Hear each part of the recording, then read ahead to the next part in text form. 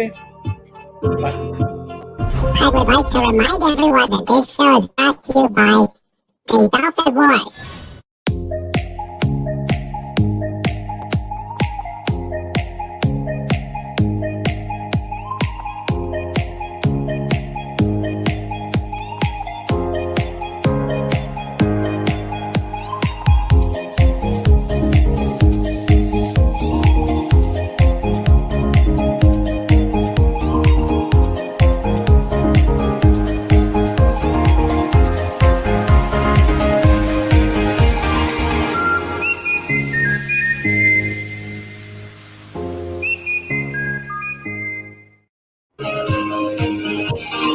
Who's on? Oh, okay. Okay, who's got their stream on? Who's on? Who's got Freaky? Stream on. Ben. Can't be me. Who's got Freaky? Stream on. Ben. Oh. There might be a scratch on the record. Okay, everybody turn off your YouTube pages. Scratch on the record. Okay, everybody turn off your YouTube pages. Scratch on the record. Well, that's why I'm in here. Is YouTube. Okay, everybody. Oh my God! Hold on. All right. Okay. Are we good? I think so. That was freaky. That was what. That's what happens on Just Cuz on just. Yep.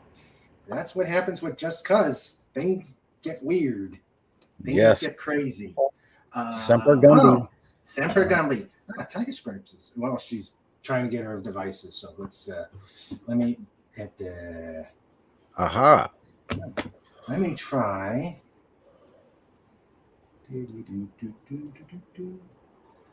Because now it looks like the bot's working. So I'm going to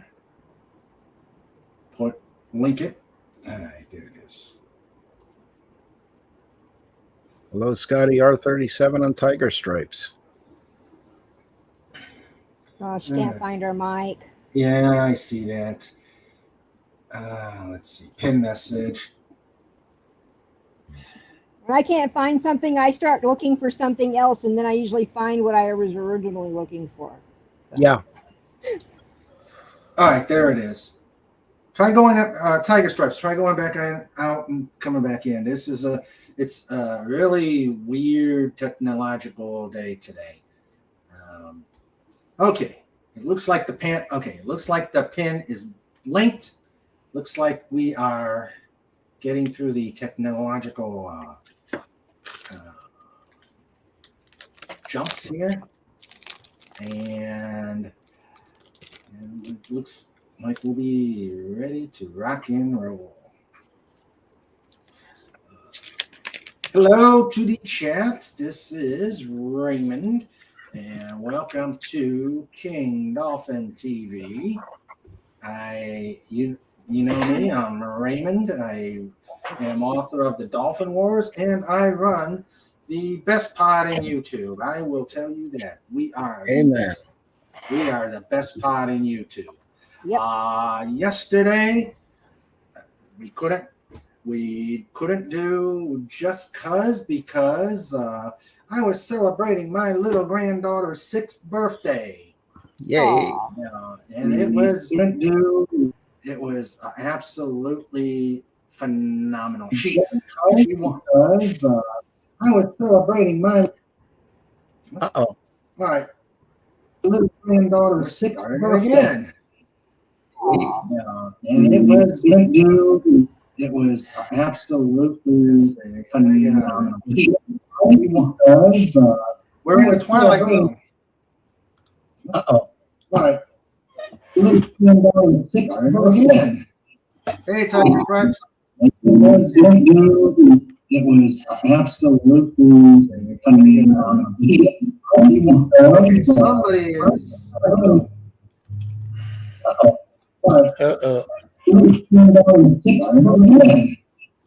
Tiger Stripes. Hey,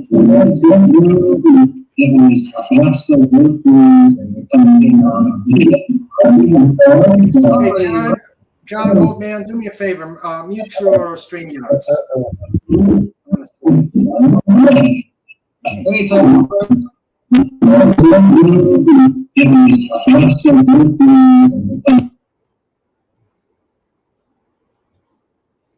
Are we still there? Okay. Is your old man? Is your YouTube screen muted? I'm not even on YouTube. I'm switched off, clicked out of it. John, are you muted or out of it? Wendy, how about you? Yeah, I'm not in it.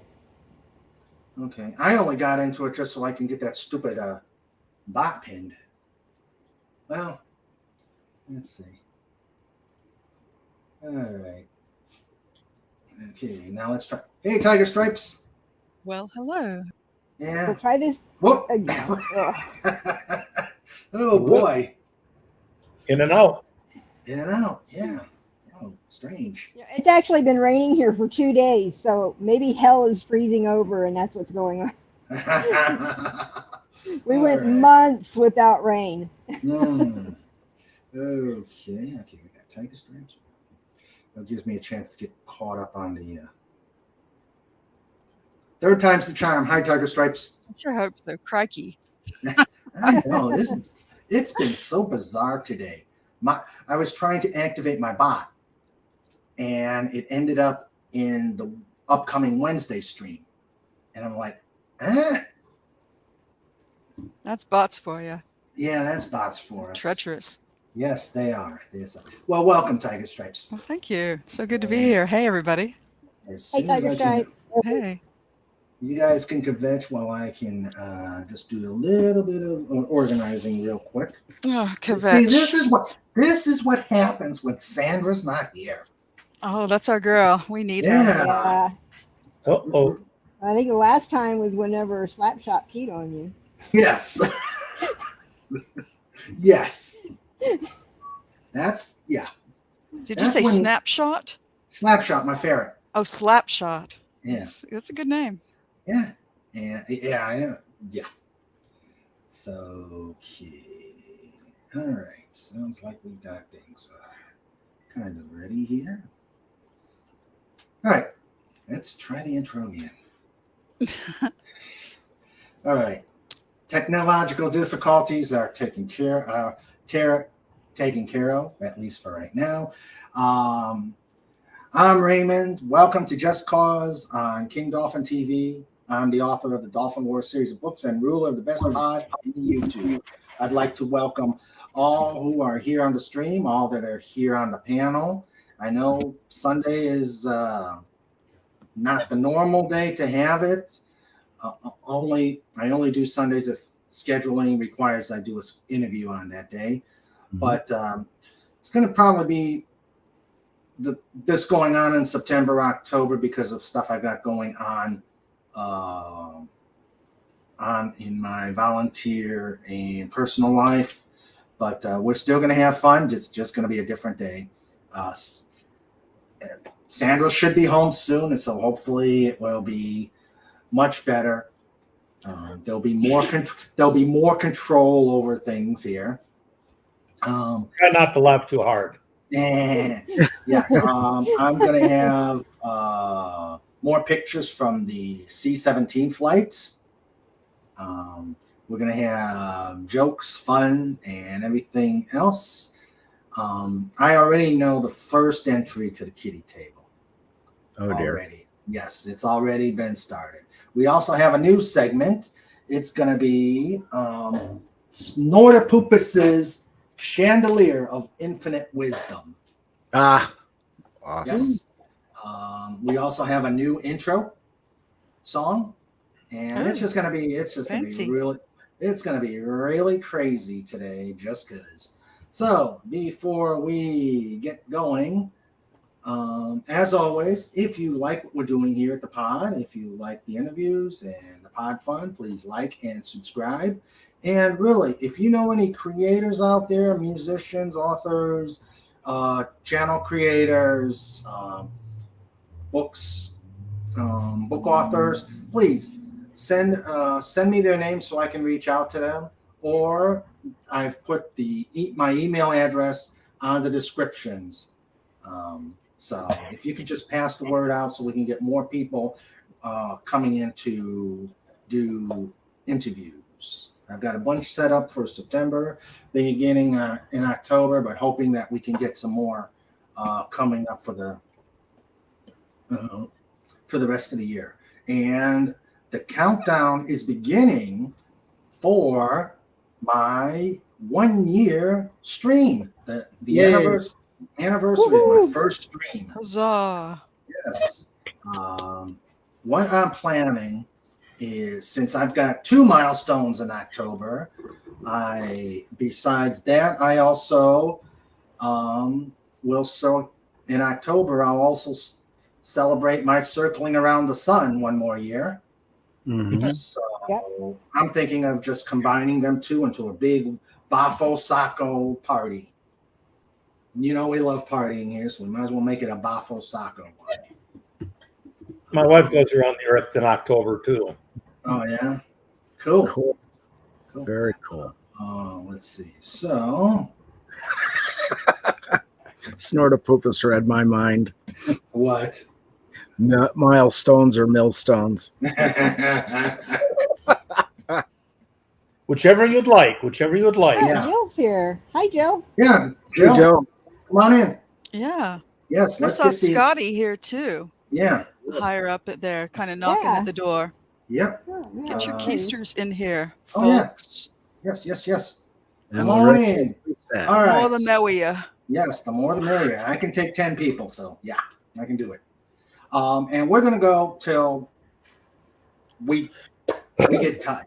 I know there's other streams going on, but I think I'm just gonna keep going. It's a day off. We're just gonna have some fun.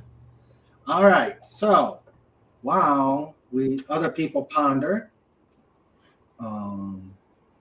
if they're coming or not, I'm going to welcome everybody who is currently here.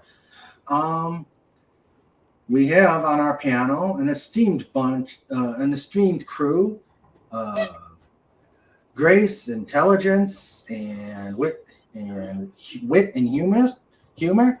We've got John Fez Randall. How you doing, sir? Oh, That's just right. handy.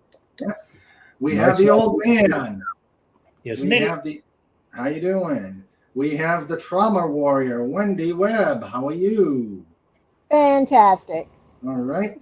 And we have Tiger Stripes. And how are Greetings, you? friends. Greetings, friends. We're Eating. watching a lot of Bugs Bunny today, Oh. and excellent. Elmer's there as often as not. Yes. Elmer. Awesome. Awesome. That's not all, folks. Yes. We have out in the chat land, we have our esteemed Wrench Team Supreme. We have the first and last out Legatus Legionii, who is the first inhabitant of the kitty table today, and you will see why. Oh, he's working on a long joke there. Yes, Oh, I know. no. But no, He's that's only not to 2 of 4. that is not the reason he's going to the kitty table. Oh, woo. I will show you why he's into this. Why he's in the first one. We have Sci-Fi Nation's here. yeah, sci-fi nation, cool. Sci-Fi We Nation. have the Ever Wise and the new segment called Snortapoopus's Words of Wisdom. And so we've got Snortapoopus! .com. .com. And then we've got the amazing chat, the guys who are just absolutely amazing, lots of fun, lots of fellowship. Just, you guys are the best. All right, we've got Captain Fandom Nerd out there. We have Anti-Derivative Jill. Jill, She's a wrench, and she is more than welcome to come up and join the panel. And we have the Comic Relief Crusader. How are you, my friend? Hello there. We have Captain Fandom Nerd. We have Scotty, our R37. We also have, and I know I saw a new person out there. We have Sci-Fi Nation. Hello, sir. Hello. Hi there. Hello. And we have, okay, let's see here. Lorenzo Sleestack. Hello and welcome. Hi. Hello and welcome. Oh. Gotta love them Sleestack references. Yes. Mhm. Yes. I believe he came on as a result of last week's talk with the Outer Rim Prexium. Mhm. That was a fun Yeah. watching lightsabers, watching a meld of lightsaber and WWE. That was so fun. Yeah. I'm trying to lobby to get Lady Malice on board to when they come on. Next. Yes. Yes. Oh, and we have the Pop Culture Curator. Hello. Hello, Pop Culture Creator. You drive safely. And we know we want you safe to join in the fun, so please drive safely. Yes. Yes. All right, so okay. All right, so we're gonna do a weekend review and see how my panel has done the last week, and then we'll move on. John, how was your week? Not bad at all. Not bad at all. Things are progressing in the wood shop. The project has been restarted, Good. and the body is actually nearing completion. Oh, great. I got it in the wood sealer last night, Mhm. and decided to do a couple of little extra things on it that I hadn't thought of doing on this one, but I just love flames, so. Oh, flames. But Flames. it's coming along. I'm hoping within the month to have it done. Oh, cool. A closet arsonist, but I think that goes with being a former firefighter. Yeah. And Fet for Hire says when it's done, he's going to make sure it gets onto the proper live stream Awesome. for you know who. Awesome. So pretty cool. Thanks, Fet. Cool. And old man, how's your week been? Well, my week has been basically the same as always, 7 days. All right. But how many nights? Right now, 6. I got There we go. And Tiger Stripes, how's your week been? Oh, hi. Finished my slow binge of Black Sails, the Stars Pirate series that is a few years old now, and I had recommended a couple weeks ago before I saw the whole thing. I can now no longer recommend anything except the first season of it. It went sort of pear-shaped, but I watched every one, and there was still a lot of joy in it for me because I dearly love pirates. Oh, okay. So, but it just they dropped the ball, and they fluffed the ending. They went woke. Oh, There were boy. points where even the actors looked like they wanted to say, "You are S-wording me," but when other characters would give them important, information. So, but again, Black Sails and pirates. Both real and fictional. That part was good. They had a good start. They couldn't finish the game, Coach. Yeah. As so often happens. They couldn't stick the landing. They could not stick the landing. Oh God. Yeah. Oh God. And Wendy, how's your week been? Well, my week's pretty good. I actually got my pins removed from my finger Yay! Oh, on that's Friday. good. Yeah, How's your movement? it's pretty good. Oh, that's good. It's a little stiff, but It'll it's come not bad. back. You have to Yeah. do your PT. Mm-hmm. Yep. Yes. Yes. And don't be throwing that finger at anybody. Don't finger it at the movement. Yeah, Mhm. and then we have a new member to the panel. We have Sci-Fi Nation. How are you, sir? Welcome to the panel. Cool. King Dolphin, nice to see you. Been hearing good things about you from Pacific 414 and others. Oh, I appreciate that. I appreciate all the love. How's your week been? I am doing good. I just finished doing a stream to help out a fellow YouTuber to help something in her personal life. So, hey, shout out to that. But yeah, this is about you. How you doing, King Dolphin? I've heard great things about you. Well, I appreciate it.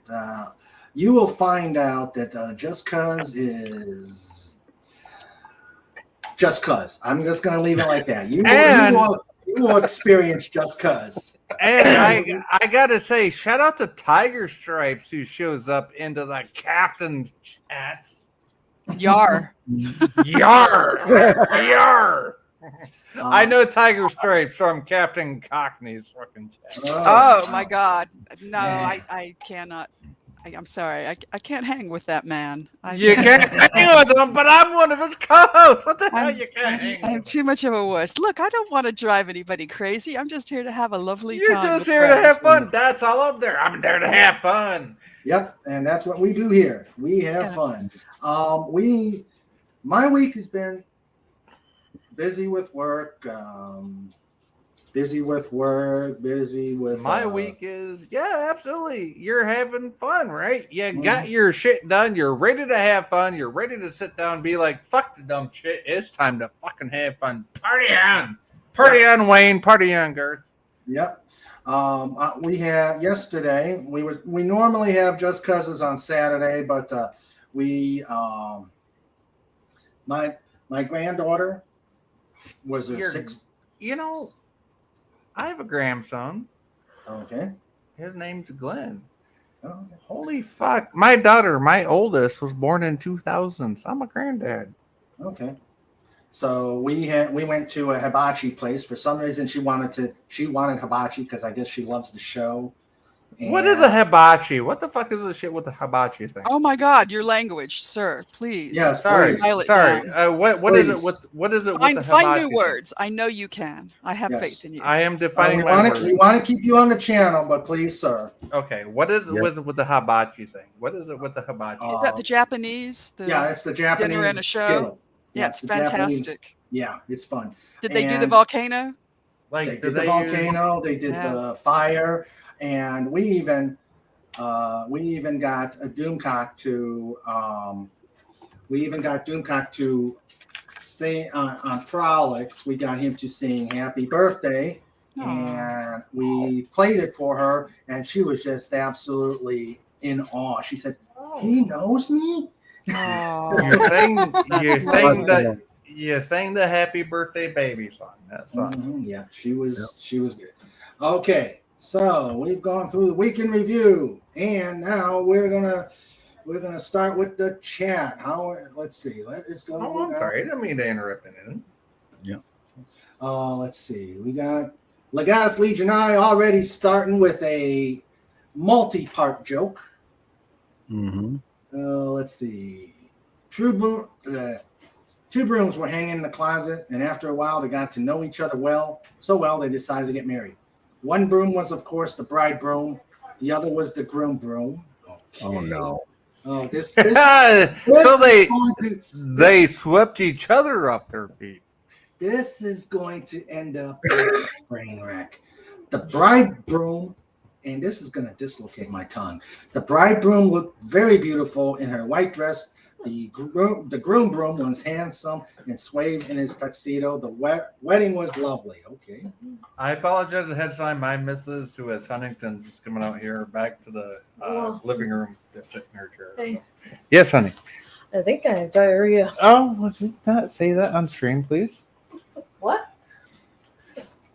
My Okay, belly's all pissed. Okay, we've got. Okay, Legatus, I see 2 of 4. I've read 2 of 4. Where did 3 of 4? Oh, it's just in. Okay. Oh, gosh. All right, 3 of 4. I apologize for that. I'm sorry, folks. After the wedding, at the wedding dinner, the bridegroom leaned over and said to the groom, I think I'm going to have a little whisk broom.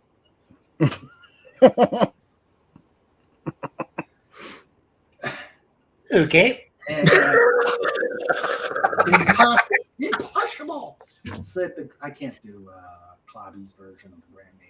Impossible, said the broom. We haven't even swept together. So it sounds like she's been sweeping around. Oh, God. Oh. Straight to the head of Here the we kitchen go. table. Oh, there is the. No, but this. Not just the kitty table. Put him in the high chair. Oh, yeah. And I Go straight to the kitty table. Do not pass go. Do not collect 200 cookies. I don't even think you know what that word means, right? I think it means exactly Yeah.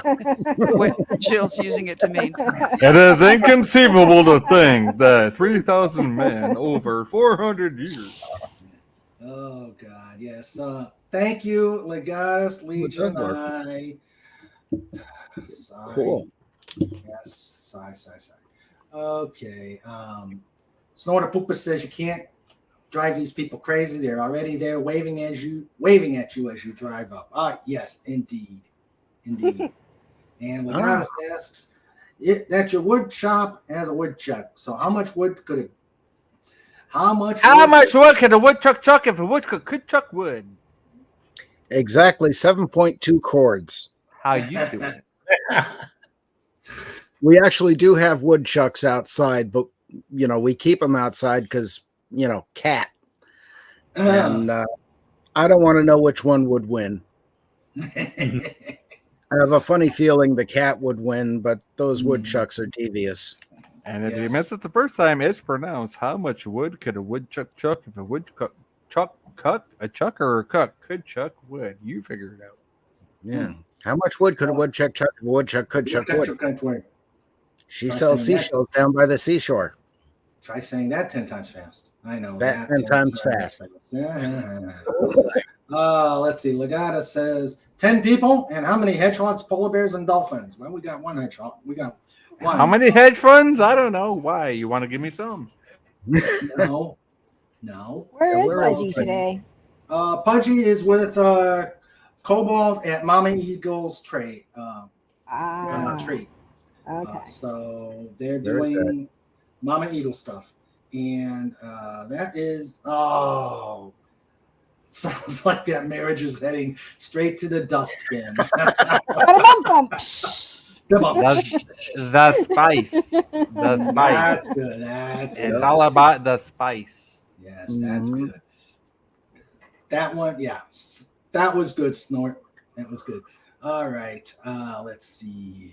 And there is no pumpkin spice on the chocolate eclairs, just so everybody's clear on that. Okay. Hey, how you doing?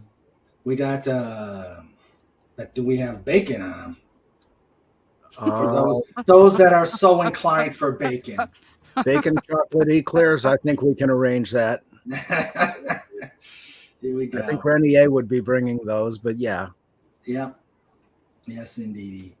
And let's see. I got more pictures from the C-17 flight. Ooh, cool. Yep. We've got the new wisdom from a bear. And I got to find, I have to find the reason that Legatus is in the kitty table. The reason, not even the reason. Don't interrupt the host. My show, my rules. Oh, there's definitely a Spice Girls joke in there with pumpkin spice, but I'm not going to associate it with myself because I actually don't care for pumpkin spice. But there's a joke in there somewhere. Does it involve Peter Pumpkin Eater? Oh, it's I know that one of the poor Spice Girls used to be referred to by the media in Great Britain as Old Spice, which is so rude. Yes, Exactly. I will not Yeah. speculate on which one because I always thought they were all lovely. Exactly. And I'm the dink. What the fuck? You know, with all this controversy, Sorry, said the F word. Sorry. I'm going to time you out if you. We're supposed to have fun here. you know, the all this controversy over Power of the Rings and all the bad press that's been put in and out. Well, they finally tracked down on all the people who've been bad mouthing Power of the Rings. Mm-hmm. They tracked it down to somebody by the name of Jackson out of New Zealand or someplace. New Zealand? New Zealand? Just one person? Yeah. That's pretty powerful. Yeah. All of them, all been posted by. Yes, every single post. That's the Lord of the Rings right there. Oh, oh dear, oh dear. Oh dear, oh dear, oh dear. Let's see. Come on. Where are we? You're hunting for your 17. Wendy, is Jimmy around? I've always wanted to hear her voice. She's out shopping. Well, you know, and she may be shy. That's her call. Yeah. Well, she is a little shy. She's very quiet, but One of them. They run deep. Them her and quiet people. her and my aunt are out buying out the stores. Oh always dear. Oh dear. I can't shop like that. Oh, there's a lot of competition these days in the stores, and it's quite a battle. I'm serious. It's some work. Yeah. I'm not into going. I just can't go out like she does and go shopping for 5 hours. Mm-hmm. Wow, that's a marathon. I just can't do that. Wow. So That is my a aunt lot. can. So that's what they do on Sundays. Oh wow. And especially with a long weekend there too. Yep. Yeah. Are they hunting bargains or antiques or anything in particular? They go to antique shops a lot. I do that Like with the an flea older market. friend. Yeah, I they go to love the that flea kind of market. thing myself. Yeah. That's what they do. Yep. They even search garage sales, stuff like that, yard sales. Yeah. Oh, that's where you really get your bargains. Yeah. Oh come on, where is it? Does she collect anything in particular? Not really. Yeah. No. Let's see here. Come on, Raymond. Find it. I'm sure it's there somewhere. The amazing thing with Fed is he's a evil genius. Actually, I'm calling him a maniacal madman. But I have so much stuff now that, and I don't throw away anything. Mm-hmm. So now finding it is a. Well, you need some folders. It sounds like. Yeah. Multiple I have folders. I have folders on think top of. Folders within your folders. I have folders within my folders, and it's. Let's see. Okay, I know what to do. Let's see. There it is. Okay. All right. Here we go. This got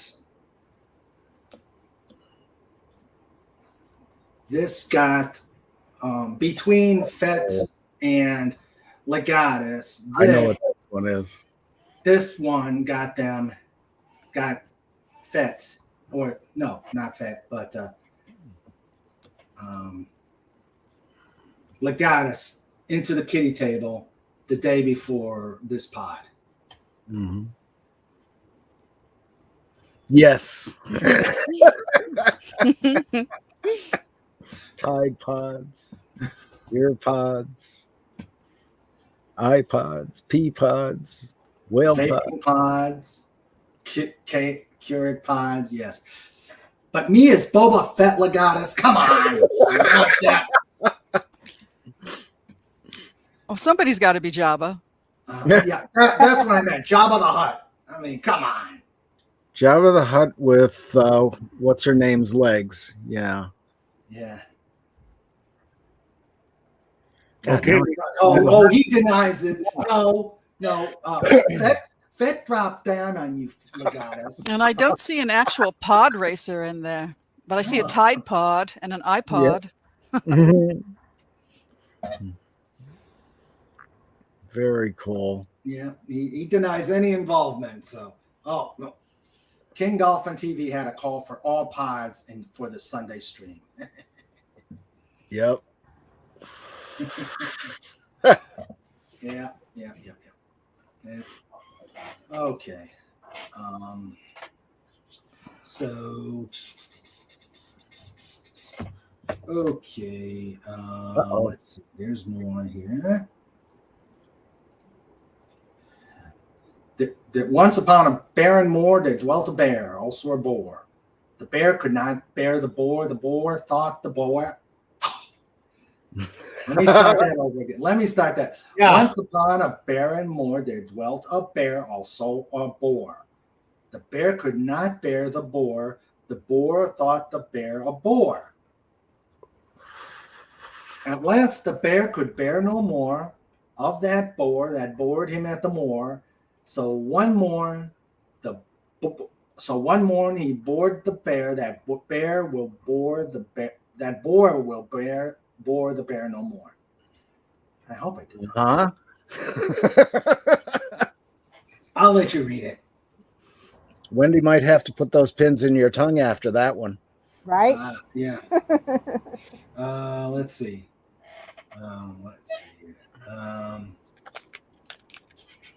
Carla Burton saying hello. Yes. Hello, Carla. Can't make it to. Hi, Carla. Can't make it today because I'm in the thick of homeschooling day. I can't even listen. So it's so lovely to see girls on. Have a great day. Well, sorry you couldn't make it. She will. There's always next week. Yep, there's always next week. She'll catch up with the show after Pop Culture Breakdown. Speaking of which, I know that's going to be going on, so I may lose some people, but I'm just going to keep going so that people just can enjoy themselves until we all pass out. Mm-hmm. Until we all pass out. All right, so let's see. And Legata says, and Fett and Raymond is in the pick, and for some reason, Bib Fortuna has a great mask on. Yeah. Ooh. I wonder why. Mm-hmm. See, Fett explained everything, so that's why. Let's see. So, can you zoom in on the top half of the KD pod racing? Okay, let's take a look. Let's see. Let's take a look at that one. Who wants to see who Leia is? It's got to be Wendy. Well, let's see. Hello. Maybe Sandra. Mm-hmm. All right, let's see. All right, there is K. Okay. I don't have a zoom. Yeah. KDTV. Okay. Okay. I wonder who Leia is. She's blue hair, whatever she is.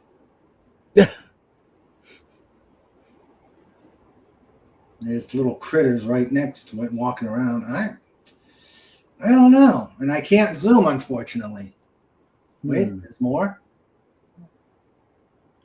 Looks like you're getting there. Yeah. Oh, I see. There you go. Yeah. Oh, yeah. What? Legatus in the background. Yeah, that's Legatus. Yeah. Legatus in the background. Don't know who the slave girl is. That's some seriously blue hair. Yeah. Very, very Explained. I was framed, I tell you. No, you were not framed. You look like a Ken. Yeah. You got a nice little tusk there. Legatus. Yeah. So, okay. Let's stop the sharing. And Snoopy's already. Mommy's home, so Snoopy's bananas. Oh, good. Yeah, Snoopy. The sound of little toenails click-clacking on the floor. Yes, as he's grabbing a little piece of paper to get that treat. Yes, we have a Snoopy cam sighting. Uh-oh. Hello, Snoopy. Let's see.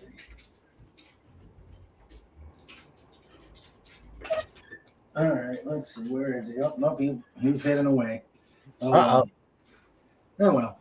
Oh, Snortapoopus wants to know if we're going to pass out cheese and crackers. But you need a little wine to go with that cheese and crackers. That's so true. what's our favorite wine? I was going to get some power converters at Tashi Station. Could that have ever sounded any more whiny? It was perfect. It was perfect teenager. Perfect teenager wine. Yeah. So what's Fet's side of the story? Well, Fet's automatically. Fet is Fet. Yes. Yeah. What can you say about Fet? He's a maniacal madman. He's a meme machine. He is a meme machine. Yes. Okay. And the wine is strong with the Skywalkers. That's a good one.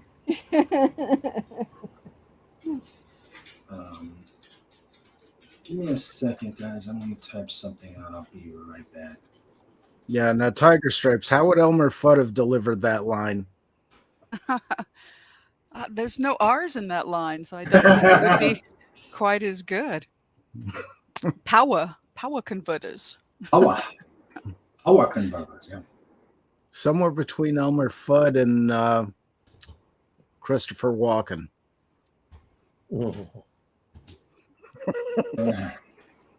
Walken's all about the pauses. Yes. Yes. Yeah. Here we go. It's really nice when he's got lines in the picture because every talk, there's enough time in there for me to go have a sandwich. Hello, Pierre Kelly. And Jill says she's going to come on, so. Yeah. Good. We will have the equal representation.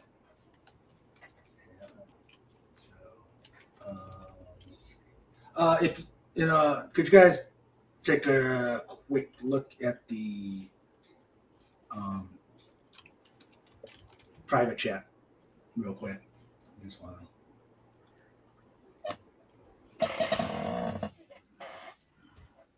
I'm also trying to find, like as Tiger Stripes said, I need folders upon folders upon folders to get my stuff organized. Sometimes you can get too organized, Tiger.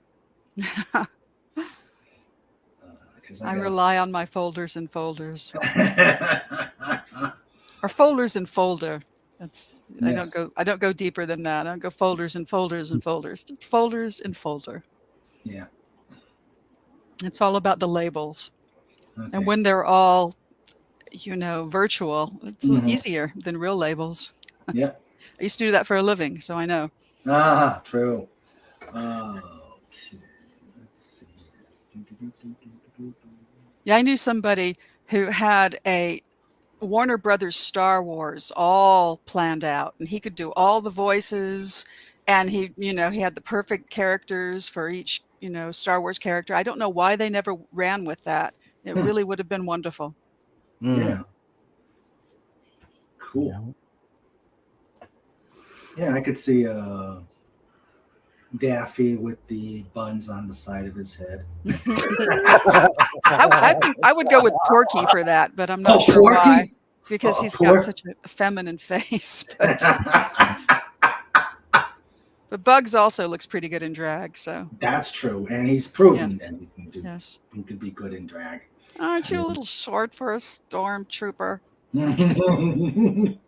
Yeah. I always thought of Porky Pig more as a Dr. McCoy. He's toast, Jim.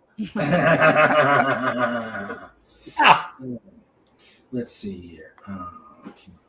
Okay, I guess I gotta go onto Twitter to get it. All right.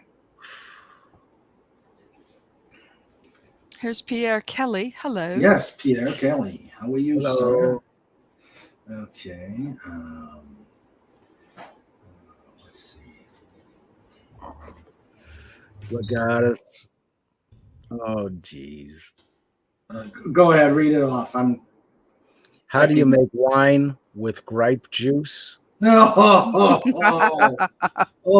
I can't dear. believe I'm laughing at that, but I am. Oh, the pain. Oh, the pain on that. That's pretty good. Well, there goes the neighborhood. Yep. Yeah. Okay, here we go. All right. We are going to go to the Pathetic. Oh, man. with grape juice. Snort says it sounds like a Dune thing. Folders within folders within folders. Yes. Mm-hmm. Yeah. Oh, my dog. Oh, pathetic. Let's move on to our first segment here. Meanwhile, back at the kitty thing. The newest segment before I have to bump somebody off the outfit. All right, guys, we are going to have a new segment here. It took some doing, it took some persuading, but we have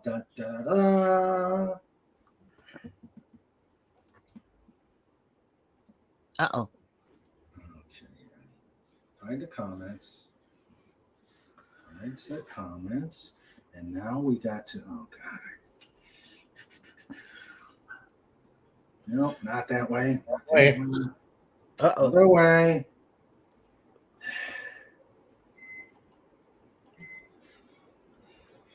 Okay, does anybody else know how to use this crazy thing? I believe Jane does. Jane, stop this crazy thing. Or Ray, she can do anything. Oh God. Okay. She's the bestest ever. Fortunately, we have this share function. Thank goodness. Thank goodness. We have let's see. We have Snortapoopus' Oh, yeah. chandelier of infinite wisdom, done by Fet for Hire. That's amazing. Awesome. That is absolutely amazing. That's He looks wonderful. very he looks very professorial. Yes. Yep. Dignified even. Yes, very dignified. Yeah, as he's been on the chat, he has come up with some really good nuggets of bear wisdom. So I figured I'd put a segment all for fully based on Snortapoopus. So, and where I share some of his nuggets of wisdom, and you will listen to him. Otherwise, you know what an angry bear can do. Yep. Steampunk bear. No, that's a professor bear. And Legata says Professor Q Bear. All right. So the first one. Okay. Here is the first one. And we'll put these on in various times throughout the show. Because they have to be spread out. From what I understand, bear wisdom can blow somebody's brain out. Yeah. That's what too much bear knowledge is bad for a person. There's the first one. What doesn't kill you will make you stronger, except for bears. Bears will kill you. True. Very true. All I have to do is run faster than the guy with me. Mm-hmm. Yeah, that's true. He's bait. Yeah. The guy that's with you is bait. Yep. Kind of like the countermeasures that come out of the back of Air Force One. You know, Yeah. flares. Yep. And let's see. And as long as we're telling humorous jokes, and please, If you've got any good jokes, type them out there and we'll share them so that we all can enjoy fun. Just remember, the really corny ones end up in the kiddie table. Mm-hmm. All right, so let's see. Yeah. Okay. Chemistry. A four-letter word. It'll never let you down, let you down. It's dirty and rotten right up to the end. That wonderful 1, 2, 3, four-letter word. Mm-hmm. Larry? Here we go. Here we go. We have a cast value made out of beryllium, ununtrium, and titanium because you're a beauty. Ah. Ooh, chemistry fair is Chemistry joke. Yes, chemistry joke. Chemistry fair is very adept at telling these chemistry jokes. Okay, let's see. Anybody else here? What did the grape say when it was squished? Nothing. It just let out a little wine. So it's wine day at the pod. Wine day at the pod. Yes, indeed. And of course, we know it eventually gets to food talk. Mm-hmm. And food talk is fun. And it's something that everybody has in common. Yeah. Yep. Food. Yes. Which reminds me, Mother made homemade lasagna the other night. It was wonderful. Yeah. It was leftovers tonight. Yeah, it was cute that when he did the fire, she got scared. I mean, I shouldn't say that that's cute, but she recovered very quickly. Mm-hmm. And then the little volcano volcano. Mm-hmm. Did she manage to catch anything in her mouth? No. Did they do that? Yes, they did. I think only one of our party did. It's a skill. Yeah. It really is. It bounced off my nose a couple times. Yeah, I can't manage that kind of thing either. I'm allergic to shrimp, so they can't give it to me. Jimmy always takes mine. Yeah, they gave us shrimp. They gave everybody shrimp. We passed it over to my daughter-in-law's mother, who took all the shrimp. Mm. What do women? Oh, what do women? Red Lobster. And I can eat shrimp. Right after we left from the endangered species list. What do Winnie the Pooh, Attila the Hun, and Smokey the Bear have in common? The same middle name.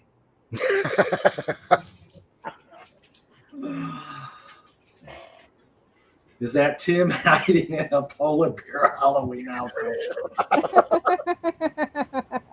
I don't know. Tim has been scarce. Tim the Enchanter? Yes. Yes, Yeah. he's missing. Yes, he's been missing for a bit. Well, Sandra is in her producer chair, so everybody say hello to Sandra. Hello, Sandra. Everybody saying hello Hi, to Sandra. Let's see. Okay. How was her hunting today? Was it good hunting? Hunting. You said she was out looking for treasures. Oh. No, that was you had a good day. Oh no, that was Wendy's. Sandra was Oh, teaching. that's true. That's true. Yeah, Sandra was teaching. She had 2 students today. She had 2 flight students today. Well, that's cool. Ooh. So. Double your pleasure, double your fun. Oh, that's wrong. Yeah, Sandra says hello, everyone. Was it a good day for flying? Let's see. She doesn't have a mic. Oh, she's getting it on. She's getting her headset on, and Very good day. she says it was a very good day to fly. Oh, that's nice. Especially for learners. Mm-hmm. Yes, nice even air. Legata says, "Hello, nurse." Oh, I mean, hello, Sandra. I remember that line from Animaniacs. Absolutely. And then Dot's always giving them the evil eye, as they both said, "Hello, nice." Let's see.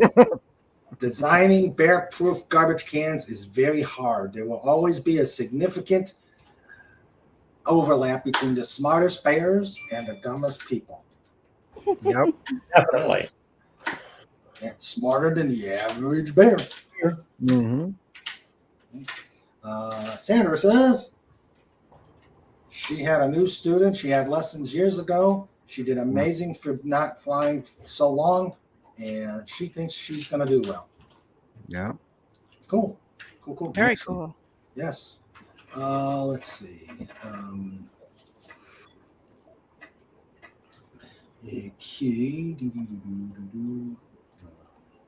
And then there was Tattoo from Fantasy Island, the way I'd like to see it. Buzz, the plane, the wreckage. Oh, John. Oh, in the wild blue. That's bad. That's macabre, John. That is. That's macabre. Yeah, But it's practically Halloween, so I'll allow it. You're a Halloweener too, huh? I am one of those people, yes. It's September 1st. Hey, at least you're saying Halloween. You're not like Christmas stuff. No, I'm not jumping that far. At the end of August. Come on, really?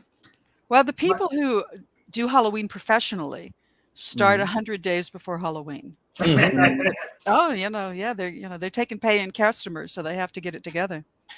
Yes, somebody was saying on a live stream the other day that they just went to Halloween Horror Nights, and I'm like, wow, already? But I guess so. You got to make that money.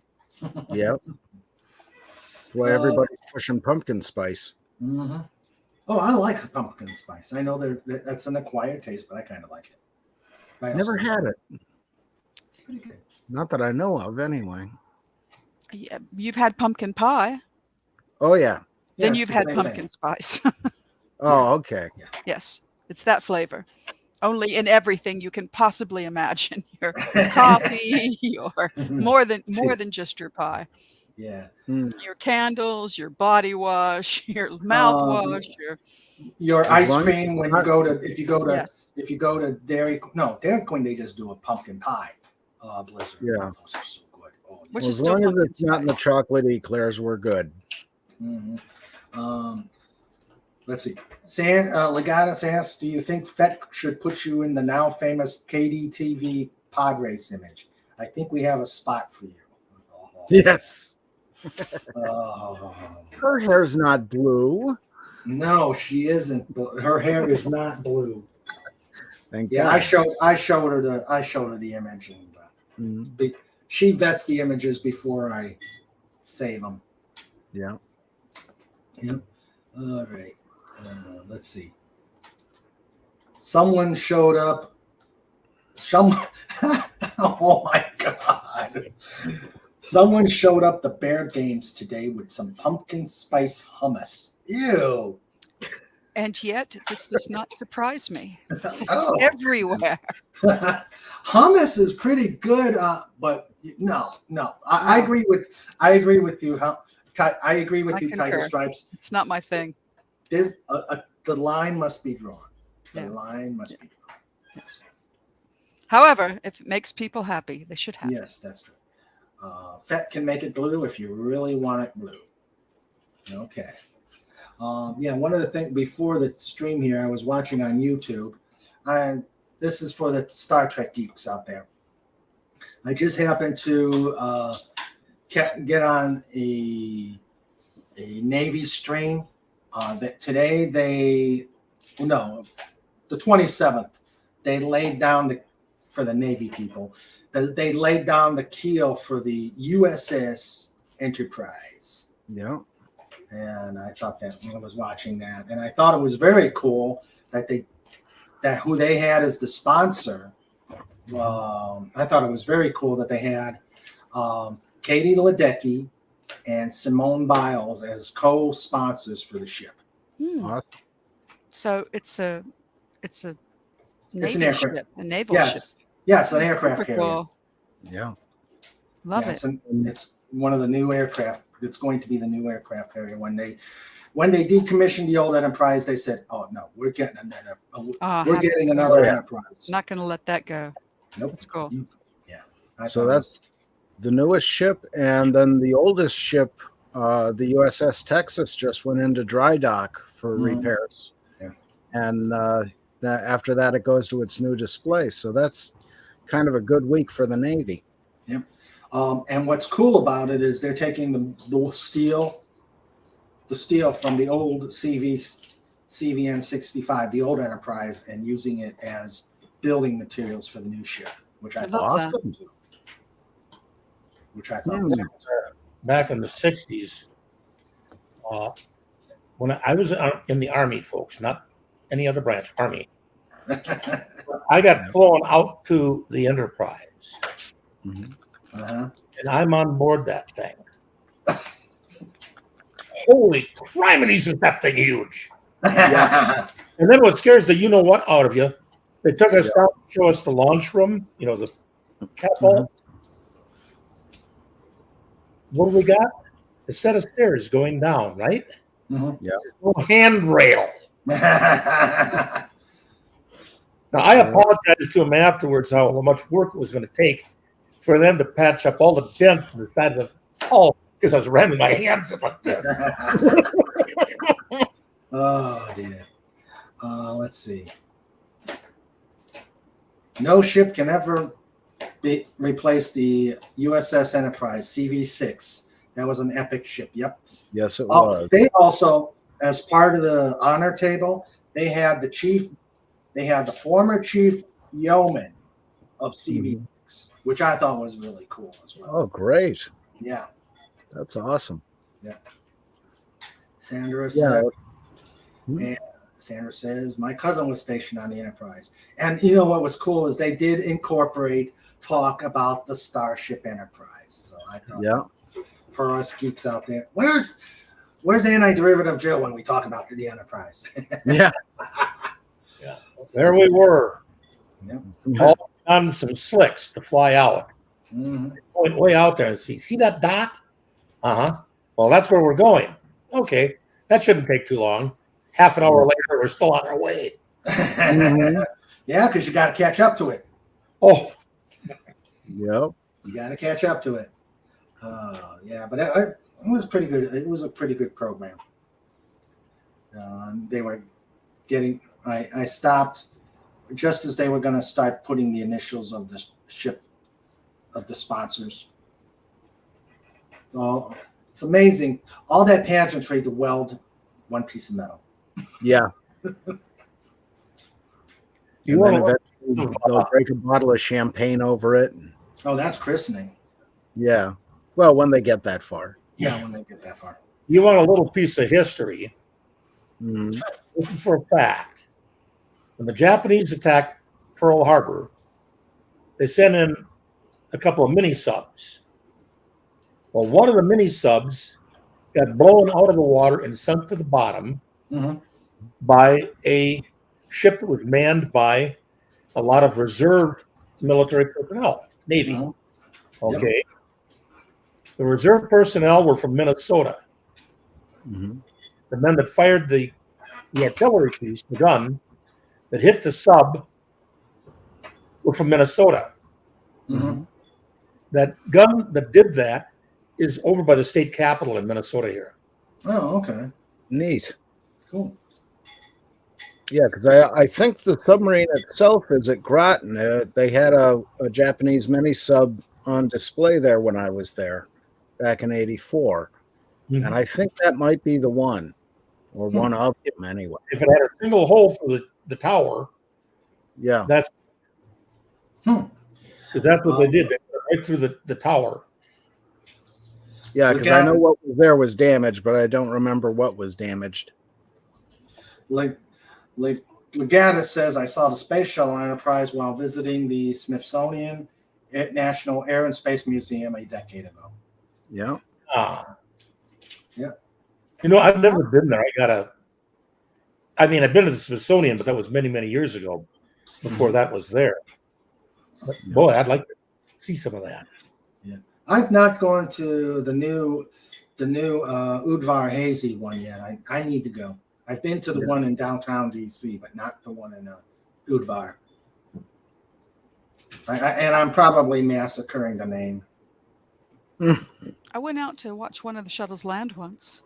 Oh yeah, it was quite an event. Where was this? And all night, out in the flats in California. Oh, you were at Edwards. Oh, yeah, cool. yeah.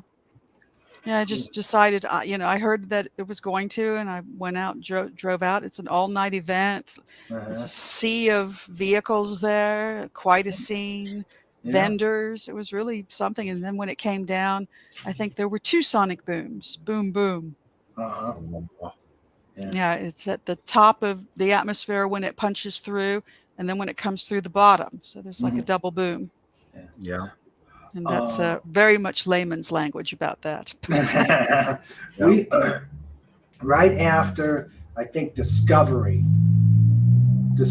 was landed for the final time, and they put it on that big old 747, and it was doing its big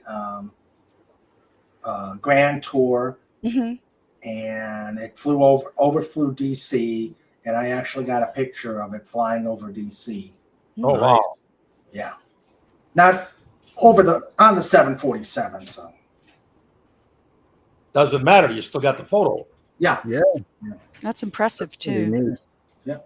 Let's see. Snortapoopus says, when I was a cub living near DC, the daddy bear took us to see Newport News, and you could see the superstructure of CVN 65 sticking over the tops of the buildings. She hadn't been commissioned yet. Yeah. When we took my nephew down to go out on the George Washington, you get that feeling when you get on a naval base with all these ships and you're right near the ocean and all this, and it's just a whole different atmosphere. It's pretty awesome. Yeah. Just the size of that facility's got to be awesome. Yeah. Sandra was in El Paso. When she was in El Paso, she got a photo of the 747 carrying a shelter. Yeah. That'd be most. Yeah. That's super cool.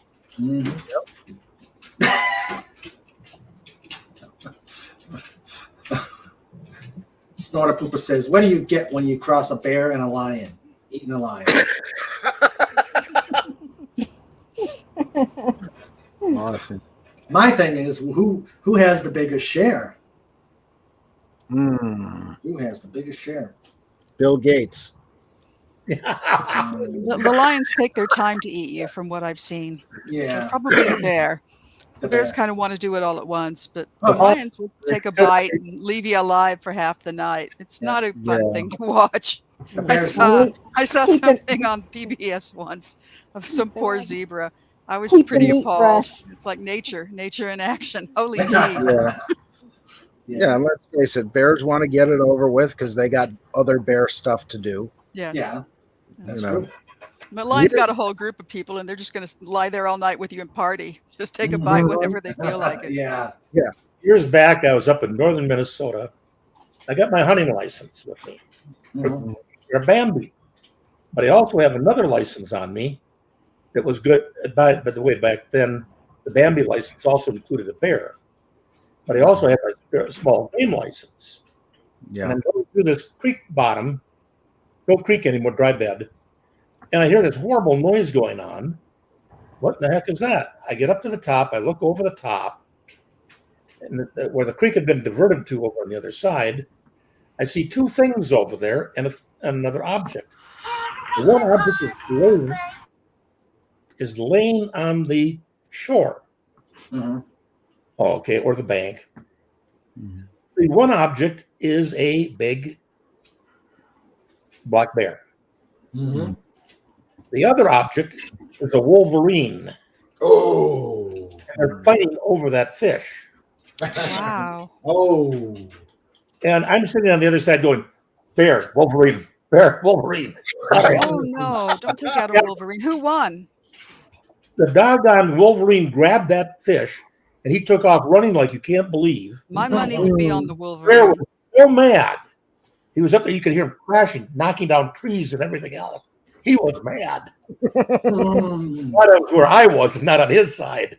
The Wolverine is going to be fast. Yeah. Let's see.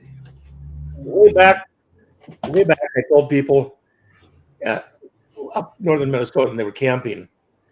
And I told them, take all your food stuff, put it in something, and hang it from a tree. Mm-hmm. Don't leave it down here. Yeah. Oh, yeah. Don't leave it in your tent. Well, these individuals had all the brains of a trained chimpanzee. Chimpanzee. Yeah. When I came back from my trail hunt, come back into the camp, it is ripped to shreds. Mm-hmm. Everything is just torn apart. And these two people are sitting there. What happened? What happened? Well, this cute little animal came in, and we were tossing him some food, and he just went absolutely crazy and ripped the crap out of the place. Anyhow, I take a look at the track, and I go, "Oh, really? He wouldn't have been about a big, you know? Yeah, he was. You just bet a Wolverine." Oh dear. Love it. Snortapoopus says nature is a naughty woman. Oh my. Mm-hmm. Oh my. You better believe it. Yeah. Yep. She can be absolutely X-rated at times. Yeah. Yeah. Let's see. Legatus said, during one of the landings, I got to hear the space shuttle fly by overhead. Even in the time it went by, you could not mistake it for anything else. Yeah. You know, that's something that we totally missed out on everything. Mm-hmm. I never saw one of them go off. I never saw one return. I never saw them when they were transferring to the museums. Mm-hmm. I missed every bit of that. Oh. Yeah. Wow. Just got to be at the right place, right time, I guess. I'm never there. Yeah. Yeah. I think I only got lucky because it was going to be going into Dulles. Yeah. Let's see. The only time I got lucky. Okay, do I need to time you up? Folks, it's clean. Seeing Okay. a shuttle. Seeing a shuttle. Seeing the shuttle. No, this is an SR-71. Ooh. Oh, yeah. Yeah. Now, the big part about this is, okay, I'm still running around. Here I am in the dress greens, Sergeant Stripes. And I'm getting taken onto the base to watch an SR-71 come in. Mm-hmm. Of course, the reason I'm getting invited in there and allowed in is my cousin is the general of the base. Ah. Yeah, no kidding. Okay. The stars on the show look really nice. Okay. Anyhow, this thing lands. It comes in hot. Holy crimities did that thing come in. Mm-hmm. Yep. It's actually glowing. Mm-hmm. When it hit the runway and the tarmac, it went right into a hangar. They slammed the doors shut, and you saw the water pouring out from underneath. That's the fuel. To cool it down. That's the fuel. Yeah. Yeah, a buddy of mine was an aircraft that plane mechanic. That plane leaked like a sieve. Yeah, a buddy of mine was a mechanic on aircraft. He was stationed at Benoit. And he said every time they brought one of those into his hangar, they immediately ran for every drip pan they could find. Because it was just leaking fuel from everywhere. Mm-hmm. Or delete it as much as you can with water as fast as you can. Mm. Oh, could you imagine the steam that came off of that thing after they put water on top of it? Well, all I know is it was quite a while, and then two guys came out holding something in their hand. They get into a Jeep with a bunch of other guys that are all armed, and they all take off. Mm-hmm. Then, shortly after that, the pilot comes out, still all suited up, gets in a Jeep, it takes off. And I look at Raj and I say, Raj, what the heck are they doing? The one is the camera box. Mm-hmm. The other one is the pilot, and they're getting them both for debriefing. Yeah. Says, oh, neat. Well, Then my cousin and I got into an argument, family argument. Mhm. And some guy comes up that's a major. And he screams at me about insubordination, everything else. My cousin turns around and he says, "Shut up, this is a family affair." Oh dear, oh dear. Yeah. Snort says, a devout Christian is about to be attacked by a bear and prays, "Lord, give that barbaric bear your teaching." Oh, that's not going to work well. The bear is moved, suddenly puts his paws together and speaks, "Heavenly Father, thank you for feeding us today." Yeah. That was coming. That is a good one. That was a good one, Snort. Definitely. Yes. Oh, yes. My brother's best friend when he was a kid was, a young man in a family of boys, and he used to spend time with them in the summer. He said that sometimes they would sit at the table together, and the mother would say, "All right, now say grace." And the kids with their knives and their forks in their hands would all bang on the table and say, "Grace, grace, grace, grace, grace." And then they would all eat. It was just Yeah. hard for me to imagine, but I believe it. But I believe it. Mhm. Or great food, good snacks, let's eat. Yes. Yeah. Sandra says, No, I heard goes- that one. Good food, Yeah. good food, good meat, good God. Let's eat. Yes. Exactly. Sandra says, goes to show you, be specific what you're asking for when you pray. Oh Yeah. yes. You Always. should surely receive it. Yes, yes, yes. Let's see here. And reverting back to Halloween for just a second, I'm preparing Yay! I'm preparing my Halloween headphones. Okay. Ah. What? Let's see. Oh wow, Oh dear. that's so cool. That's worth a solo. Really That's twisted. worth a solo look. Super cool. Yep. That's I worth. we used to have a couple big cedar trees in front of the house. Halloween would come and go outside and hide behind the one cedar tree. And these kids are just coming up, trick or treat, da-di-da. And I come around like, "Are you being good? Because remember, if you aren't, you should have heard that." Yeah, I picked these That's up. good. I can't remember where I got these. One of the discount stores years ago. Hmm. For some reason, they were $2.99. So I had I a worked with a woman with 3 sons once, and she described a Halloween where she was standing by the curb watching them all walk up to the door, and there was a suit of armor with a bowl in its hands, by the door, and a sign around its neck that says, "Please take only one." And she saw her first son go up, and he took one and put it in his bag, and the second son went up and put one in his bag, but the youngest went up, and of course his whole hand clutched around a handful of candy. And at this point, of course, the suit of armor said, "I said, take only one." And she said she saw candy fly across the sky as they ran back to her. It just flew. We had the problem with kids coming up on the porch smashing the pumpkins every Sure. Halloween. And I went out on the porch one year, got on the oversized flannel shirt from Dad and the jeans, and stuffed some hay in, one of those big ski masks and hat and all this. And I'm sitting there like a scarecrow.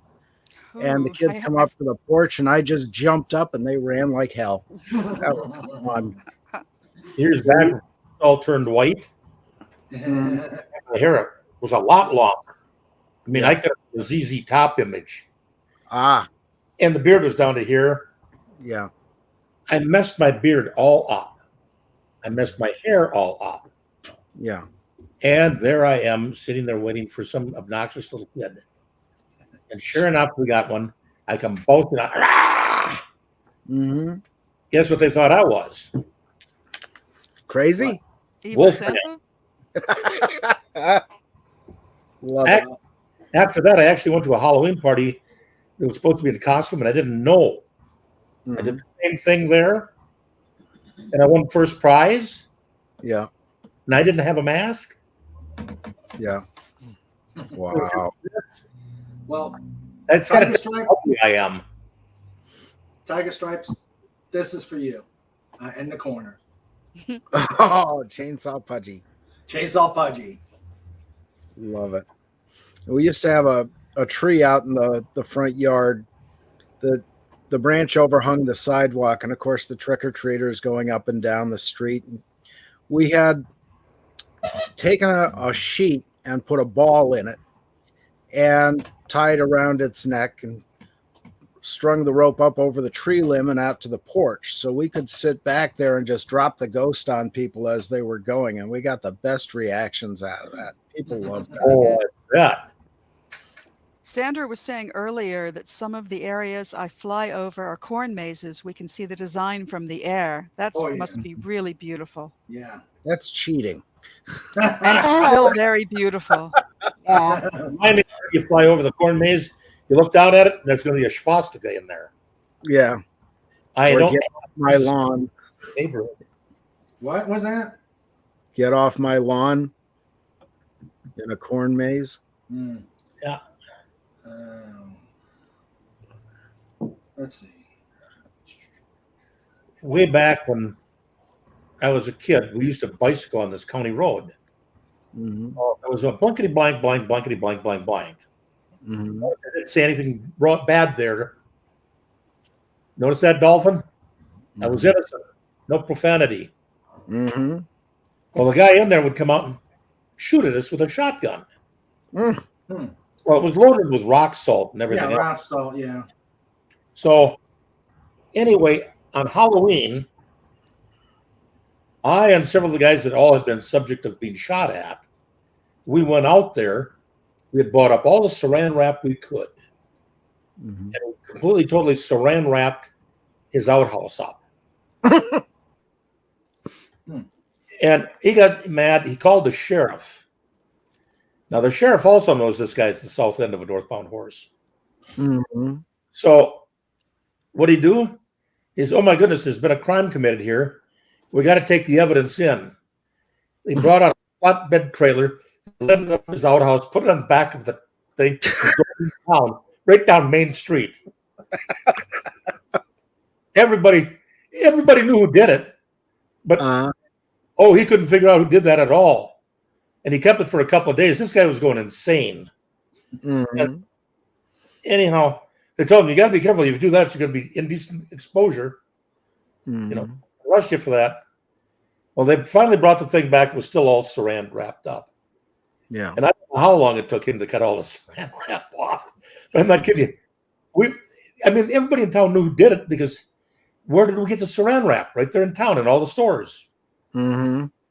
And we bought them out. Jesus. Hello, Psychosis 29. How you doing? Hi there. And, let's see. Snortapoopus, more wisdom. Due to the rising frequency of human-bear confrontations, the Department of Fish and Game is advising hikers and hunters to take extra precaution and be alert for bears while in the field. We advise that outdoorsmen wear small bells on their clothing so as not to startle bears that aren't expecting them, and to carry pepper spray with them in case of an encounter. It is also a good idea to watch out for fresh signs of bear activity. Outdoorsmen should recognize the difference between black bear and grizzly bear droppings. Black bear droppings are smaller and contain lots of berries and fur. Grizzly bear droppings have little bells in it that smell like pepper. Oh, yes. Yeah. Boy, that's a needy. Okay. Sandra just sent me a picture. Hold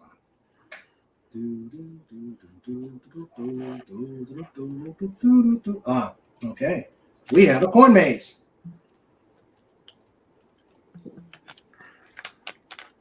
Okay. Let's see. Let's do a share.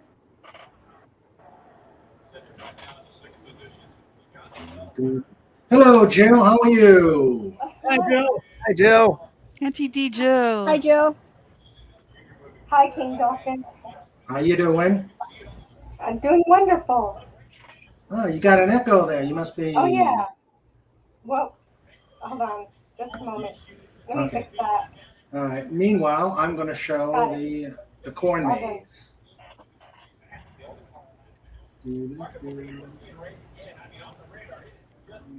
The corn maze from the airplane.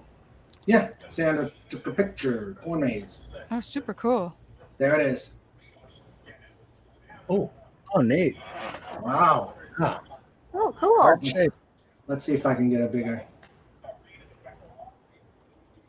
Yep. Okay. Oh, wow. Oh, wow. Boy, Yeah. somebody Wow. Oh, my a lot gosh. of trouble. Cool. So thank you, Mom and Dad.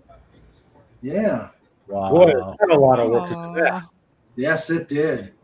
Wow. It really wow. did. Yeah. Gotta love it. You saw that today, huh? Oh, she said it was about a couple weeks ago she saw that. It's really beautiful. Wow. Yep. It Yes. is. That's a work of art. Mm-hmm. It is. But the thing is you got to figure it. That's even more impressive, being that they have to be, they're doing it from the ground and being able to translate what they want to do via the ground. It's very impressive. Yeah, that's a lot of geometry calculation. Yeah. Oh, That is amazing. Yes. Yes. So, Jill, how's your week been? Oh, it's been doing pretty great. I'm doing fine. I mean, Okay. Yeah, you must be far away from your speakers. Oh, am I? How's that? Is that better? Yeah, a little better. Still. Really? Yeah, we were talking about the Enterprise. How about this? Huh? Am I any louder now? Oh, yeah, you're better now. The Enterprise? Yeah, the Navy's working on their new carrier, and one of the things that they were talking about during the keel laying is that they were definitely giving references to the Starship Enterprise. That's great. And when we were talking about it, I said, "Where's Jill when you want to talk about the Enterprise?" Well, yeah, real Star Trek has always been tied to real science and real military endeavors of exploration and discovery and stuff. So Yep. it's really great. Yep. Because that's why my favorite Star Trek movie is Star Trek 4. At the very beginning of the movie, they pay tribute to the people lost in the Challenger explosion. Yeah. Definitely. Let's see. Yep. Snort. It's CVN 80. Mm-hmm. And I found it, like I said earlier, I found it impressive that as the sponsors, they're using two Olympians. And I like Katie Ledecky. She is an awesome swimmer. Mm-hmm. She's at the Michael Phelps level. did you know what the dimensions are on that one? Big.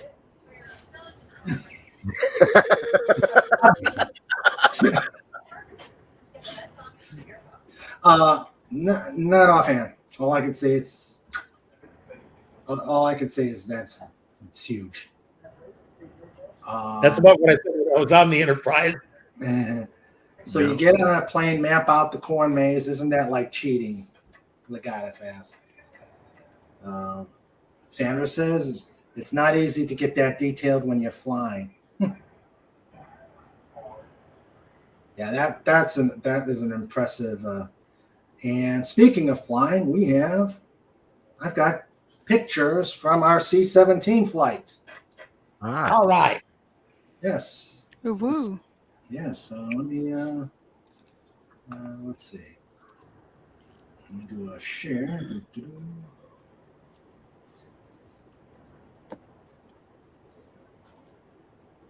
Let's see. Is it going to let me do it this way? Or do I got to do the slides? I think I'm going to do the slides.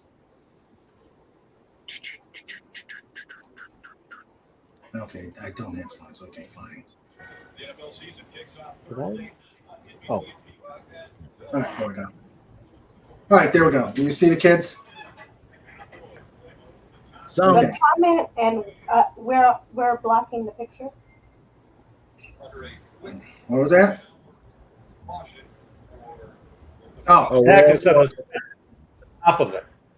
yeah. Hold on a second. You might not. Yeah, there you go. There you go. There we go. All right, so here we go. That's the. The C-17. I don't see any parachutes on any of those guys.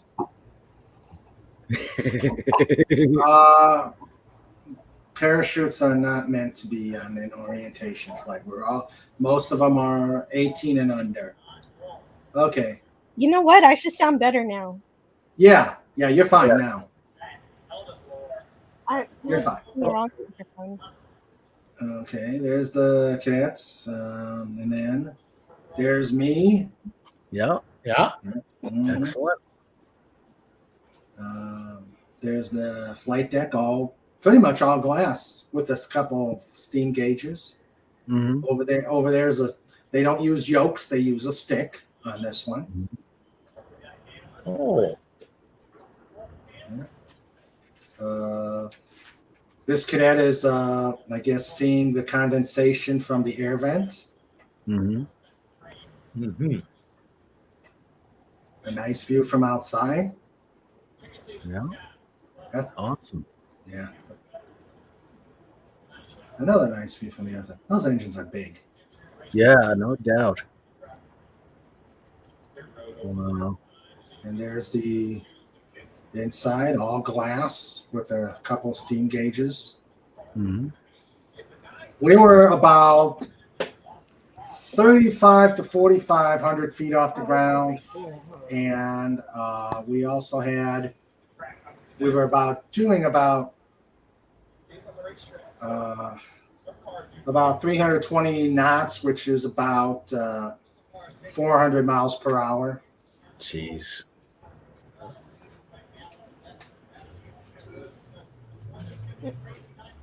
You were crawling there, weren't you? Yep. Nice. Pretty. There's nobody a lot faster than that. Let's see. Trying to figure where that is at. And there was our flight path. Be nice, Faz. Did I say anything? No. You caught it. Yes, I did. And then that's going into the flight, into the airplane. Yeah. And there's takeoff. Yep. There's landing. Yeah. And this is Massive landing gear, man. Massive landing gear. Yeah. And this isn't even the biggest of the three. You've got you've got a C5 with zero. Yeah. The Galaxy. And then that's there we're watching a video as we're waiting for permission to head out to the airplane. That's the mission support group commander. There's me. Yeah. Awesome. Yeah. Back to loading up. That is cavernous. Yeah. Now that floor is set up for all the tie downs for equipment and such, right? Yeah. Yeah. And they Okay. open, and then they open up. They can open up for more.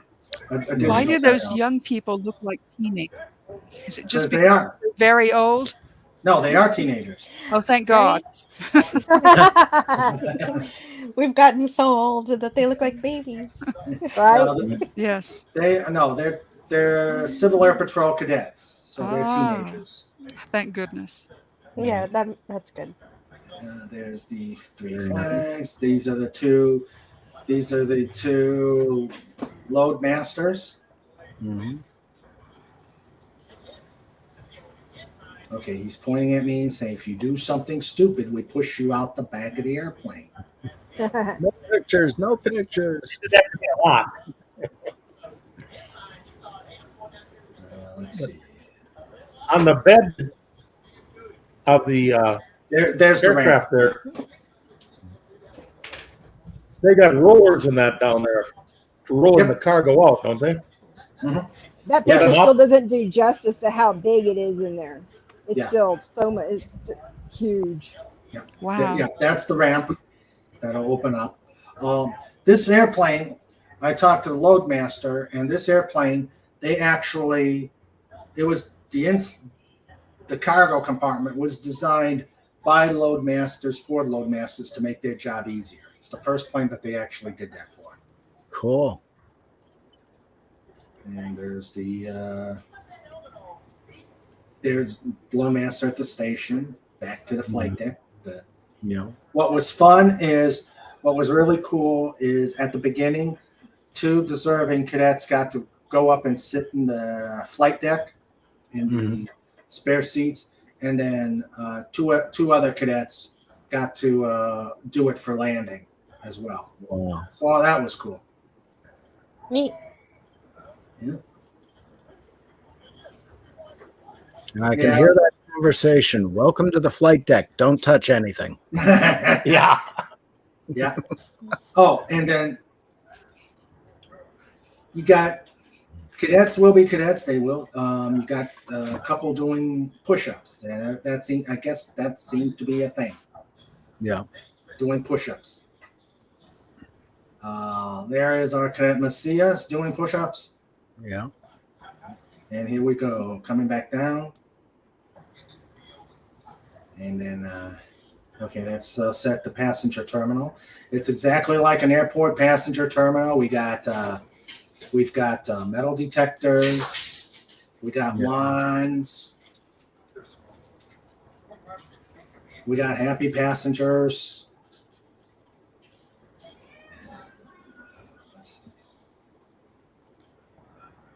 And the guys in the blue are the adult senior members, and the cadets were all in the VABUs, the uniforms. Now that's a nice scaling as to how big that thing is. Yeah. Yeah, you can fit a couple of bowling alleys in there. So the C in the plane name is for cargo? Yes. Yep. Yes. And there is a bowling alley on the Enterprise. Yeah. Way back, we used to refer to them with a T. They dropped that. Transport. Yeah. Okay, more. And there. Okay, here's the plane taking off on the runway. There's the rotation. Mm-hmm. Nice control tower too. Yeah.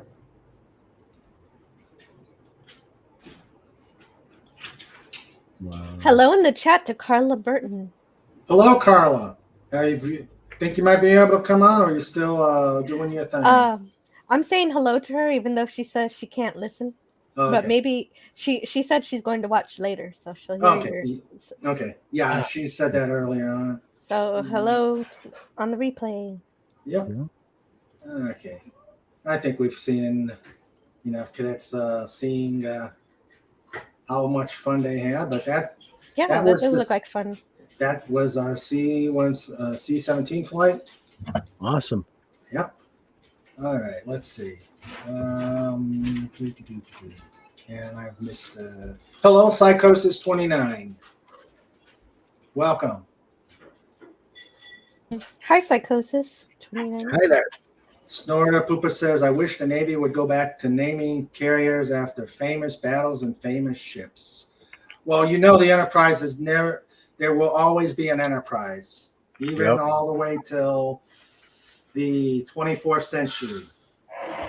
So even when we finally figure out warp drive.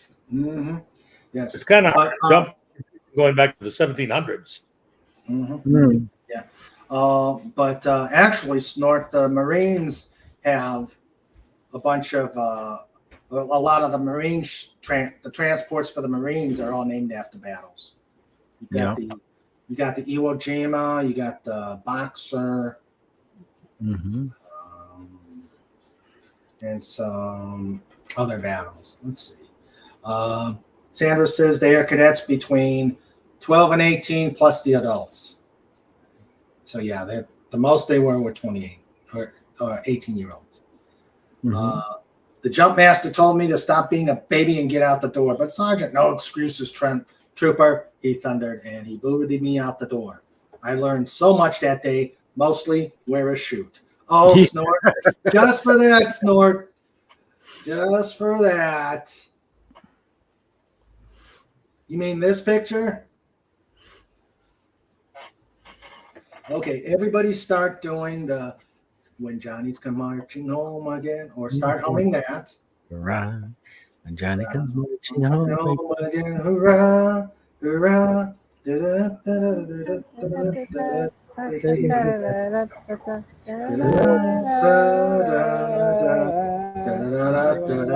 you go, Snort. I see that, and I immediately go to Slim Pickens riding that bomb down as he's going, woo! Yep. Born to kill he will.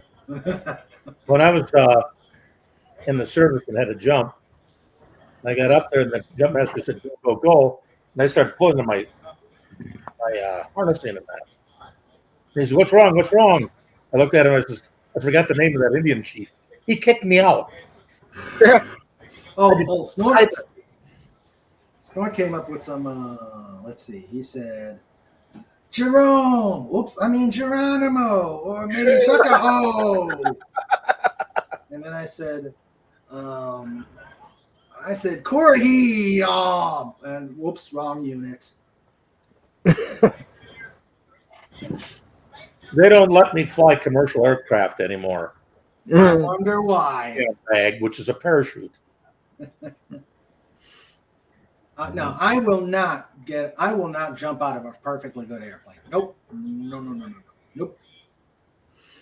No, that's kind of I also will not ride planes that don't have a fan in the beginning, a fan on the middle, or a fan on the wings. That's back in the 60s when you went in, they were giving you $55 more a month to jump out of an airplane. You can keep it. And considering that's half again your base salary. Yeah, guess what? Yeah. But they don't, see the fine print of that is you may die. More important than that, they tell you you're going to jump, you don't. And at 130, they lower the ramp. You start going out there, about halfway down, you get sucked out. Yeah. Yep. Yeah. That's how it goes. Yeah. Oh yeah. We were coming back on a deployment, dead of winter, snow all over the place, and they said, "We are not stopping the engines. We're opening the ramp. Get out." And here we are, running out the back of the airplane, the back of the ramp. Those big old fans blowing us all over the place. Yeah.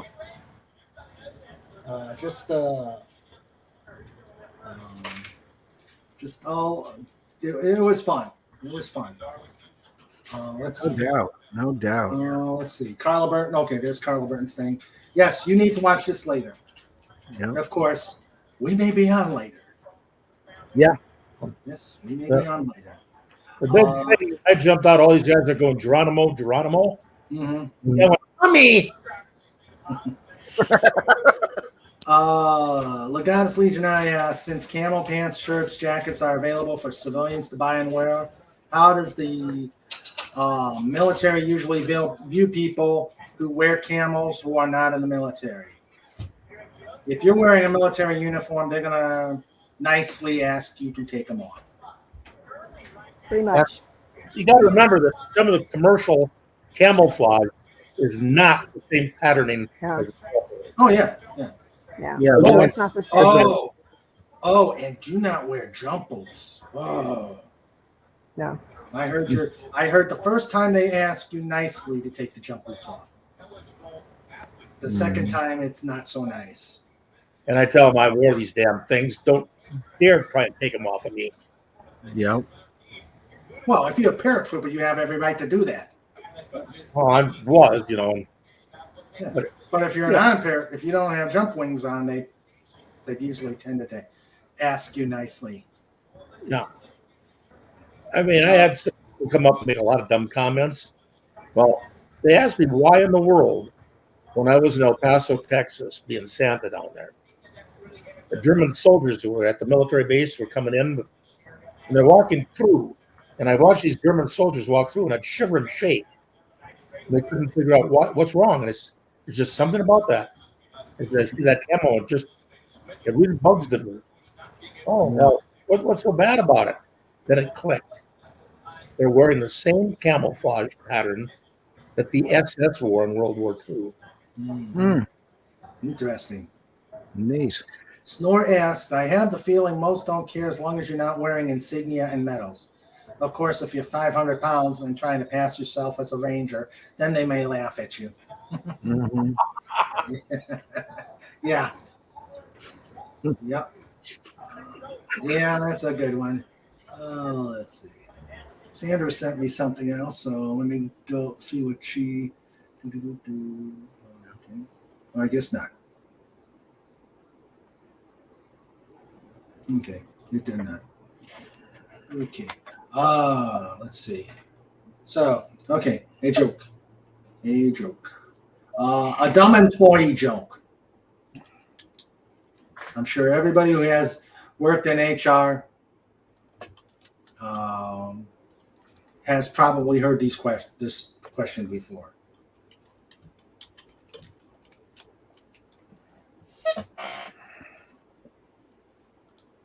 Since my mother and father both died before I came to work at this company, will I be credited for bereavement leave I didn't have to take? All I'm going to say is WTF. That's pretty bold. Yeah. Oh, it gets worse. And the thing is these were probably real questions.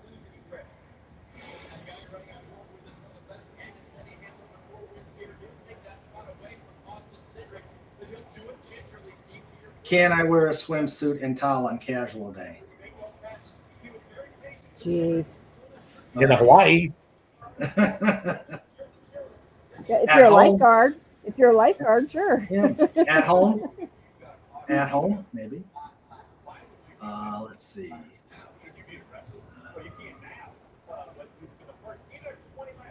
Let's see.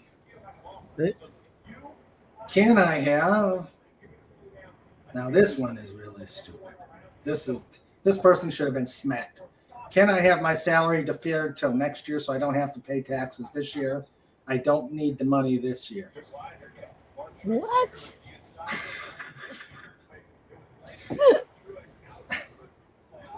I knew something. My. True story. When I was in the Air Force, I knew this guy.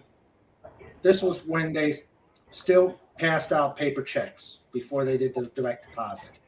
This guy did not cash any of his paychecks. Did not.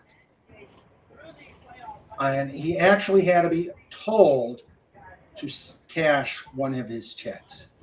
I'm like, where is he getting his money that he can live on the economy, live in the Italian economy, and live well? And I'm like, You were in Italy at the time? I was in Italy at the time. And this man worked with you? Yes, he was on the air base. On the air base, but he was Italian? No, he was American. American, but he never cashed a paycheck. Never cashed a paycheck. That's very surreal. It is, and they actually had to order him to do it, and that was before direct deposit. Sure. Right, because you need the check to clear. Yeah. When I was in, I got paid on the drumhead. For those of you that know what that term means. Paymaster came out and counted out the money he signed for. Oh, okay, yeah. And then when I was in the country, they paid us in the script. This was a dumb thing. The Vietnamese wanted U.S. script more than they wanted anything else. So whatever the equivalent value of that script was in Vietnamese money, they would pay us double that in, piastra. Anyhow, we got the money. We go back in and change it back into script. I mean, we were making money hand over fist, literally. Yeah. And they never bought us. Yeah, and yeah. Snort says, "Go away and come back next year if the job is still open." Yeah. Okay. Let's see. And here's one. I work for a family-owned check cashing company. One day, I was robbed at gunpoint. The next day, the owners deducted the stolen cash from my. Oh, there's a Snoopy sighting. Gosh, where are these coming from? Oh, my mother-in-law sent these bad jokes to. Oh, that's not a joke. That's. I had a supervisor once, lovely lady, family person, had 3 or 4 kids, had a husband who kind of kept a tight grip on her income. She was the last person in the office to still get a hard check. And he insisted on this, her husband, from just, what I picked up. And, I didn't want to get involved, but she was on her way to her car one day after getting it, and somehow it got away from her. And the whole office went out looking for it and could not find this piece of paper. And she came back in and she had to call her husband, and she had to go through a lot of trouble to go back downtown, get another check cut, a lot of trouble. And I looked at her and I said, I'm a big fan of The Simpsons. And at some point, Marge Simpson, who really, really loves Homer, every now and then she says to him, "What is this? Do you see this? This is my foot and I'm putting it down." And I said, "And this is what you're going to say to your husband when you get home tonight." And I made her practice it a couple times. She came back all smiles the next day and she said, "It worked." I told him, "See this? This is my foot and I'm putting it down." So after that, she had the direct deposit. Wow. Didn't have to worry about anything flying away anymore. Yeah. Oh, darn. He was here and then he left. Legata says, "At the school cafeteria, there was a sign in the apple saying, 'Only take one. God is looking.' Down the line, a child took several donuts and put up a sign saying, 'Take all you want. God is looking at the apples.'" That's good. That's a good one. We had a robbery at a convenience store here some time back, about 4 or 5 months ago. Okay, the robber comes in, pulls a gun on this guy, and tells him to give the money. He looked down at the gun, laughed at the guy, grabbed the guy's head, bounced it off the counter about 3 or 4 times. Called the cops come and get him. It was a non-gun. The convenience store fired him. Because you're supposed to give him the money. Yeah, they don't want the liability of somebody having been hurt or killed. Yeah. Well, or at a bank, you make sure you give them the exploding dollars, the exploding money. Yeah. Lenrod is doing a drive-by. He's saying he can't stay again. He's going to see Wrath of Khan at the theater. Lenrod, hi Lenrod. Enjoy the movie. Yes, enjoy the movie. That's going to be fun. Oh. Star Trek II, Wrath of Khan, or the remake. The only one. Yes, the only one. Really, the only one. Yes. Take care, Lenrod. Be safe. Enjoy the movie. Yeah, definitely. Yep. Snortapoopus says British soldiers during World War II. GIs are overdressed, overpaid, and over here. American soldiers. British soldiers are underpaid, undersexed, and under Eisenhower, and that's when the fight starts. I can believe that. Oh yeah, that was a good one, Snort. Snort's seeing Con tomorrow night. Ooh. Great. I looked and we couldn't find one in our local area. Well, yeah, it's playing tonight and tomorrow night, and also on Star Trek Day on Thursday. Oh, okay. Yeah, I looked and I couldn't see any. I looked at Alamo Draft House, which is really the one one I really want to go to, and it wasn't there. It's playing for me at Century 16. Oh, okay, cool. The one I want to see is the Wrath of Madeline Con. Jeez. John, I'm going to time you out. All right, all in favor of voting John off the island, say aye. To the table, to the table. I don't know. I'm a big Madeline Kahn fan. Say what? I'm a big Madeline Kahn fan. Oh, okay. Well, yeah, I like Madeline Kahn too. I like Madeline Kahn too. It's true. It's true. Oh, yes. Tomorrow. Hell, bears can't spell. Actually, that brings me to the next Snortapoopus bit of wisdom shared by Snortapoopus to me in strict confidence.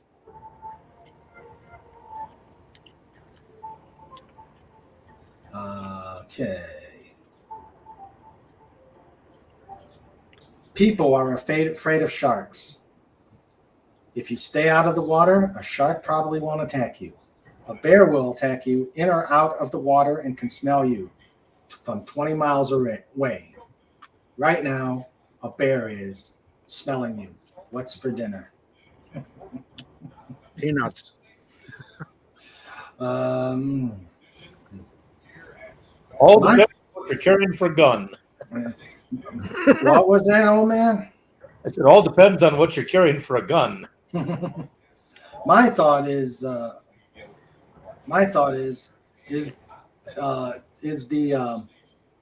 old myth of playing dead in front of a bear. Does it actually work, or does it make it easier for him to nosh on you? I still haven't seen that movie, The Revenant, but apparently there's a very realistic bear attack in that. Sounds completely terrifying. Yeah, I think they're going to eat you whether you're playing dead or not. Yeah, that's true. If they make up their mind that they're going to eat you, they're going to eat you. Well, as Snort says, sleeping bags are the soft-shelled tacos of the bear world. Yes. Yep, they are. Yeah. That is true. So,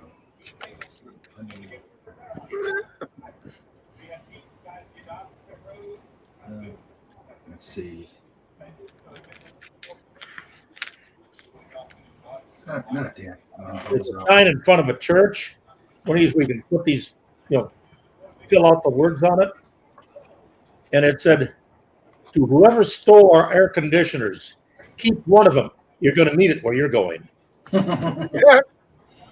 All right, and there it is. There it is. Yes. Yeah. Soft tacos of the bear world. It's befitting they got a sombrero on. Yeah, because they're a taco. Mm-hmm. Yeah.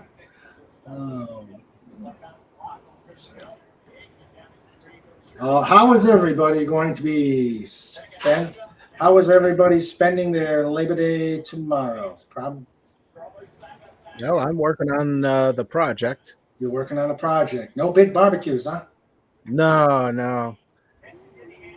How about you, old man? Well, I think I've got a cursed job. I'm going to have to put 2 steaks on the grill. Okay.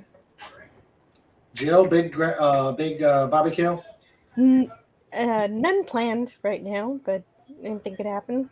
Okay. Tiger. The same, none planned, but now that you mention it, I think we Time have to to break do out. it. Time to break out the grill. Yeah. Wendy, I know you got big plans. No, we don't have any plans tomorrow. I think we're just going to be lazy. Oh my We're not gonna goodness. fire up the Yay! grill. We got an 80% chance of rain tomorrow, so I don't think we're Uh, gonna fire up the grill. So Yeah. we're just gonna play couch potato and watch something to binge watch. Oh, okay. Whoever the guy is that's around, hand him an umbrella and put him outside.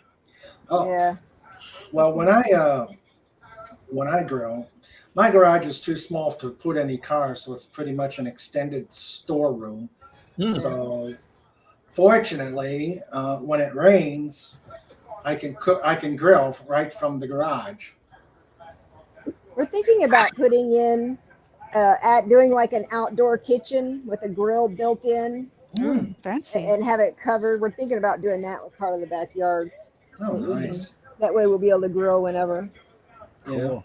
Yeah, we've got a screen porch, but that's that's where we actually do the eating. I could do it out of the garage, just have the thing open and watch the rain as I grill. Yeah. Let's see. What's this?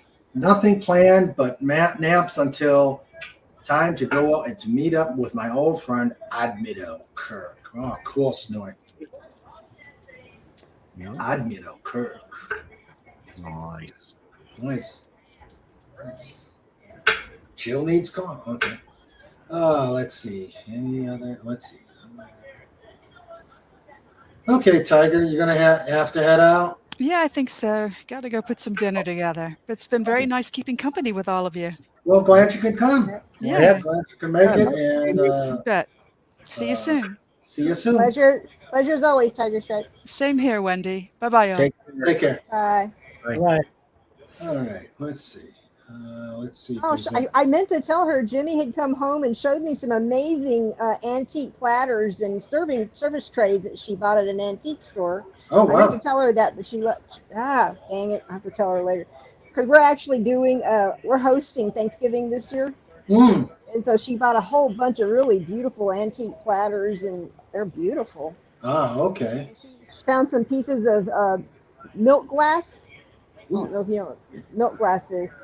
But Yeah. she's looking them up on her computer right now because and two of the pieces that she bought are actually actual Victorian era.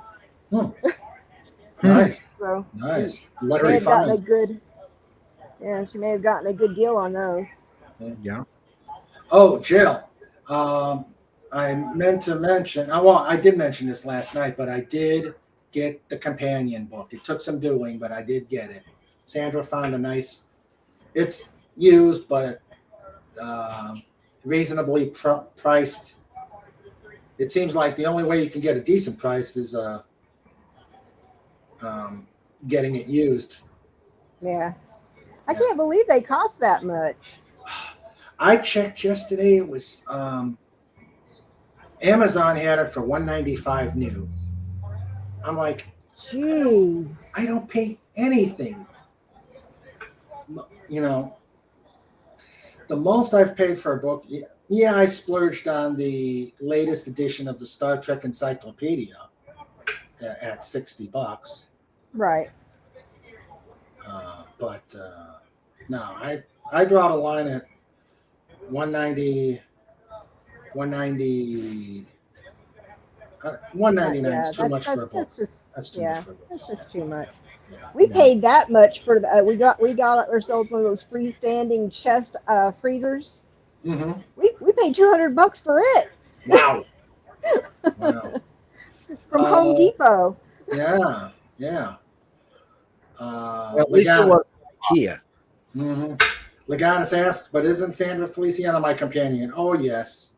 Yes, definitely. What is this? This is a book. Come on, Legatus. Is it like a textbook for college or something? I do not. Well, I know Raquel's reading it for the. Yeah, I know, but I'm just saying it's She priced is. like it's for college. Mm-hmm. Yeah. That's true. And the resale, well, I don't know what the resale would be for. Well, this is probably the resale.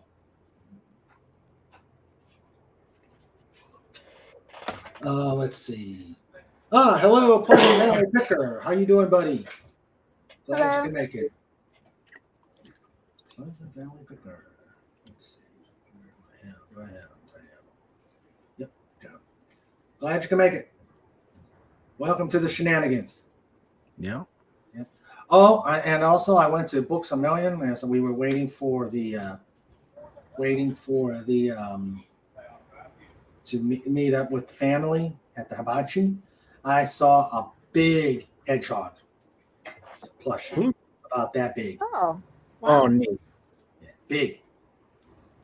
I think it was about 20 Pudgy sizes. Wow. I actually did find the plushie that Pudgy is based on. Ah, And it's from as he once said, it's from a toy company that's out of business. And I thought about buying it, and I thought, no, I'm that absent-minded. I might do something stupid with it and get Cobalt angry with me, so I let it go. oh, But because that's the last thing I want. yeah, But don't want Cobalt, man. He comes screeching at you with those talons. He'll tear you to pieces. well, that's it. And he's a really good guy. So Yes, he is. Yes, he you is. know, keep him happy. Yeah. Too bad he couldn't make it tonight. Hello, Yeah. Scotty. Hi there. Scotty. How are Ahoy, you, sir? Hello there. Welcome. gentlemen, ladies, Welcome. all trans Welcome to the show. gendered individuals. Are you guys wrapping up? No, we're not going Come anywhere. inside. How are you guys? Yeah, we're not going anywhere. We're the show that never ends. Cool. Yes. Good to see you here. Perfect. It's good to see you. Yes. Let's see. And Jill, Pleasant Valley, sent you an email. Okay. Snortapoopus says a lot of that old time Trek stuff is hideously expensive. Meanwhile, they can't give away anything from the film. Yeah. Mhm. Yeah. I think that's the most frustrating thing. Yeah. Oh, I got to show you what I got for my anniversary Oh, from delightful. from the lovely Sandra.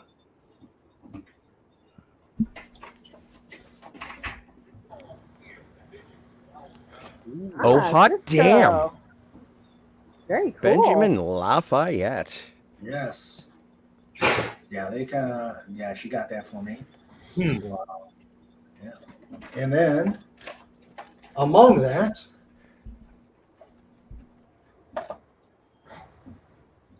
Oh, wow. Quack. Quack. yeah, Quark. Except that they don't quite have the face right on this one. Ferengis are so hard. Yeah, that's not a good rendition of the face. Yeah. It's like you have to spend about $300 to get a good wharf head sculpt. No, true. Yeah. True. Okay, Psychosis, take care. Have a safe and relaxing Labor Day. Take care, man. Take care, man. Cheers. Let's see. Stay safe. Yep, stay safe. Yes, a lot of collectibles are very expensive. I don't even know the size of this book. I'll find out when it comes. I don't know if Jill's got hers or not. She must be with the kidlings. Well, like, even I saw someone mentioned, I don't even think it was a hot toy, but there was a release of a Jonathan Archer figure that came with Porthos. And it was a good head sculpt, like a little scowly, but it is Archer. So I was like, okay. But yeah, and it was $180, so it couldn't have been a hot toy. But it looked good, but still $200 to get like basically something that I guess you really have to be passionate about it. And I do love Jonathan Archer, but not that much. in fact, hold that thought. You guys kvetch it a little bit because I got something I got to show you. Hello, Pleasant Valley Picker. Hey, how's it going? All right. I will If it be right isn't- back. Too bad Pudgy's not here to do the voicemail heck music, but I will be right back. If it isn't the original Man from U.N.C.L.E., Pleasant Valley Picker. Yeah, I love that show. So do I, man. It's an awesome I've been show. I've been catching up with it bit by bit, and it's almost a Where's Waldo of guest stars. It's great. Oh yeah, the number of guest stars on the 4 seasons of that show are pretty mind-boggling. Really, I mean, it's like pretty much every week you got somebody, at least one guest star that was notable, right? So Just like back in the 60s or thereabouts, you had the Batman. Oh yeah, Batman. Had in there. That was such a huge show for the 2 seasons it was on, yeah. Or actually 3 seasons, I guess, wasn't it? Yeah, Batman was pretty huge.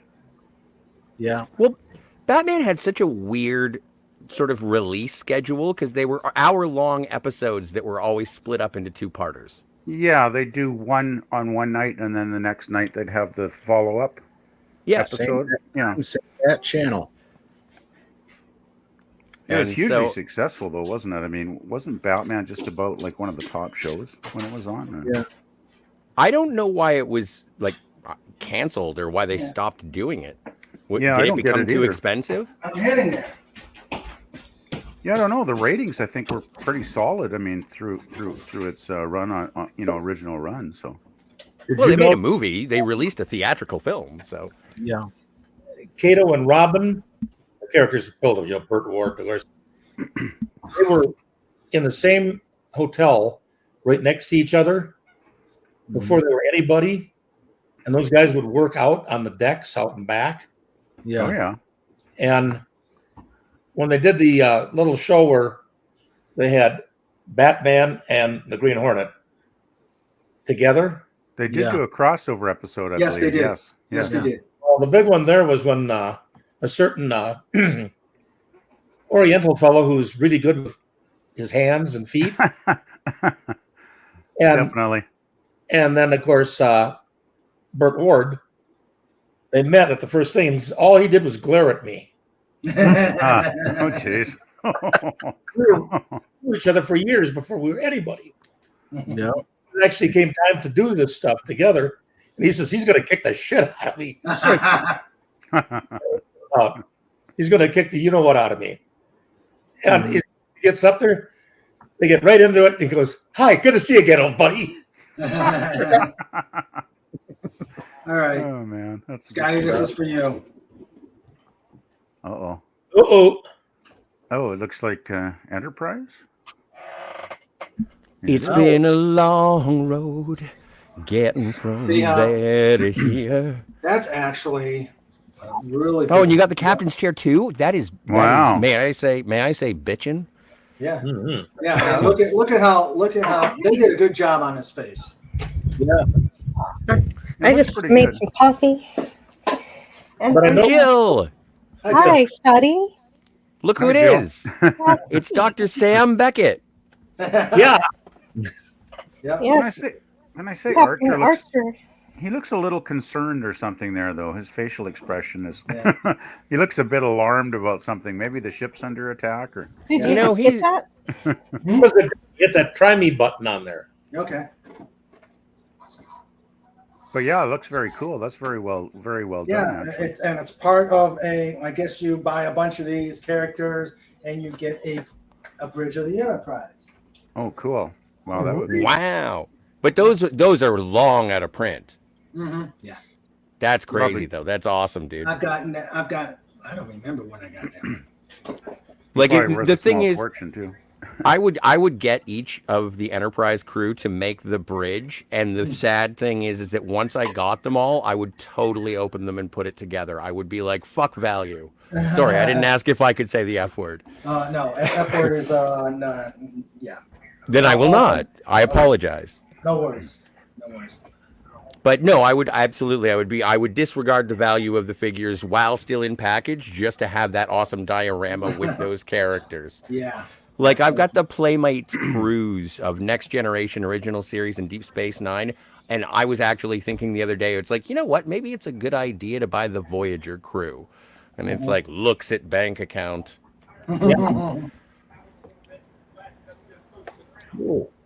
Oh, that is an awesome Defiant, man. Let's see if the batteries That are is still cool. Cool. No. He's got a Tarek Noor too. Yeah. Yep, I got a Deep Space Nine. Yeah, and this what's cool is, Oh, nice. Well, that was the original design. It was supposed to do that, right? yeah, Or is that how it docks and you never really see it move? I don't know. Neither do I. I'm sorry. That's one of the big mysteries about the Defiant. That's one Defiant of the was definitely a very, very cool ship, though. Actually, probably next to, I think next to the Enterprise and the D7s, it might be my third favorite Star Trek ship. I mean, it was, as they say, a tough little ship. Yeah, that's my second ship after the old school one. Yeah. Like I would say, yeah, 1701 refit, followed by the Defiant, followed by the Enterprise B Excelsior variant. Yeah, that's a. Then the D, and then the rest here on Gilligan's. I like Snort saying, if you were commanding an underpowered ship trying to explore space for the first time and your principal ally doesn't want you out there, you'd be grumpy too. So true. Oh, and let's see. And I'm like you for a lot of it, Scotty. If the ship is good, I will open it up. Okay, where are you? I'm here. No, it's me. Oh, there you are. Ooh, qu'est-ce que c'est? Oh, Lost in Space. Yeah, is that Lost in Space? Is that the Jupiter? Oh, that's the Jupiter 2 for sure. Jupiter 2. I'd know that ship anywhere. Yeah, that's the Jupiter 2. And then I actually bought a duplicate. I did a duplicate, did a few modifications, and there's its flight mode. Oh, cool. Oh, that's cool too. That's another great ship. I love the Jupiter 2. Yep. And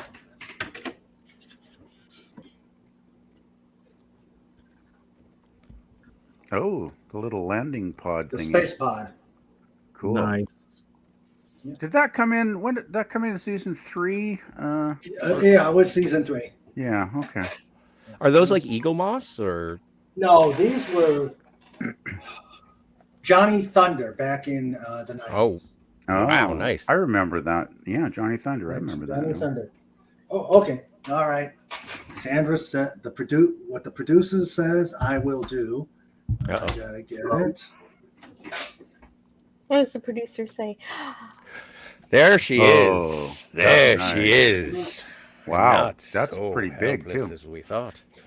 Jeez, that's very detailed. Wow. Yeah. And Nice. what I'm trying to do is I have this one came with an Enterprise D, and with that. Are you gonna try and dock it? Yeah. Well, it does, but the model disappeared on me. I have so many moves, but I am trying to take this little boy and find a way to dock it, but without ruining. So right now I just have him I have this little guy in orbit. Oh yeah, sure. So duct tape is out of the question. Duct tape is out of the question, right? Probably. I mean, it could fit there, but I think I'd have to use a lot of aircraft cement, and I really don't want to ruin this. No, because this is my only one. Yeah. Of the micro machines. Well, here's what you could do. No, it doesn't really work because it's the same thing. It's just different. What? I was gonna say you take like a little itty bitty like bit of plastic tubing, almost like a straw, like like one of those like a cocktail straw but clear. Make a stand. Make a stand, or even just make it so that like the adhesive that you're going to use is going to be more important than the material in which holds it, because how heavy is that Defiant? And how bad would it throw off the stand on the DS9? Yeah, that's the thing. But I think maybe I'll try and figure. Is there a stand from underneath? It's a micro machine. It's a little on DS9? Yeah. Yeah. Okay. So that's like that. Here's the stand. That's on a table. It's not hanging from the ceiling or anything, is it? Yeah. Yeah. So cool. So just make a stand with like a long, thin straw, preferably clear. Put it in the same spot where the stand goes, and just like, and then a wide enough base so that it doesn't fall over. You know, I'm actually thinking, Scotty, instead of a straw, what would look cooler is maybe get a clear piece of plexiglass That'd be an and idea. just A you know, plexiglass rod. yeah, just kind of sculpt it, you know, Yeah. into a nice shape, and you know, put the Defiant at the, you know, mount the Defiant at the top somehow, Yeah. and that would probably look a little more, you know, a little more Realistic. classy, so to speak. Yeah. Yeah. Yeah. Because right now I have a house. I have a house full of long straws and hockey pucks. That's all I have. right now I have like the Defiant like orbiting one of the lower pylons. Another another joiner. Hello, Captain Fandom Nerd. How are you, sir? Wow. Doing good. How are you? Good. Captain It's been a Fandom while. Nerd. It's been a Voice of while. my Hi, day, Captain. Scotty. Hey, How are Captain. you? Hi there. How you been? Hello, Jill. I've been good. How about you? I have been good. Doing real good. And actually, and I know of quite a few people. One of the things I have been working on, I didn't get a chance to really say it, and I know some of my fans would really like to hear what I've got to say. I actually did a lot of writing over the past week. Oh, cool. Awesome. Yeah. So George R.R. Dolphin is not going to syndrome is not going to happen because I've gotten a lot of writing done. You definitely have way more faith in you finishing your books than George ever doing. Even finishing Yeah. Winter. Thank you, Joe. I appreciate it. Snortapoopus, let's see. Snortapoopus says, I think the nose dips when the Defiant wants to drink water. I've always said that that little ship looks like a big old turtle. Yeah. Peter. Yep, But it's a badass turtle. it is. Is the Defiant too? Actually, no. The scale of that Defiant does pretty much match the scale. I would- the scale of I the would put it station. in a close enough category. Yeah, it's close enough. Especially like if you look at the very last episode, you know, as it's doing the big sweep off the station, and you see the Defiant docked, and I look at I think about that. I look at the scaling. I said it's a bit close. It's Well, and I'm kind of reminded of Worf in First Contact when Riker calls the ship little, and it's like, is the Defiant just a little too big right now? A little. no. He said a tough little ship. Yep. Tough little Yeah. ship. Tough little Yep. ship, and he says little. Little? Yeah, that's always what I remember. Tough little ship. That's the Or expression. or mount miniature anti-grav on the Defiant model so it floats in the air next to DS9. I am not that technically. I am not that technically able to snort. Actually, what season did the Defiant come in? Was it season 3? Yes, it was season 3. Okay. Yeah, I think the series kind of started to pick up when they had the Defiant because they could do more action-oriented stories at that point. Right, because they lost so many people in the last episode of season 2. Yep, So the they Jam realized they had Ah. they had to step up their game. Well, and let's not forget that season 3, episode 1 is the first appearance of Eddington, everyone's favorite character. Yeah. Did you hear my Remain silent on that. Let's see. Well, you guys don't like Eddington? Oh, I'm sorry. It's been so long since I've seen this show. I forget him now. Yeah, George Har Martin. That's a good one. That's a good. He joined Oh, the that is. Marquee, right? Yes, he joined the Marquee. And No, he didn't betray the Maquis. He was the Maquis. No, he was the Marquee. He Yeah. was the Marquee. He was the one who told Cisco about the death of Calvin Hudson, another Starfleet officer who had abandoned for the Maquis. Yep. So basically, the last time the Maquis were in any way relevant were on Deep Space Nine, and yet half of the crew was the Maquis on Voyager. I thought that was weird. Yeah. Very weird. Anyway, I don't mean to bring up old sores. You as a doctor. Yeah. Let's see. Snort says, I can't remember. It's been too long since I've seen the show. Yeah. Yeah, that's the same for me. I don't think I've actually. Well, yeah, I never had the DVD, so I actually don't know if I've watched it since the original run. Like, you know, wouldn't that be like 20 years ago? 30 years ago? It's like, oh my. It's like, wow. I held out for the complete season. I think it's just the DVD. They did have the box set. It's not at the Blu-ray yet. Yeah, I have the DVDs. They don't have Blu-rays. Yeah, they don't have Blu-rays of it yet? Not yet. Oh, no. No love for Deep Space Nine or Voyager. That's terrible. Yeah, I would love to get it on. I would buy a Blu-ray. I don't own a Blu-ray player, but I would buy one if I could get DS9 on Blu-ray. That would be great. Well, instead of making the Blu-rays for Deep Space Nine, Paramount or whoever's making Star Trek now has opted in for something else, and none of us here want to talk about it. So yeah, let's not mention that. Yes, no. Yeah. Especially since they recently made me very, very angry. What with how they objectified Tendi in the towel on the latest episode of Lower Decks? How? No. I still didn't watch that. You don't have to. You really don't have to. Well, I do, because we're going to talk about it next Friday. But right. 2 episodes now that I'm behind.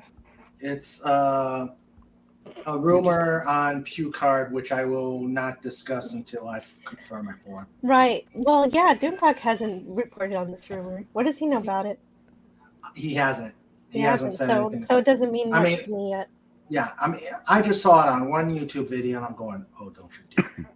That's all I could say is I don't know. It's like I don't think Avery Brooks would do this to us. No, I have faith in him. Oh, he would not. Cisco. Yes, he would not. So what's this? Isn't that how we got to the 3rd season of Picard, by people still having faith in Patrick Stewart? I don't know why anybody would have faith in old Patty Stew anymore. Jeez. Well, come on. Isn't this how we got to, the death of Captain Kirk in Generations, is by having faith in William Shatner? Like, come on. I'm still trying to forget that movie. I love that movie. Get out my lawn. I hate that movie. You're the only one, Scotty. That's not my fault. Which one? Generations. Yeah. Yeah, I know. Scotty, I'm not going to give Scotty. I'm not going to give you grief because I actually like Nemesis. I actually. Oh, like see, I'll trade you. Overall, the worst of the Generations movies. But right, I had a live stream about how Scotty likes Generations, so I need to have we actually had this conversation about why. Yeah, we never finished it. We went into various and sundry. But, well, I know that's why we need to have a whole dedicated live stream about it. I went to Books a Million yesterday, as I said. Got a couple books. I went into the Star Trek section, hoping beyond hope I could get the companion book. Nah. And I happened to see, and there was they've done a series of autobiographies. Like they had an outstanding one on James T. Kirk, which I recommend it. It's outstanding. I may actually break form in King Dolphin TV and do a review on that one. William Shatner has written a lot of books. Well, he didn't do that. I don't know if he was an author on this. This was somebody else, but used a lot of the episodes. Oh, then it would be a biography, not an autobiography, because autobiography is written by the person. Well, on the flip side of that, the tense is someone else did it, but it's in Kirk's voice, so that's why they. Yeah. Like at a certain point, you can't ask for it to be an autobiography because the character is fictional. Oh, the character. It's by Captain Kirk. Okay. Yes, Captain Kirk. It's James T. Kirk. That's cute. Yeah.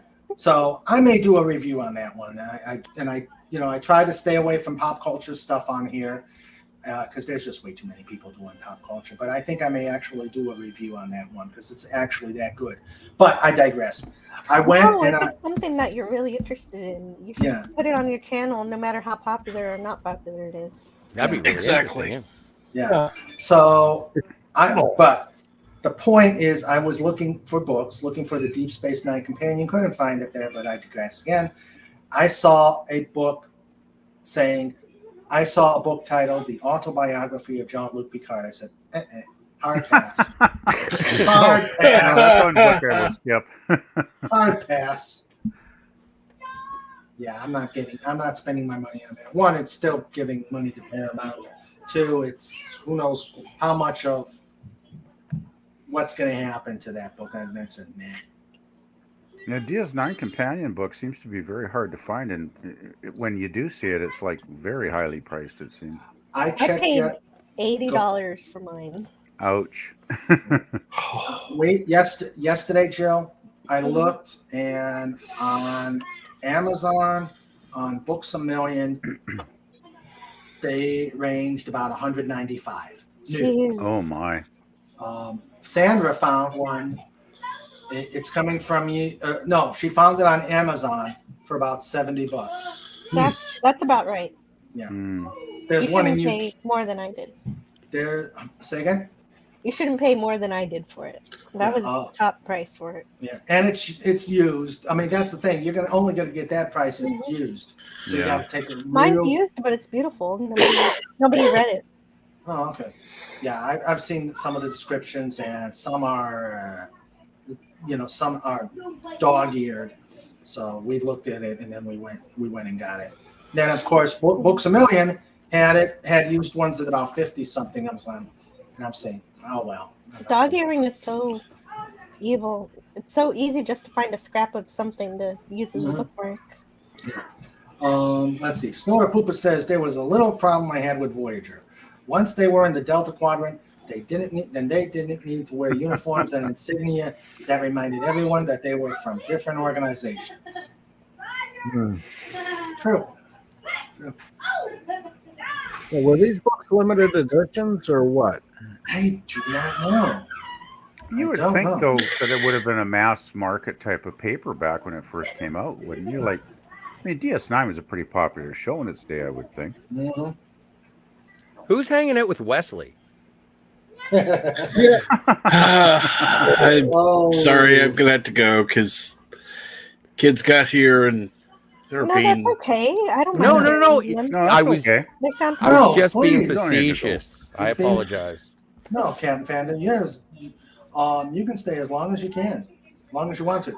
I will mention, though, my ace producer, Sandra, said, for those of you that want to go see Pop Culture Breakdown, it's about a half hour before that program. We're still going to go on.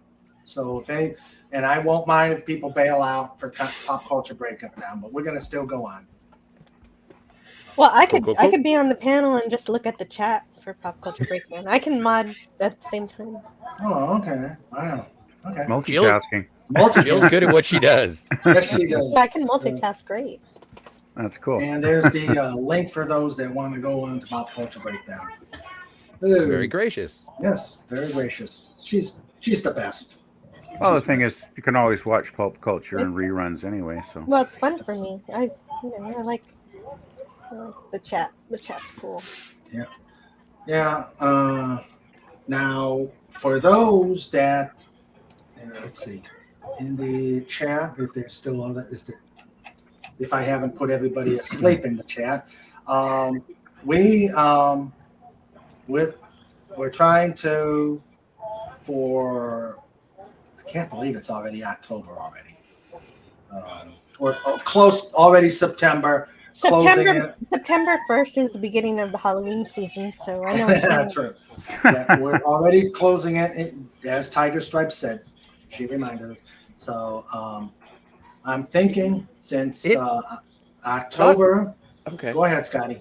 I'm sorry. I have to just sort of stand with, like, a little. I'm going to be Daffy Duck here for a second and be like, it is September 4th. Not only is it not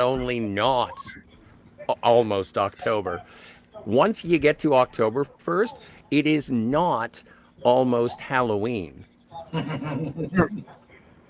Like, I'm in Canada. I still have to get over Canadian Thanksgiving. Once Canadian Thanksgiving is over, then I can start thinking about Halloween. Yeah. That is the order of things. Yeah, we have our Thanksgiving I like way the early. one I like the one meme I saw, the one cartoon Keep I your saw. pumpkins off my great pumpkin. Sorry. I like the one cartoon I saw where this chicken has an axe and he's right next to Santa and saying, "You keep your place, fat man. I'm not even here yet." I was at Dollar General earlier today, and they already have their Halloween stuff out. Unbelievable. I was at we were at Cracker Barrel last week or the week before, and they've got the Christmas stuff up. To heck with Halloween stuff out. Yeah, I haven't gone to the dollar store in a while, but I bet next time I go in, they'll have a whole aisle of Halloween stuff, Okay, like they do every year. We've got Halloween stuff out. Okay, time out. I know my sound is Who's fine. crossing the streams? That's what happened at the beginning. Yeah. Yeah, I've got YouTube sound turned off. I don't know what's going on. It's not my end. Who's crossing the streams? Okay. Old man. My sound is Who's fine. crossing the streams? I'm gonna have to bail out. Tell me if I Yeah, don't. I've got YouTube sound turned off. I don't Yeah, know. I think it's you.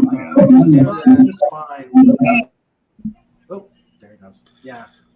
Yeah, I don't have YouTube on at all now. I just closed the window down, even though I had the sound off. But Oh man, It was- that's like crossing the streams. it's been fine before. I don't know what's going on there. It did that at the very beginning Yeah, of the live stream. It was so weird. yeah. It's like someone crossed the streams. Yeah, I didn't change any settings here Cross over the last the few minutes, so I don't know what was going on. Yes. Cross the stream. Snortapoopus says things will be calm here as long as I don't go on a feeding frenzy. Ooh. Ooh. But yeah, Cracker Barrel had Christmas stuff up middle of August. No, Yeah, definitely that's too soon crazy. for Christmas. Yeah. Yeah. Yeah. Thanksgiving don't- should be the deadline. They don't seem to put Thanksgiving. Christmas stuff out as early. They used to. I remember like 10 years ago they started doing it in like August, and I think after they did that a couple of years, people got so annoyed that they got a lot of bad feedback from Yeah. customers. So then they haven't done it for a long time. Now I think they basically it's the day after Halloween that the Christmas stuff appears, right? Yeah. Yeah. It's like it should be- November 1st, it's Christmas. No, it should be the day after Thanksgiving. Well, we have Thanksgiving in October here, though, so we have it a month before you guys down Yeah. there. Yeah. Okay, but we so October's coming up. That now, despite what YouTube says, but because I was doing preview teasers on stuff as I was starting to build up what I wanted to do with the channel. So I don't count those, even though YouTube does. But October 23rd was the first live stream of the channel. So that's what I'm considering the one year anniversary of King Dolphin TV. 1 year already? When did that happen? Very fast. Yeah, time time sure fl- flies. Yeah, time flies when you're having fun. Yeah, 1 year, October 23rd. Now, what I'm thinking, and I'm willing to take some suggestions. This is I'm thinking, since my birthday is the 28th, just combining the two into a big Bafo Saco fiesta. 28th. What day of the week is that? 28th is a Friday. Oh, perfect. I can definitely attend then because I probably won't be working that day. So Yeah, so it would be a normal, well, as normal as a Just Cuz would ever gets, but adding a birthday / channel anniversary party. makes sense. Why not combine the two? Yeah. Yep. Since they're so close together, I mean that makes sense. That's true. That's true. Sandra says, yes, it should be. starting the petition. I A started- birthday, 1 year, Halloween. A petition for what? Well, Sandra thinks my birthday should be a national. Well, no, Sandra says that I think my birthday should be a national holiday. Yeah, I'm putting out a petition to get that done. We'll get you added to Mount Rushmore. Yeah. So, like Snortapoopus though says, there are 3 proper holidays: Christmas, International Polar Bear Day, and my birthday. Although I will give Millard Fillmore's birthday an honorable mention. See, Awesome. Snortapoopus thinks his birthday should be a national holiday, so mine should be a national holiday. Yeah, I wouldn't mind a few more national holidays. Yeah. Like Mine maybe actually once a month. Yeah. Yeah. So yeah, that's what we'll probably do. And then I'm gonna do What are you doing, then planning some other stuff coming up. Special things. Veterans Day is coming up. So yeah. Can't believe this year has gone fast. You guys have Veterans Day way earlier than we do, I think. What day is that? I forget. It's the 11th. The what?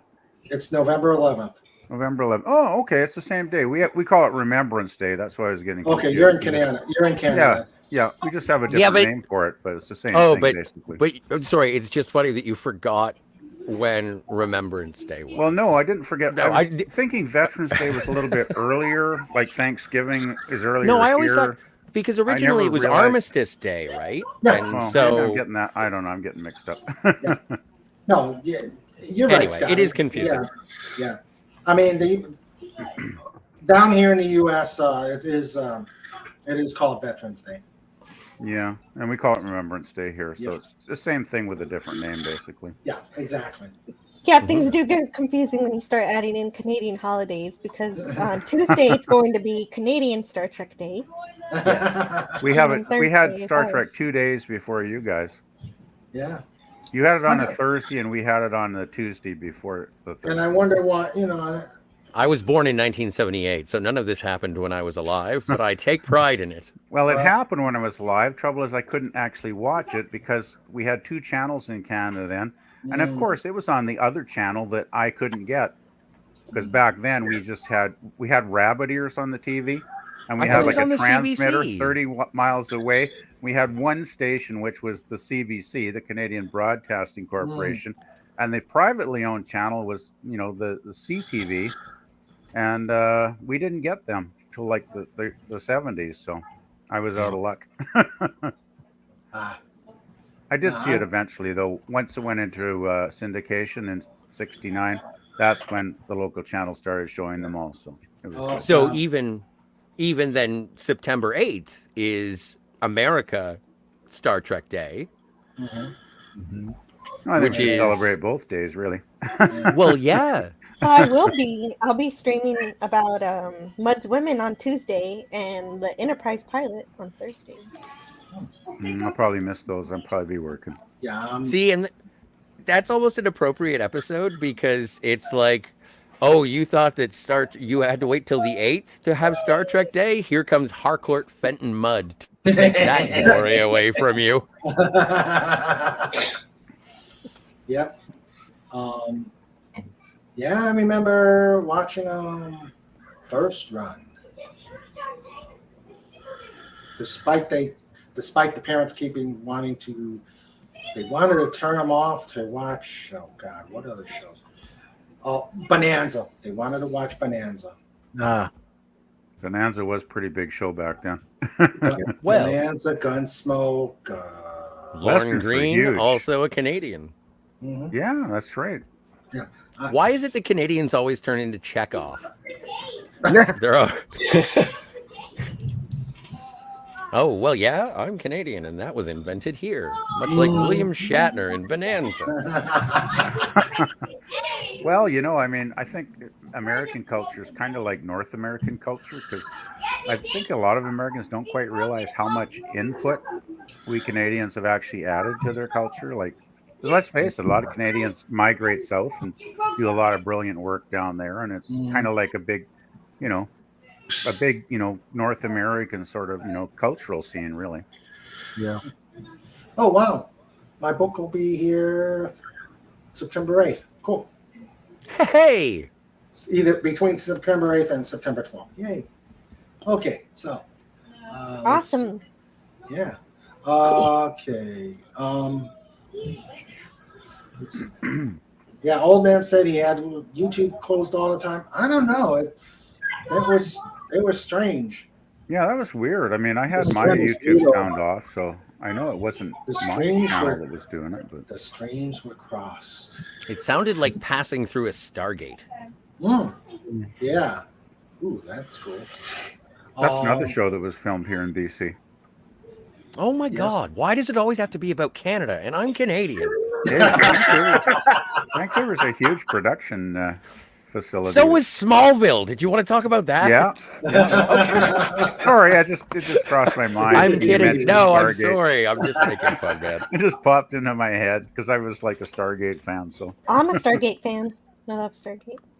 I haven't seen much. I actually got to admit, sadly, I haven't seen much of the first series, but I've watched all of Atlantis, and that was the show that kind of got me Wait, into Stargate. but you didn't watch SG1, but you watched. I watched Atlantis? some of them, a handful, but I yeah. really need to go. Yeah, and you watch need to go back and I know. watch SG1.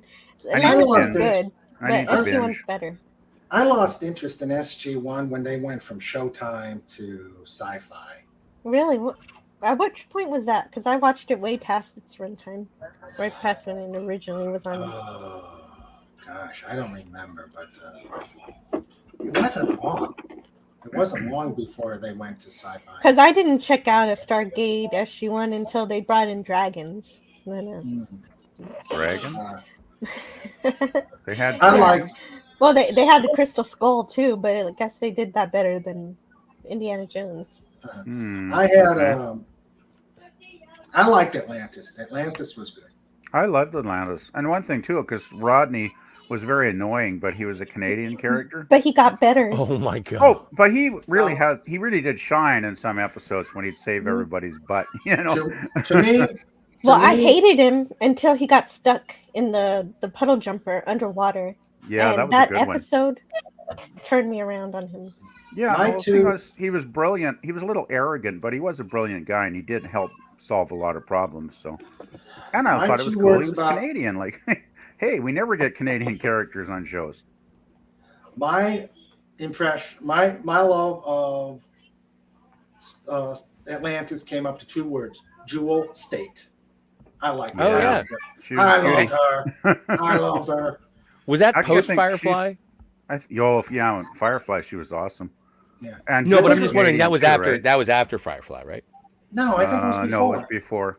Yeah. What? It was before. Crazy talk. It was That's before, insane. I think. Cool. Let's see. Cam Fandon. Yes. So, you've been listening in. Anything you want to kick out here for us to chew up? I tried to interject here a little bit here and there, but no, I've been quite interested, listening what's been being talked about. I haven't really watched Stargate. That's one I wanted to get into, but I never really did. Okay. Yeah. Like I said, Stargate. I liked Stargate up until they left Showtime. What season was that, King? I don't know. And then Atlantis, I was more interested in there. Yeah, I love Atlantis. Now I want to interject something. I know I have a wide.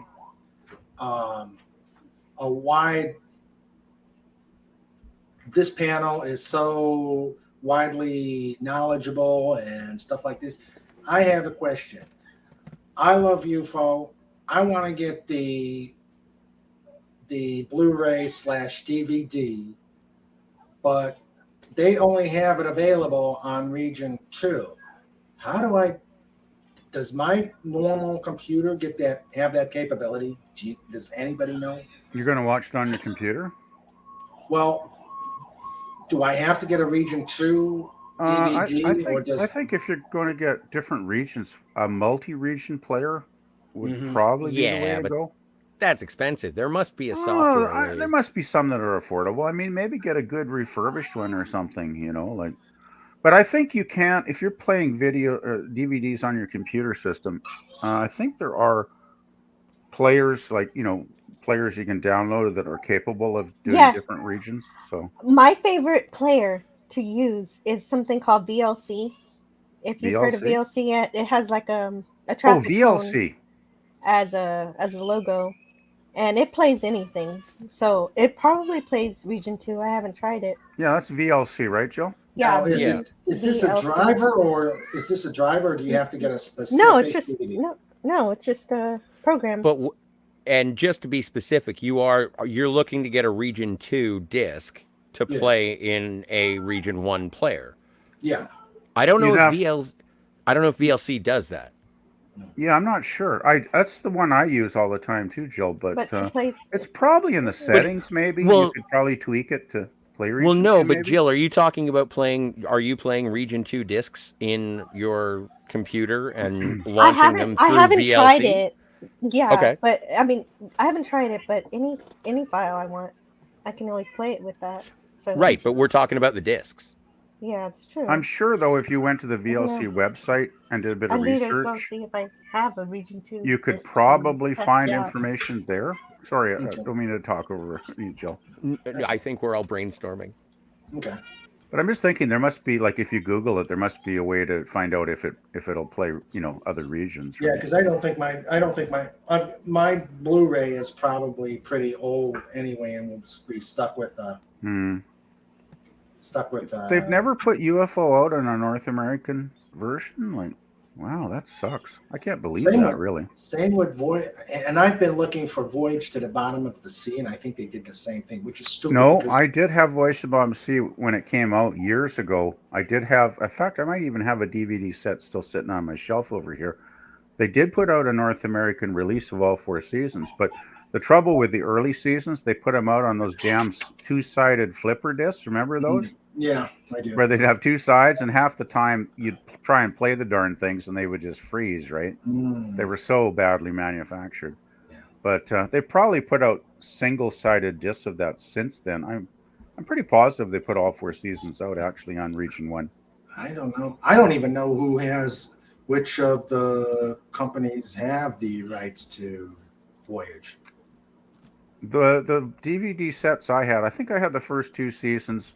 They did them like half-season sets. Yes, I remember that because I went to the library. The library was the only place I could get them to borrow them. Yeah, and the thing was, if I remember correctly, the back of the artwork said 20th Century Fox, I believe. Oh, okay. Was the studio that released them. So, oh god. And they had the rights to the original series back in the 60s when it aired. I remember. So. Okay, that means who has it. They're probably affordable. Like if you go on, especially eBay, you could probably get them the cheapest there. I would think, because Amazon's overpriced sometimes. Well, and I agree with you in terms of that. And I've looked because I have a bunch of, I have the original, Girl with the Dragon Tattoo trilogy from Norway, which I haven't seen, but I really want to. I hear it's great, but I've never watched it. Well, I've got the Region 2, and I've also got like the full series of Spaced and I know that's available now, but it's still also out of print again, and I can watch it on Amazon, I guess, but I already have the Region 2, and I also have Burt Lancaster's The Train for some reason. Oh, yeah, I remember that movie vaguely. I saw it so many years ago, I can't remember what it was about. Well, it was about a train, obviously. And Burt Lancaster. Really? But I don't remember the actual storyline. The poster gave it away. And so I've looked for ways to be able to watch those, from reprogramming I have an LG Blu-ray player. I have Xbox One. I've been looking and trying to figure out a way that isn't going to absolutely, I don't know, fug up everything. I said that with a G. And but I've never been able to find one that is reliable, that wouldn't make it that I have to change the settings every time to go back to Region 1. Probably. But I remember somewhere reading, this is when I first got online, 20-something years ago. I remember reading somewhere once that sometimes you can find, codes online which will convert a regular player into a multi-region player if you type in the right code. I have heard that as well. Now I don't know if that's BS or not, but well, I've tried with like a Panasonic one, like not with a higher end one, and it didn't do anything. It didn't work. Okay. Well, and again, what you have to do is go back and find the code to make it a region 1 player, or actually, it doesn't make it multi-region. It just transfers the region. Oh, it just changes regions. Yeah. Okay. When I went to Best Buy, they said you got to be careful with that because once you start changing to a region, it's going to lock. Yeah, I think it'll only allow you to change like 5 times before it locks, something like that. Yeah. Well, I remember I had an old iBook G4 or something like that, I think it's called. Yeah. And that's what it did, and that's how I watched the spaced one. No, and I eventually, like my last one, I knew it was my last one, and so I never did it again. But yeah. Well, that's okay. I'll watch them on YouTube. I know, but it's kind of, it makes it a museum piece. It makes it a collector's item. That's true. Right, UFO is free on IMDb TV. Sorry. Yeah. I love Snortapoopus's comment. Canada was doing great. Canada was doing great with William Shatner, James Doohan, and Lauren Green. Then you came up with Jim Carrey and Justin Bieber and screwed it all up. Yeah, well, perfect. I'll raise you a Norm McDonald's and call it square. Okay. Fair enough. Yeah. Well, we did have John Candy too, so that's another plus. That's true. And Lorne Michaels. The Kids in the Hall. True. Kids in the Hall. SCTV. April Wine. Alan Thicke. April Wine. Such a great Wasn't Rick Moranis Canadian? Yep. Yeah. Yeah. April Wine is Canadian, Jill. I think they were started out in the East Coast, did they not? Yeah. Scotty might know more about this than I do. I think they started. Oh, was it? Yeah, it was somewhere, one of the East Coast provinces, I think, where they originated. Yeah, it was a fishing town. I can't remember exactly what it was. I saw the biography on it a year or two ago. Nice. But they were just an amazing band. Oh yeah. That they had one of the best drummers that ever lived. Oh yeah. And then like this guy, up into his 70s, he's playing like this. I mean, jeez. Yeah, I still remember the video for Roller. Yeah. He's a roller, and the drummer is just going nuts. It's so good. And the live version of Sign of the Gypsy Queen is absolutely killer. They wrote so many great songs. Oh, yeah. I was actually lucky enough back in the 70s to see them live 3 times. Wow. I saw them on the, let's see. April Wine. Electric Jewels tour back around 72, something like that. Then I saw them on the Stand Back tour. That was the one where they had the cannon on the album cover. Yeah. And they actually had a cannon on the bloody stage at the end of the concert that they shot off into the audience. It was so cool. And then the last one I saw was the Whole World's Going Crazy tour, which you remember they had like the Mad Hatter on the album cover.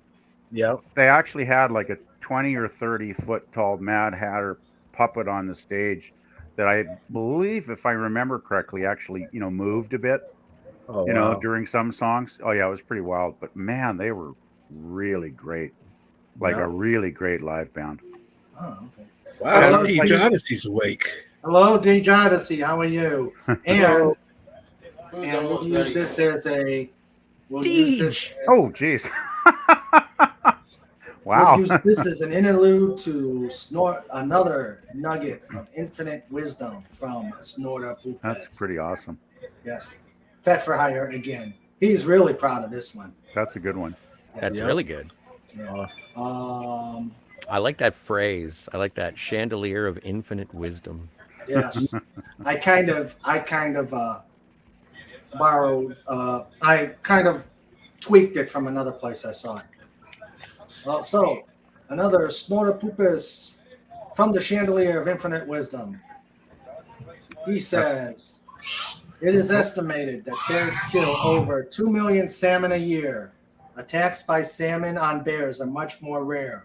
The moral of the story is be the bear. Yep. Words to live by. Yep. Words to live by, Snortapoopus. Words to live by. Actually, that would make a great t-shirt. Yeah.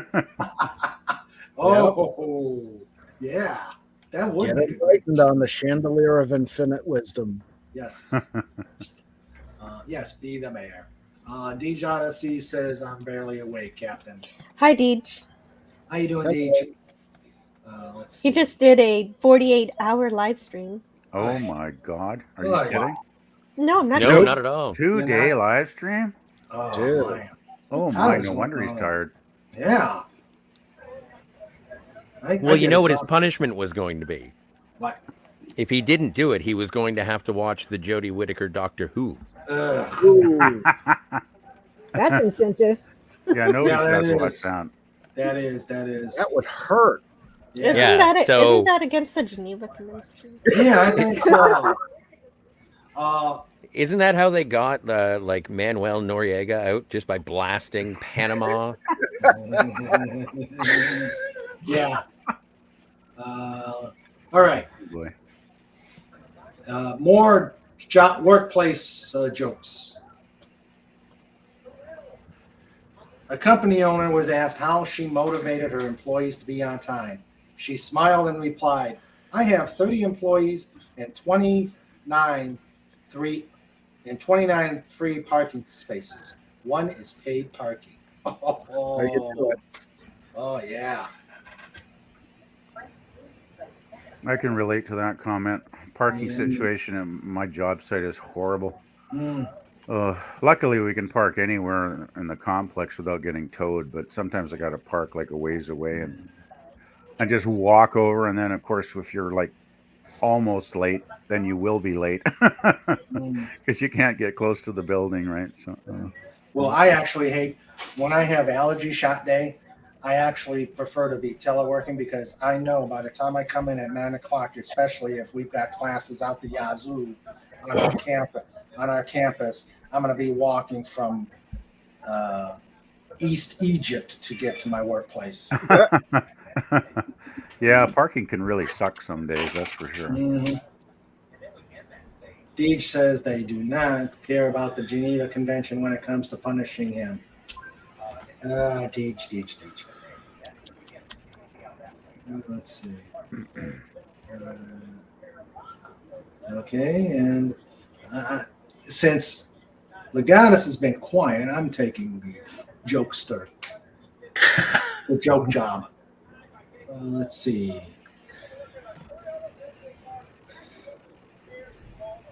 If you think your computer and telephone spying on you is bad, know that your vacuum cleaner has been gathering dirt on you for years. Wah, wah, wah, wah. Oh, yeah. Yep. There's a cookie with your name on it. There's a cookie with my name on it. But still, the newcomers have yet to see the Legatus Legion I entry to the kitty table this morning. Yes, I got it. Yeah, here we go. Find it again. Yes. And actually, Fett should get on this too because of this. Because Fett was the accomplice on this one.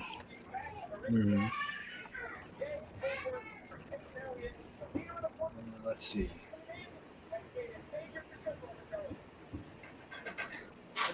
Yes, that got Legatus on the.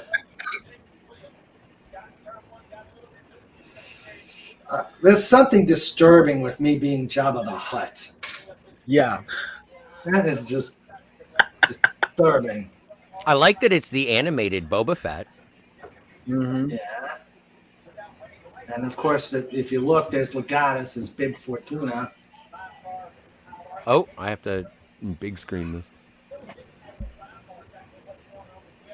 Oh, yeah, okay. Still wonder who Blue Hair is. That would be an Easter egg referencing your mom. Uh-huh. I know, it's easy. It's low-hanging fruit. I apologize. But I like the various pods. Keurig, Vape Pod, AirPods. There's a pod of whales. Pot of whales. Yep. It's a pot of pods. Pot of peas. A pot of peas and what's that? What's the logo in the top right? That's a Tide Pod. Yeah, oh, it's a Tide Pod. Okay, that's a Tide Pod. Yep. Yeah, definitely Tide. I like that everybody else has a little. Most of the pods have the little trailers in the back, but the Apple Pods have the earbuds. Yeah. Looks like two Irish clay pipes. Logata says, but isn't King Dolphin TV the leader of the pods? Of course. Who else would have a pod race in their honor today? Yep. Yes. And Legatus is saying, I'm too busy eating all the donuts and cookies at the kitty table all by myself. Just leave the eclairs for me, Legatus. Yes. And I want the maple frosting donuts. Yes. Yes. There's Still none better. Try them, but I promise I will. There is none better than a cream-filled donut with maple frosting on top. Gotta have it. Yes, good. Mail me one. All you gotta do is go down to York. Sorry, Yeah, I hate to analyze the meme like it's a game of Monopoly, but if there is one more racer, can I be the tripod? Oh.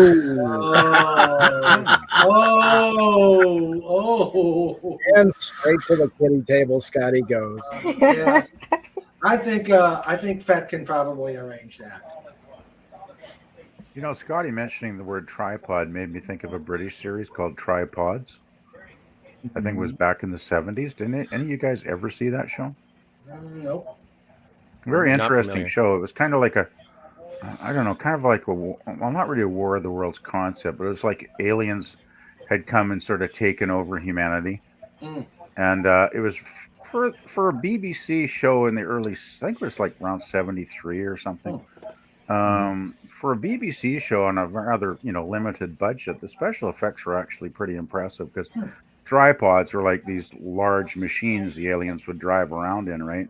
And they were basically tripods, three-legged, things that would like walk across the environment and sort of, keeping, humanity at bay, so to speak. And I think the main concept was on the 18th birthday or something, a person would have to be capped, which meant, they'd take them out in the village square. One of these huge tripod machines would come walking along and it would send this, this device down to grab the poor, individual by the top of their head and cap them, right? Which basically made people submissive, right? Under the control of the aliens. But yeah, if you guys have never seen that show, I think it might even be on YouTube if you want to check it out. That one, that one I've not heard of. Sounds like somebody took H.G. Wells to a different level. Yeah, kind of like it reminded me of War of the Worlds kind of thing. Yeah. I think it was written by a fairly well-known sci-fi author too, if my memory doesn't totally betray me. But yeah, interesting. It's been a long time since I've probably been 10 or 20 years since I've seen it though. So. Yeah. There's so much good television comes out of Britain. Yeah, but well, at least we used to. I'm not so sure with Doctor Who now. It's like, But I mean, there's not much good television coming out of anywhere these days, it seems. Yeah, well, that's it. I don't watch any television at all anymore. It's just... Yeah. I watched the first 3 episodes of Discovery, and that was enough for me. I haven't put my TV on in like a year. I made the mistake, and Sandra keeps beating me on it. Yes, I got the first season on DVD. Watched it once. Said, So you got about 5 coasters. Yes, I bought about 5 coasters, or range targets. Yeah, even better. Yes, range targets. See if you can. Yeah, but if you're a really good shot, you won't destroy it. Yeah, that's true. There's Camp Fandom Nerds page. Yeah. Awesome. Appreciate it. No problem. Yep. I wanted to make sure the bot is working. He was giving me. It was. Is it working now? It's working now. DB. Awesome. But it hasn't been working for weeks. The strangest thing, though, when I set it up, first thing this afternoon, I clicked to set up the panel, it ended up on the stream for Wednesday. It's like, what? And I'm like, Legatus, is this working? And he says, no, it's on the Wednesday stream. I'm like, inconceivable. Inconceivable. I'm like, how could that happen? I don't even have the stream up. Yeah, YouTube does some weird things sometimes, it seems. Yeah. Yeah. So strange. Get us. All right. I have to go for now. Okay. Okay. Okay, Joe. There's your channel. Guys. Have a nice There's evening, your channel. Plug your channel. Oh, right. Yes, I have a channel. And tomorrow, actually, I'm going to be on Pop Culture Curator's channel to review the Lorelei signal from Star Trek, the animated series. That's a good one. At 7 p.m. Cool. Central. And then never seen it before. I'm looking forward to it. Yeah. Okay, yes. I can't wait.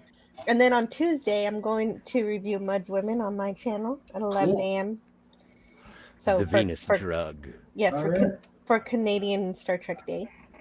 Yeah. And on Thursday, I'll be on the Phantasmagorium's channel. Okay. We're going to, Scotty and I are going to review the Enterprise pilot as a prelude to our Quantum Leap series. Oh, cool. Which I didn't even realize is coinciding with the release of the new one, but we're going to completely ignore that and just watch the old one. Huh? Oh, the new Quantum Leap is actually starting this Thursday? Quantum Leap. Not this Thursday, but in a couple weeks. It's going to be starting on. When's it starting? Not this week, thankfully. Okay. Well, no, I'm still going to check it out. Sometime this month. Well, yeah, but we don't have to talk about it. But I'll give you a recap to make you angry, and then talk about stuff that you there'll like. be reviews of it. I'm sure Doomcock or Sounds Critical Drinker will be doing reviews of that show for sure. Yeah. Oh, Jill, I just want to mention you're doing also a spectacular Friday morning or whenever Yes. it is. Yes, so after too, right? After Star Trek Day, and then on Friday we'll have a Friday stream, and it'll be fun. I will try. By the way, Jill, I just want to let you know I will try to pop on to the panel that day. That'd be great. Well, the thing is, with the holiday being tomorrow, I'm going to be working starting Tuesday, so I'm hoping, since my boss said I could do less time on the agents I work for, I'm thinking I can squeeze them all into 3 days. So I'm hoping to do Tuesday, Wednesday, Thursday, and then have Friday off. And if I do, then I will definitely pop on. If I have to work Friday morning, then obviously I won't. So right. I may, well, if you I can, may that would join. be great. If you can't, that's okay too. Don't worry about it. I'll You try. can always Hopefully, I watch the can get replay. my week over with by Thursday night. So Okay, we'll see. Okay, I'll Jill, see you guys. have a safe have a weekend. nice evening there, and Jill. enjoy the rest of the weekend and have fun. Yeah, have a happy Labor Day weekend. See you later. Take care, Joe. Bye. Take Take care, care, Jill. Bye. Bye. Bye, Jill. All right. So then there were 6. Yes. Yes. There were 6. Sinister. Yeah, the Sinister 6. Da-da-da. And of course, we got the chat out there. We got the. You want to see something sinister, Raymond? Yes. When I was upstairs getting my cheeseburger, my mother handed me this. That's me 30 years ago. Oh my god. Oh my gosh. How we do change over the years. Okay. Okay. Let me. Does the word beatnik come to mind? You know, I don't want to be rude, but I was like, is that Eddie Furlong? Okay. All right. Here's one. Since we're going down that route.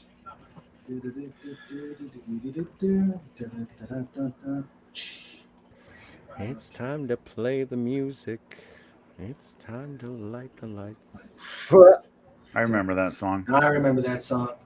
That was I used to watch that back in the late 60s. That was the Bugs Bunny Roadrunner hour, was it not? It was the Muppet Show. Muppet Show. Oh, Yeah, Muppet that was the Show. Muppet Show. I'm getting my themes confused. Oh, wow. Raymond? Wow. That's amazing. That's yeah. That's a few years ago. I'm taking. That's a long few years ago. That was last Thursday. Wow. I wish. That was a still have the long. Huh? Do you still have the hat? No. Oh, The hat and the jacket have been long disappeared over many and sundry a move and many a sundry gaining weights. oh. That would have been awesome for another hat show. Whoa! Oh yeah. Yeah, what's the insignia on the hat? I don't recognize it It's being the Canadian. It's the U.S. Eagle, Great Seal. So, what service were you in, King? I was in the Air Force, and all those that were in the Army, hush. Remember, we may not be able to shoot real ammunition, but we got the bigger bombs. We got the bigger bombs. Us in the Navy, so. Yep. We had the tanks. Mhm. The Air Force has all them missile silos, don't they?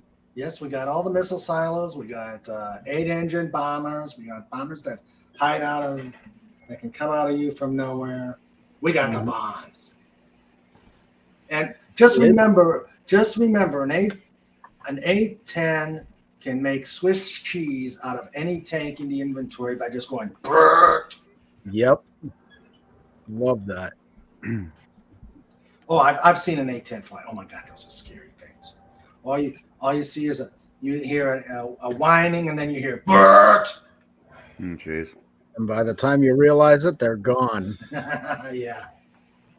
Okay. Let's see. Yep. Snort. I agree. Yep. That was that was. Oh my God. I celebrate on the 28th. The 28th was the 44th anniversary of me going to Lackland. Wow. So. Okay. The other half is playing dangerously. Oh dear. She's playing dangerously. All right. Let's see. Stop sharing me. Let's see. Go to. All right. All right, I might have one for you. And this is in no way to try and show you up, because this won't. PvP is going to like this picture, but I do have one of me from Galaxy. Oh, wait, is this Wendy? No, this is Sandra. Sandra! Yeah, this is Sandra. Oh, my stars. Why do I feel like I'm watching an episode of MASH when you show your old pictures? Awesome.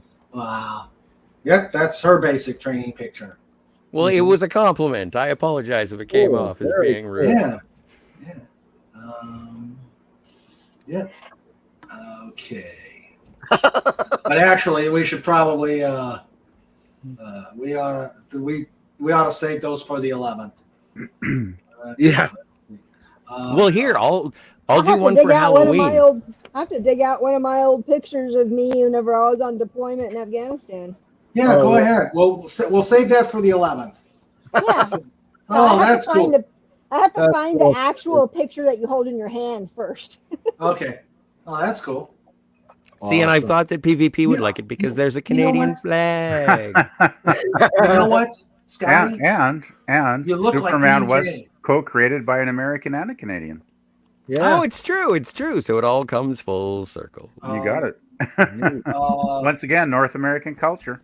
You know, Scotty, that picture of you makes you look like Dean Cain. That's a compliment, because that was looks like Dean Cain there. Yeah. Like, I loved Lois and Clark, so that's great. So did I too. Snortapoopus says, I was a bear, battle enhanced Arctic recon specialist. Our motto is we eat seals for breakfast. That's a good one. That's a good one. For a second there, I actually thought that Bears was a real cartoon from the 80s. Legata says Sandra is Hot Lips from Nashville. I never kiss and tell, Legatus. I never kiss and tell. Let's see. You can make me like littler again. Okay.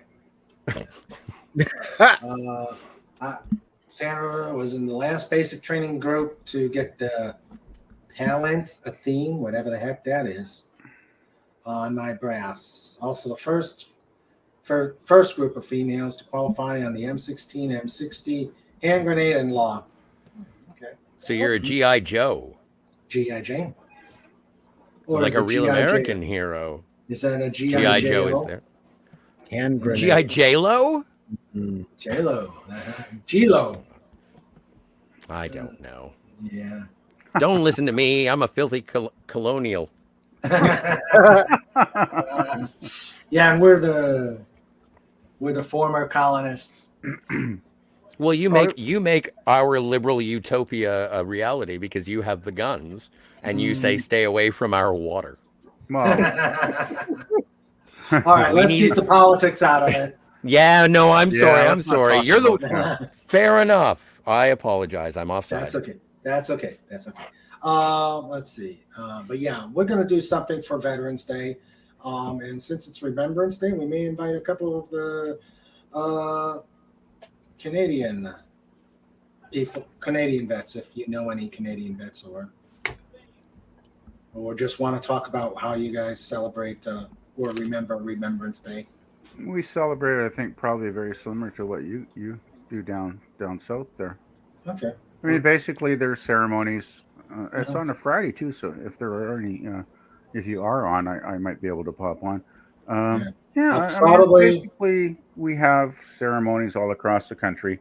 Probably just about every city in town has some kind of ceremony to, honor our veterans and remember the folks who made the ultimate sacrifice to defend our freedom. And thing is, though, is for us, we have it seems like in Canada, Great Britain, it's all combined in one with the remembrance, as opposed to here, we have 3 holidays. We have veterans celebrating those who served. We have Armed Forces Day, the ones celebrating the ones who are still serving, and then we have Memorial Day, which is celebrating those who sacrificed. Yeah, so I think we kind of wrap it all up into the one day on the 11th. Yeah. Well, we don't have a military, so it's easy to, Oh, we have a military. Come on, Scotty. Our military might be, small in comparison, but we do have a military. Yes, Don't forget, we lost over 50, brave souls in Afghanistan. We were there, as a Canadian force fighting for Afghanistan's, hopeful freedom, even though it ultimately failed. But, we did lose a lot of people over there. And, Pleasant Valley picker. I am a patriotic Canadian, but I have always had a reverence for the United States of America, and I do believe that they provide a lot of our freedoms, and I don't think that that's without, ambition towards right. I mean, let's face it, America. I'm a big fan. I can attest in the world, so I can attest. They defend the whole free world. I can attest that Canada has an army. On a retirement ceremony that I did way back when, I was holding the Canadian flag as woolly bears were crawling up my feet. I am proud of myself that I actually kept the flag from falling on the ground as I'm getting creepy crawlies up my. Oh, jeez. I don't want to be disrespectful to the Canadian military. I just think that if you compare the two, it's kind of like remember those old Warner Brothers cartoons where you have the big dog and then you're like, "Hey, Spike, what are we doing today?" Hey, Spike. I mean, it's like America has there's like 300 all of the military people. We got like 37 million or something. I mean, America's like 10 times population bigger than us. So of course they're going to have a bigger, armed lot forces. of our country is uninhabitable. Well, there's I could argue that. Hey, I mean, Snort, there are a lot of people that do live up north, but it's a small minority compared is to. it It's a okay for long me to? drive. Hey, Snort, is it okay for me to show the blackmail pictures? Oh, geez. Blackmail? Yeah, Snort gave me a picture. I just want to get his permission. He gave it to me, but I don't assume on anybody to just suddenly pop it out there. So let me know, Snort. Let's see. Oh, yeah, another Canadian. We Canucks have our Thanksgiving Day before the U.S. We ship all. We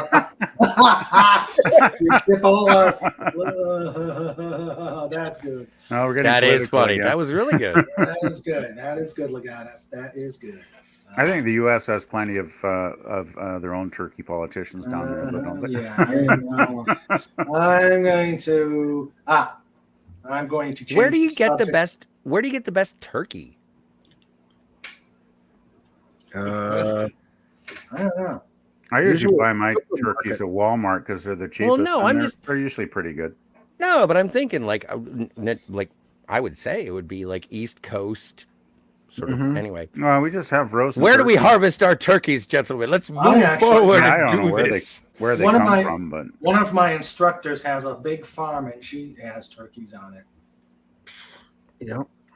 Turkeys and horses and Tigers, oh my. and pigs.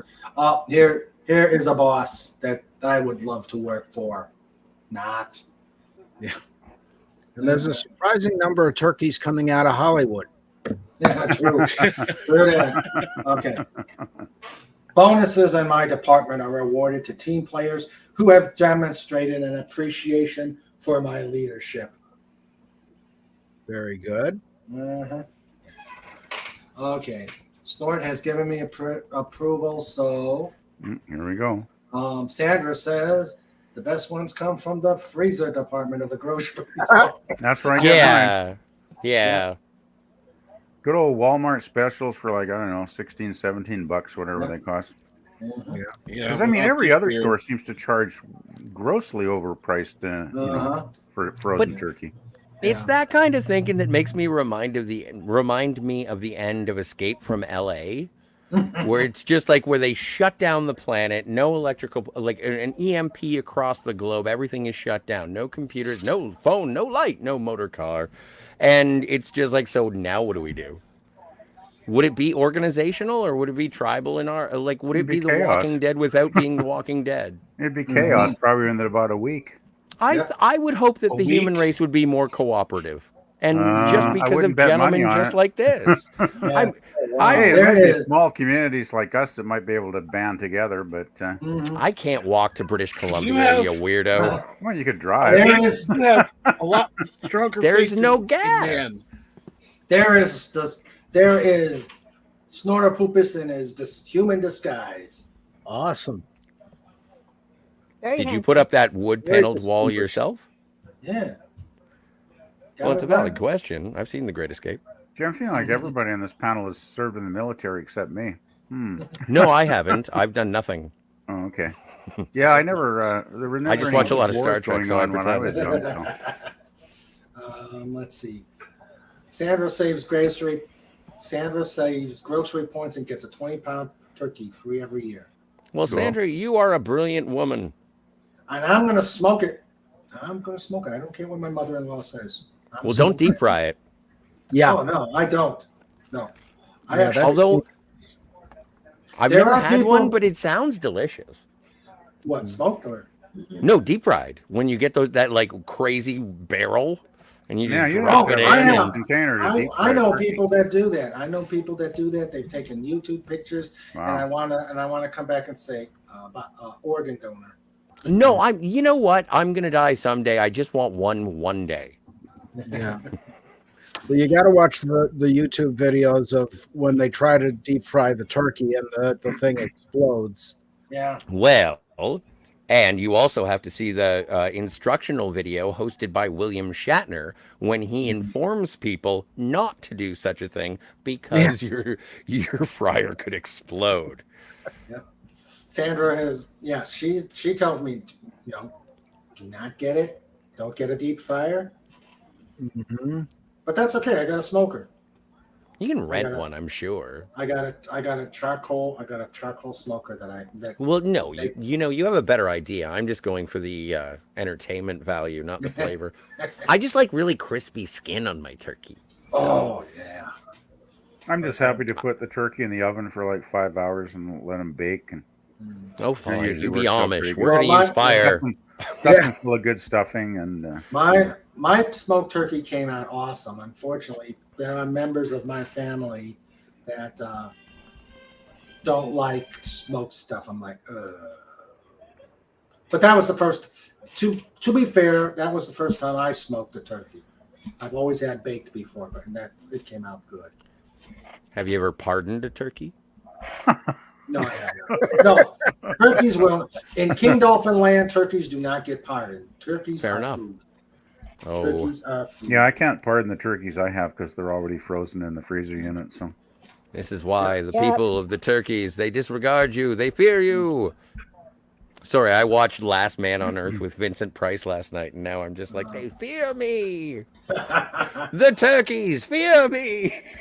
Snort was in a corps of cadidiots and deep in the heart of Texas. Never served. Hey, you serve by keeping the seal population down. Mm-hmm. Oh, what the hell do you want? Shut up. Go away. Peter and the Wolf. Captain Fandom Nerd, how do you like your turkey? Typically I like it baked, but I've had it smoked before. Oh, okay. Although the one place I had it smoked, I didn't like it because they used the liquid smoke. Yuck. What's liquid smoke? It's basically A1, only they put a whole bunch of other stuff in it and take a bunch of other stuff out. It's just very vile. It's almost like a marinade to simulate smoking. It's vile. It's gross. It's gross. yeah, it's like something they spray on the turkey, don't they, or whatever? To give it It's kind of like putting it flavor. on like it's kind of like putting it on like barbecue sauce, except it's got nasty flavor. Yeah, it's like imitation smoke. Yeah. Yep. Yeah, No, that's all it is. It's I didn't get a full smoker when we moved down here. We started off with the charcoal grill, and then the same company puts these little tabletop grills together that will fit on the main charcoal grill. So I built it into a smoker, and it came out really good. Except I used too much heat, and I actually bent the grate. no. I bent the grate in the smaller one, but that's okay. But that's okay. All that's there for is the heat. Yeah. That's all I've got it for, is to provide the heat for the smoke. Yeah. I tried to smoke a turkey once, but the filter tip kept falling off. I had the same problem. You know what? I blamed the waddle. The waddle? I was reaching. I know that's. Hello, Point Curation. How are you, sir? Hail there. Hello. Ahoy. Yes, Point Curation. How are you, sir? Hope you're having a great weekend. What, Snortapoopus? It's that you guys have probably already covered this. The liquid smoke is like the fake suntan spray for meat you hate. Yeah. Pretty much. That even Snort. that is. I have to remember that. That is definitely that's epic. That is worthy that's a good one. That is worthy of the chandelier of infinite wisdom.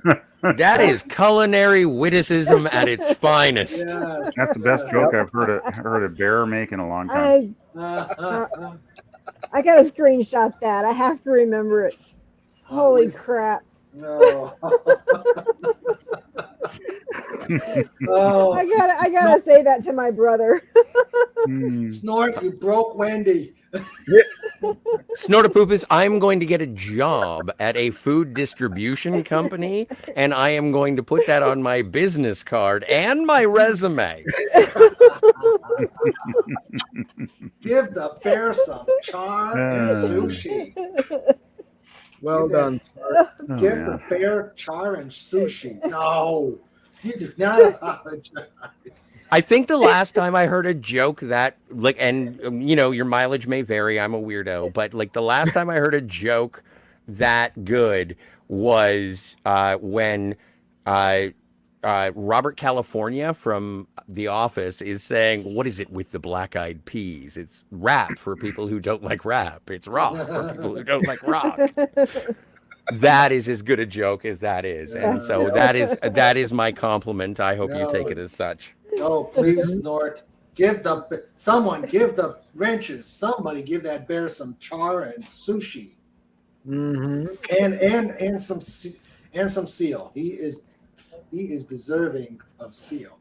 Yeah, I'll club it myself. He's at the kidding table. I laughed so hard I was crying. We actually broke Wendy. You broke me.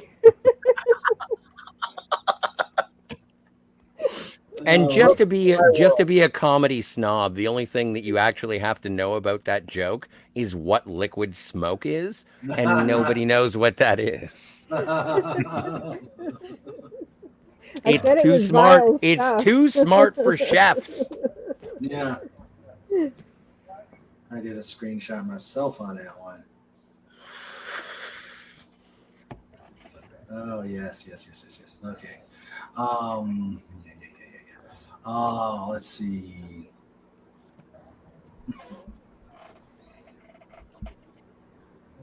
Let's see here. Back to the corny jokes. A girl burst into her brother's bedroom and shook him awake. "Come quick," she cried. "There's a mouse squeaking under my bed." Her brother yawned, said, "What do you want me to do, oil it?"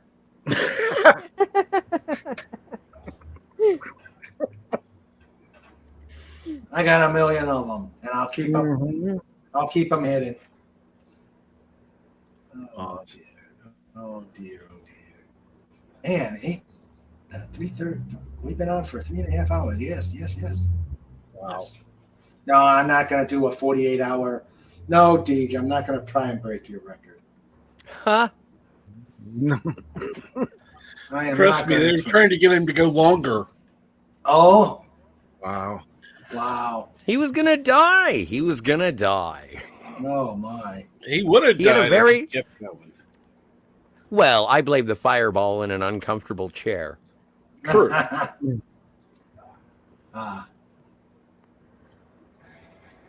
Oh dear. Now I couldn't go. I don't know how these guys can do it. Do these marathons. I die after 4 hours. Well, it's fun to have a rotating cast and be able to have a conversation with a bunch of people. Mm-hmm. I think I've done. I don't even. You know what? By the time I can say how long I've done a stream, you can go back and check my math, and I'm going to be absolutely wrong. Yeah. Oh, Fireball did help the pain, though. This stream is not brought to you by Fireball.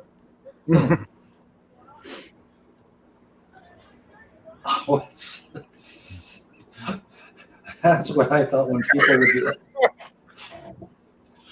That's what I thought when people were discussing beard oil. I was worried that a lot of people had problems with squeaky beards.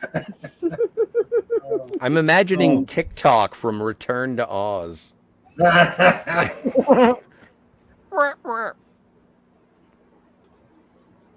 Still a little ticked off a certain troll attempted to cause issues though. Good. That's That guy, Trolls cause so much trouble. Shame. Are there trolls in the chat? Or? I haven't got the chat on, so I can't see it. I think they were saying in his chat. In his chat. Yeah, in his chat. Okay. When you go for 48 hours, you're bound to attract one or two. Yeah, true. Seems like there's trolls showing up in a lot of chats these days. Welcome to the internet. Yeah. That is true.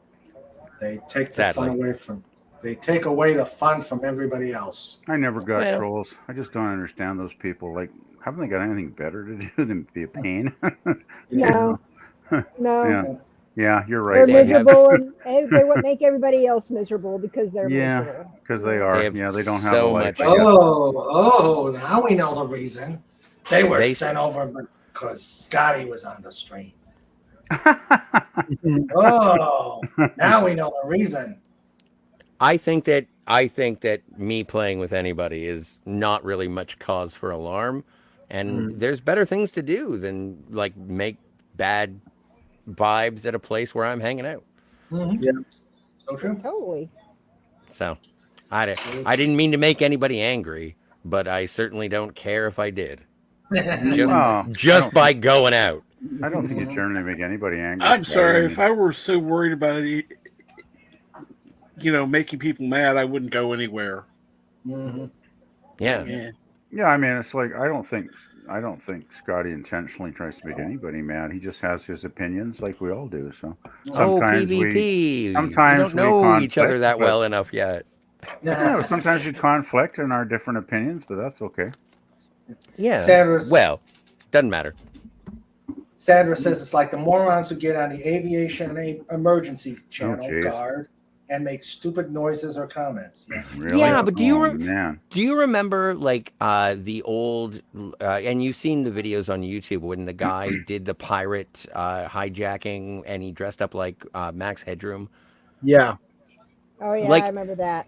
Yeah. That is the definition of the first troll, just showing up and being like, you know what, I'm just gonna F up your S-ball no matter how hard I can, and it's gonna be interesting for a moment. And great, fine. If you'd like to play in the reindeer games, though, try harder, Homer. Yeah, most trolls are pretty boring, really. Well, no, but I love that video. Like, I have to say, I love that video. Max, I have not seen that video, I must admit. No, check out Max Headroom Piracy. Okay, I'll have to make a note of that. It's one of those mysteries because nobody knows who it was. Oh, jeez. But he managed to break into broadcasts, TV broadcasts. Oh, wow, really? Okay. Yeah. I'll definitely have to check that out. And I think it happened in like Ohio and Buffalo. I think it was like Ohio. Well, he went on one station during a newscast, and he broke in, but then they were able to push him out. So he went and he got into another started broadcasting to another station that didn't actually have anybody on duty because it was just. It was like PBS or something. Yeah, it was like. It was in the middle of an episode of Doctor Who, oddly enough. Yeah, exactly. It was. Yeah. Wow. But nobody knows who did it. I mean, he hid his tracks very well. Yeah. Well, and also there was no tracking at the time. Yeah, they couldn't do it back then. It was back in the 80s, late 80s. So Max Headroom like that, pirate. Okay, I made a note of that. Wasn't there another one involving nuns? I don't remember the whole story, but there was something about a religious channel got broken into. Really? I'm not familiar. Deej says, Captain, you know the idiot too, huh? Okay.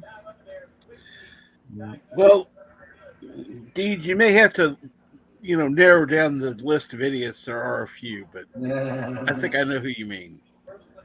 Well, and also it's a time and place. Like, do we really want to do that? No, I don't mean here. No. Right. Snort says, usually just a low grade loser desperate for attention. True that. Pretty much, yeah. I resemble that remark.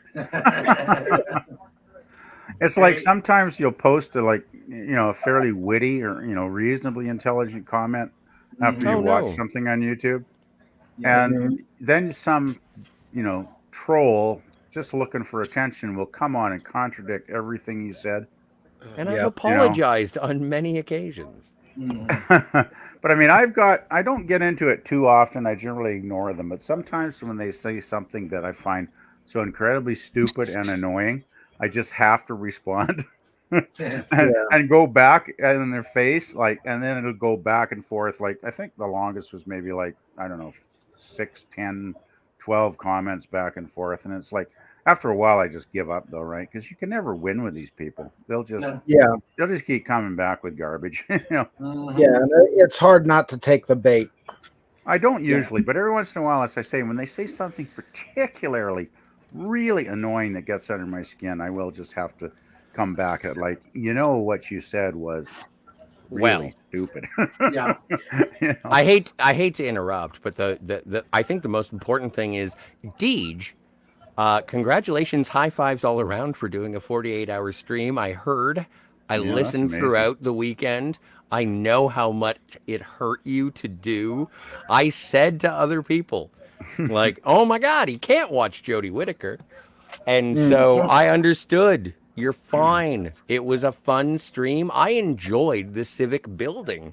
I had never seen that particular version of SimCity, even though it's not SimCity. So no, that was a really fun one. And thank you for doing what you do. Is there a link to his channel? Because I missed that. Check it out. Bitty bitty bitty. Oh, was Jill in charge of bitty bitty bitty? Oh, was Jill the mod or whatever? For what? From Buck Rogers. I'm not just saying bitty bitty bitty. Oh, Twiggy. Oh, You're Twiggy. Does he say Twiggy, Twiggy, Twiggy? No, Tweaky. Tweaky. Tweaky. He says bitty bitty bitty. Yes. Oh my God. You know what? I actually, for a second there, thought that was an upside down person because of the weird helmet in the under console there. And then I was just like, and now I'm like, those aren't legs. That's an alligator head. What a weird. Oh. And that's something we forgot to mention to Carla Burton last week about the animals here that try to kill you. That's one of them. That and them bears and. Yeah, we got bears here too. Yep, bears will kill you. We got mountain lions too, which are commonly known as cougars, but they're not the kind of cougars you meet in a I find cougars in expensive bars. Thank you. Actually, I don't hang in bars anymore. So I wouldn't really know. Scotty, that was a kiddie table one, but I don't have fat hair to put you on the kiddie table. All right, we have our dangerous animals too. Rattlesnakes too, I guess, so they could bite you. Snort says, "Oh, Mr. Troll, you are so merciful." Yeah. Oh, Mr. Troll, you are so mercifully free of the ravages of intelligence. One of my favorite stolen quotes for special occasions. That's a good one. Snort, you're just zinging them tonight. You are just zinging them out. Let me see if I can pull up put Deej Odyssey's link. I don't think he's in the bot. I don't think he's in my bot. Well, if you want to keep talking, I can find the thing and put it in the private. Okay, sounds good. Yeah, we'll do that. I am easy that way. That is a Snortapoopus sharing. I happen to see that. Cop, why is there a crocodile buckled in your passenger seat? Me offended. Steve isn't a crocodile. He's my navigator. I'd be lost without him.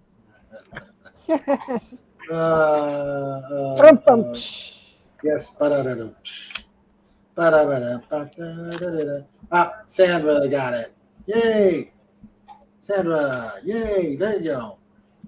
Deej. There's your link. Ah, son of a bitch, I was too slow. Curse my metal body, I wasn't fast enough. Oh, that's okay. Sandra's amazing. Apparently. Mm-hmm. Yes. That's why we're together. Oh, there's a... Wait. While I can still get him. There he is. Snoopy Cam. Yay. Hey, Snoopy. Yeah, he's got his ear. He's on his bed. He's happy. Mm-hmm. There he is. Your dog is named Snoopy? My dog is named Snoopy. So's mine. Oh, yeah? Awesome. Yeah. Cool. Yeah. I think that was probably why they named that. There was a rash of dogs being named Snoopy. No, I inherited the name. I didn't get. Oh to. yeah, I we thought did it- too. I didn't get a choice. I didn't get a choice because I would never have named a dog Snoop. I would have named it Lando or Dog.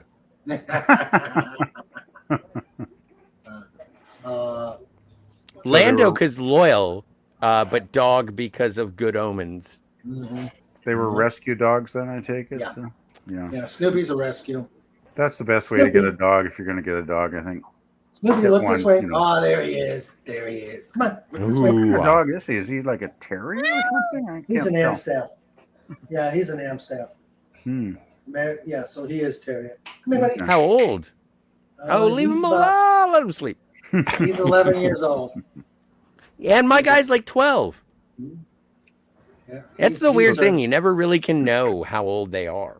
Mm-hmm. Yeah, that's true. So Especially we if guess. they're Yeah. Especially as a rescue. They're getting up there in years then for dog years, I guess. Yeah, Thanks, man. It's always nice to be reminded that my dog's gonna die. I didn't mean it that way. But I mean, that you gotta perked face his head up. reality, right? Well, the good thing is the dogs don't realize that, so you know they're cool. Well, he's got leg issue.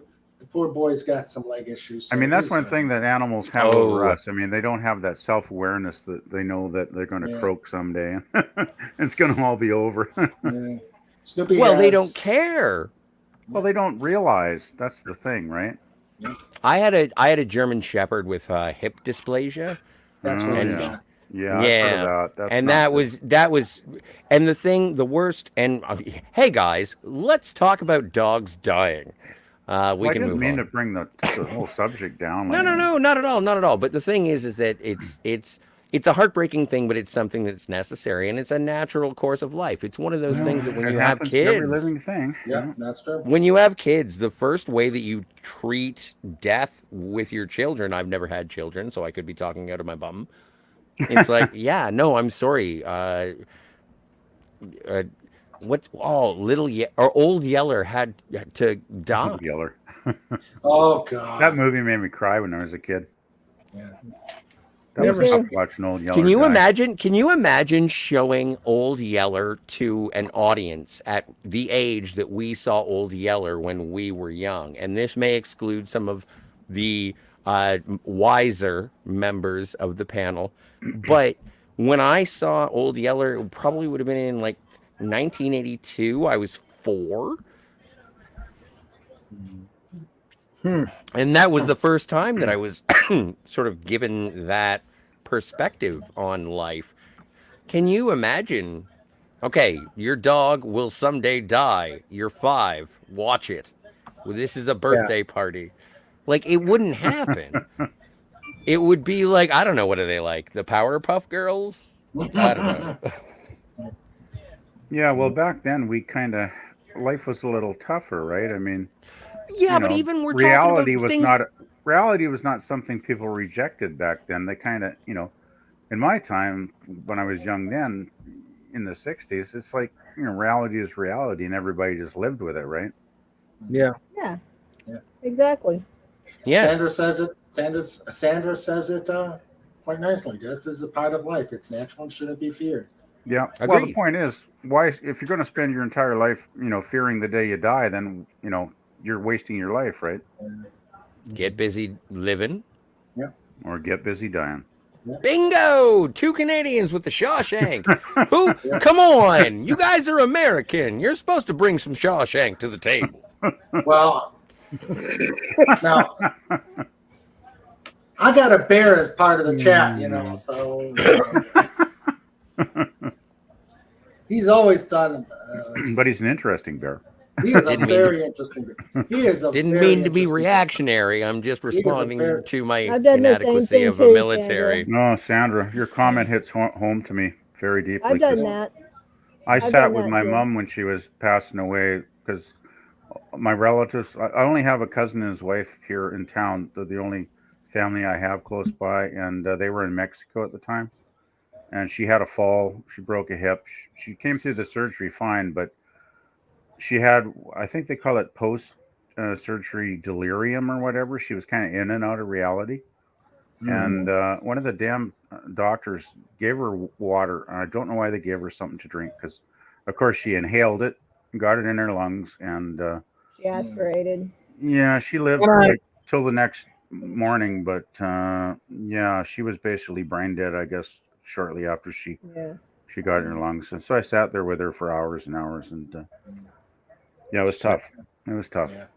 I've done that. I mean, it never because of trauma surgery, and we'd have patients that we'd bring up that didn't make it, you know, trauma patients and no family members or anything, and it just didn't feel right because I had to. A lot of these were crimes, and you have to have the body has to stay in custody, and so I would sit with the body until the morgue came, until the coroner came to get them. Oh, geez, yeah, it's not easy, that's for sure. Yeah, but tough. No, I've done that too, and it's just Yeah, that was probably the hardest day of my life. I gotta think really when I look back.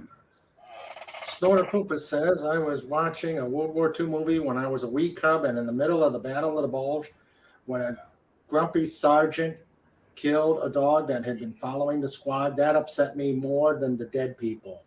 Oh, it upset me more too. Of course, it was a movie. No one was dead, including the dog. Yeah. Yeah, that's the nice thing about movies.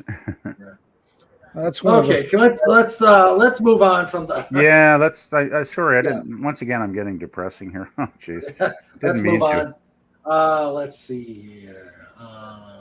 Man, 9 o'clock already. Yeah. I only have one more thing that I want to talk about with you before I go. What? Well, no, finish up the chat. Don't listen to me first. Yeah, I should probably head off in a little while too. Are we gonna head out? Probably soon. Well, yeah, but I have one more thing I want to ask you guys about. Okay, go ahead, Scotty. Okay, so yesterday, for some strange reason, I wanted to watch The Island. Michael Bay's The Island. And I'm watching it, and I've seen it once before in theater. I got the Blu-ray and also the Blu-ray transfer. Not that good. And so I'm watching it, and I'm like, this is Logan's Run. Mm-hmm. This movie is Logan's Run. Now, as I continued to watch it, I was like, why were people at that time of the late 90s, early 2000s so afraid of clones? And then the third thing that I thought of was, this is the second movie, but yet the first movie that I associate... Okay, so I associate Ewan McGregor with one Clones movie, and the Star Wars is the second one. So I'm just wondering, have you seen The Island? I haven't. I haven't. Was that based on Michael? No. Michael Bay's The Island, directed, or obviously by Michael Bay. What the hell? Shut up, Scott. It stars Ewan McGregor. It's got Scarlett Johansson, Michael Clark Duncan. It's got Neelix, Ethan Phillips. It's got Steve Buscemi and Michael Biehn. Michael Biehn? Sean Bean. Sean Bean. Never seen it. Oh my God, I saw it in theaters. Loved it at the time. But every time when I remember that movie, I'm like, this is just a ripoff of Logan's Run. But if you've never seen it, you've all seen Logan's Run. Oh, yeah. Yes. Jenny Aguilar. Oh, yeah. We just saw that. We just saw that several times. Hello? Can you hear me? Yeah, I can hear you. Okay. I'm starting to get, I'm going to end up with the blue screen of doom. Okay, then we should shut this down. No, you guys keep on. I'll be right back. Yeah. Well, no one's seen The Island. There's nothing going on. Is it really like Logan's Run? Like the storyline is that similar? Yeah, it is. They're all beautiful people in an idyllic enclosure. Is it as good as Logan's Run? Well, it's a modern Logan's Run. Are you saying Logan's Run is good? I thought it was decent. It's not one of my favorites. Well, yeah. Movies, so is The Island. I mean, it's not a bad film. It's got its moments. Yeah. Oh, and it's hey, I have a Sandman tunic, if you will. Okay. Neat. I mean, Logan's Run to me would be like, I don't know, maybe second level sci-fi. You know, it's like I like it, it's good, but it's not awesome, like my favorite movies. Any Agatar. Well, Yeah. that bumps it up a notch for sure. Well, good Michael storyline, York, too, I Peter mean, Ustinov, Roscoe Peter Roscoe Ustinov. Jones. Yeah, Peter Ustinov at the end of the movie is awesome. Like, you know, got to give, you know, love to Peter Ustinov for sure. And also, it was the most expensive and like biggest success of science fiction right before Star Wars. I think it did really well in the theaters, actually, didn't it, Scott? Yeah. It was kind of like an Irwin Allen science fiction movie. It was the last Irwin Allen movie before the blockbuster took over. Irwin Allen was connected with Logan's Run? No, but it looked like an Irwin Allen thing. It looked like Poseidon Adventure. I remember Towering Inferno. Yeah. I saw that at the drive-in when it came out. Yeah. I don't think I've ever actually seen it. It's okay. I mean, it's worth a quick watch, I guess, if you got nothing better to do. But I think I've seen more of the airplane movies. Oh, yeah, airplane, or not airplane, airport. Oh, I remember with Dean Martin. I think it was. Dean Martin, Jack Lemmon's in one. Actually, a pretty good movie. The one with Dean Martin was actually pretty good. I think I actually saw that in the theater. Jeez, I'm getting old, man. George Kennedy is in like all of them except for one. I don't remember George Kennedy, but it's been. Have you ever seen The Naked Gun? Oh, of course. Well, he's Ed Hawkins. Well, yeah, I know who he is. I just never saw him in the airport movies. Well, he's kind of an I don't remember. It's character actor in the 70s. Yeah, Logan's. He was in a lot of stuff. Yeah. Sorry about that. I'm going to have a serious talk with Best Buy because, you know, on Windows 10, when you go by the temperature, if you accidentally pass the mouse over the temperature and you get the news popping out of nowhere. Mm-hmm. Oh, yeah, I get that popping up too. It's annoying. And it freezes up that I can't look at the comments or anything. So I had. I've had that happen before too, and that you just can't get rid of it, right? Right, the whole you thing have to pops up and freezes. Yeah. Yeah, you got. You basically got to restart. Yeah. Yeah. So here I am. I'm back. Hi, Tiger Stripes. Welcome back. Hello. Bye, Tiger Stripes. Sorry you left. Hi, Tiger Stripes. Welcome back. Oh, I have no idea what's happening. Yeah. We just saw Logan's Run about 2 months ago. Oh my God, that was a good movie. Yeah. I haven't seen that in decades. I don't think it's been a long. It's one of my time. favorite. I usually watch it like at least once a year. I like it, but it's just not essential to me. I mean, you know. Well, fine. Get off my lawn. I don't At care. least over the years. Did you know that the character, Logan's friend, also played in Gettysburg? Yeah, Richard Jordan. Yeah, Richard Jordan. Yeah. He was in Hunt for Red October as well. What did he play there? He's like one of the senators, and he's like, "Are you Oh, saying?" yeah. No, he was the National Security Advisor. Now that you mention that guy. Yeah. Yeah, and that scene in Gettysburg is based on a real event, and there's a monument to that event at Gettysburg. It's the Masonic Friend to Friend Memorial, and we go down and do a ceremony there every year. Okay. Yeah, that is where he monologues to Longstreet. Yeah. Yeah, that is a very touching scene. He passed away too right after Gettysburg. Well, no, this was the death scene by the cannon. Okay. Yeah, by the cannon. Hancock, because they were both Masons. Okay. And very good friends. Yeah. But the actor, Richard Jordan, died very quickly after Gettysburg. Yeah. That makes sense. It was a tragedy. And he would have been like 56 or 61 or something like that. Yeah. I know that's sort of it's a 5-year bracket. I apologize, but yeah, and it was young. Thank heavens. I thought that Tiger Stripes got angry that I mentioned Hunt for Red October. I got really self-conscious. Yeah. Never seen it. Oh, well then, great. Sean Connery speaking Russian.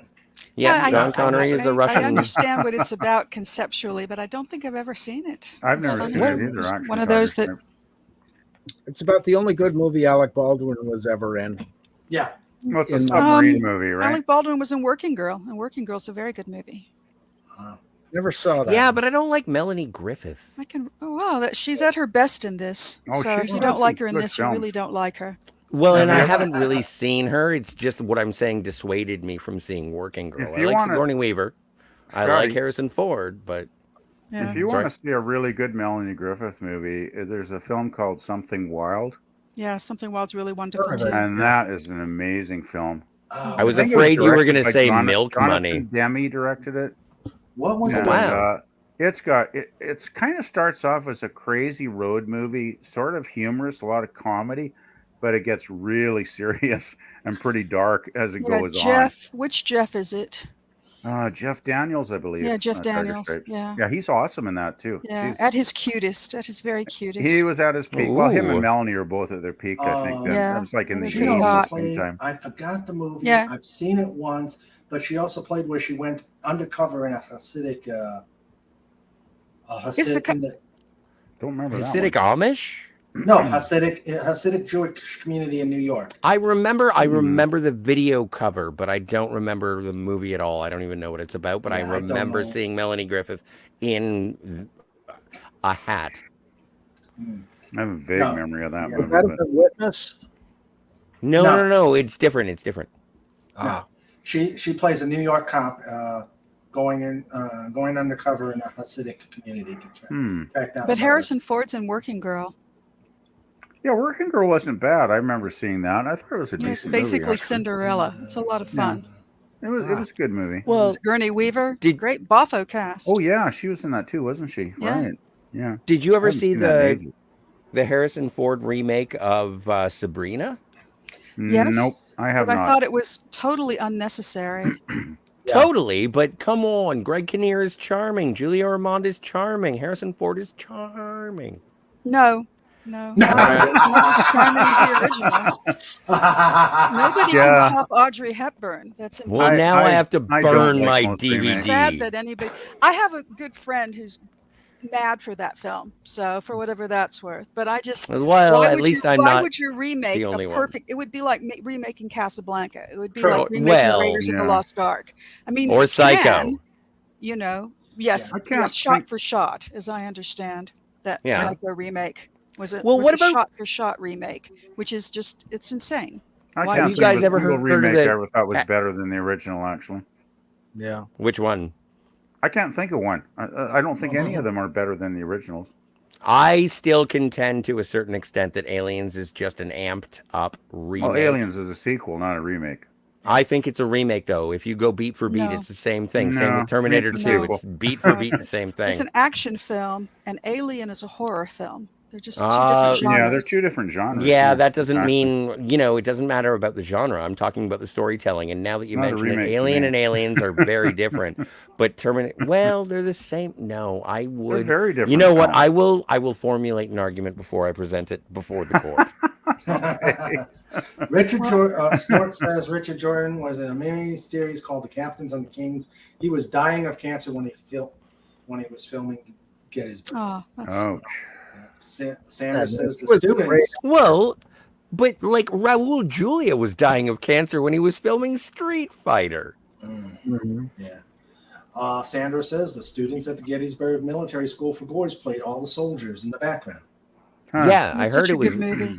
Yeah. And you had a lot of reenactors in there. Yeah, a lot of reenactors. Yeah. And Snortapoopus says Sean Connery was the best Scottish captain in the Russian Navy. Yeah, I love Sean Connery in movies. Yeah, I heard the reenactors were responsible for the scene where they all surround Lee and begin to shout his name, and that they had all kind of gotten together and decided to do that spontaneously. And it was just such a moving scene that they decided to keep it in the film. Yeah, and there were reenactors all over that. And my sister's unit, the 53rd Pennsylvania, was in there. And it was the reenactors who really brought all the authentic gear with them, not just the uniforms and guns, but, pipes and tents. Jeez. Yeah, they're very strict. All the very reenactors they had. Very strict. Yeah, the last thing you want to be called if you're a reenactor is a farb, because that's somebody who's faking it. You know. And what does that stand for again? I should know, but I forget. But yeah, it's an you just don't want to hear acronym. Yeah, but they really went forth with all this stuff, with everything they had, and even the set decorators and the production people, they were coming to the reenactors and saying, "Do you have an authentic pipe or, you know, an authentic tobacco pouch, you know, things like that?" And they would bring it right up to them, get a receipt for it, so they could get it back, of course. But yeah, that was really, really well done. I guess the whole thing about reenacting is studying history and getting it right. Yeah. It makes sense. Very much so. And unfortunately, in today's climate, the fellows who reenact Confederate are becoming far between. That's another. But I don't know if I should be disturbed at this, Snort. Well, I hope that's fake. Casablanca. Oh, please no. Oh God. Casablanca starring Brad Pitt as Rick.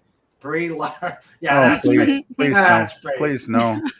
Yeah, I would love Brie Larson as Elsa. I want Jonathan Taylor Thomas as Inspector Renault. And not in Jonathan Taylor Thomas. Scotty, Who's I'm the guy? You're disturbing again. Who's the guy? Who's the guy from Third Rock from the Sun?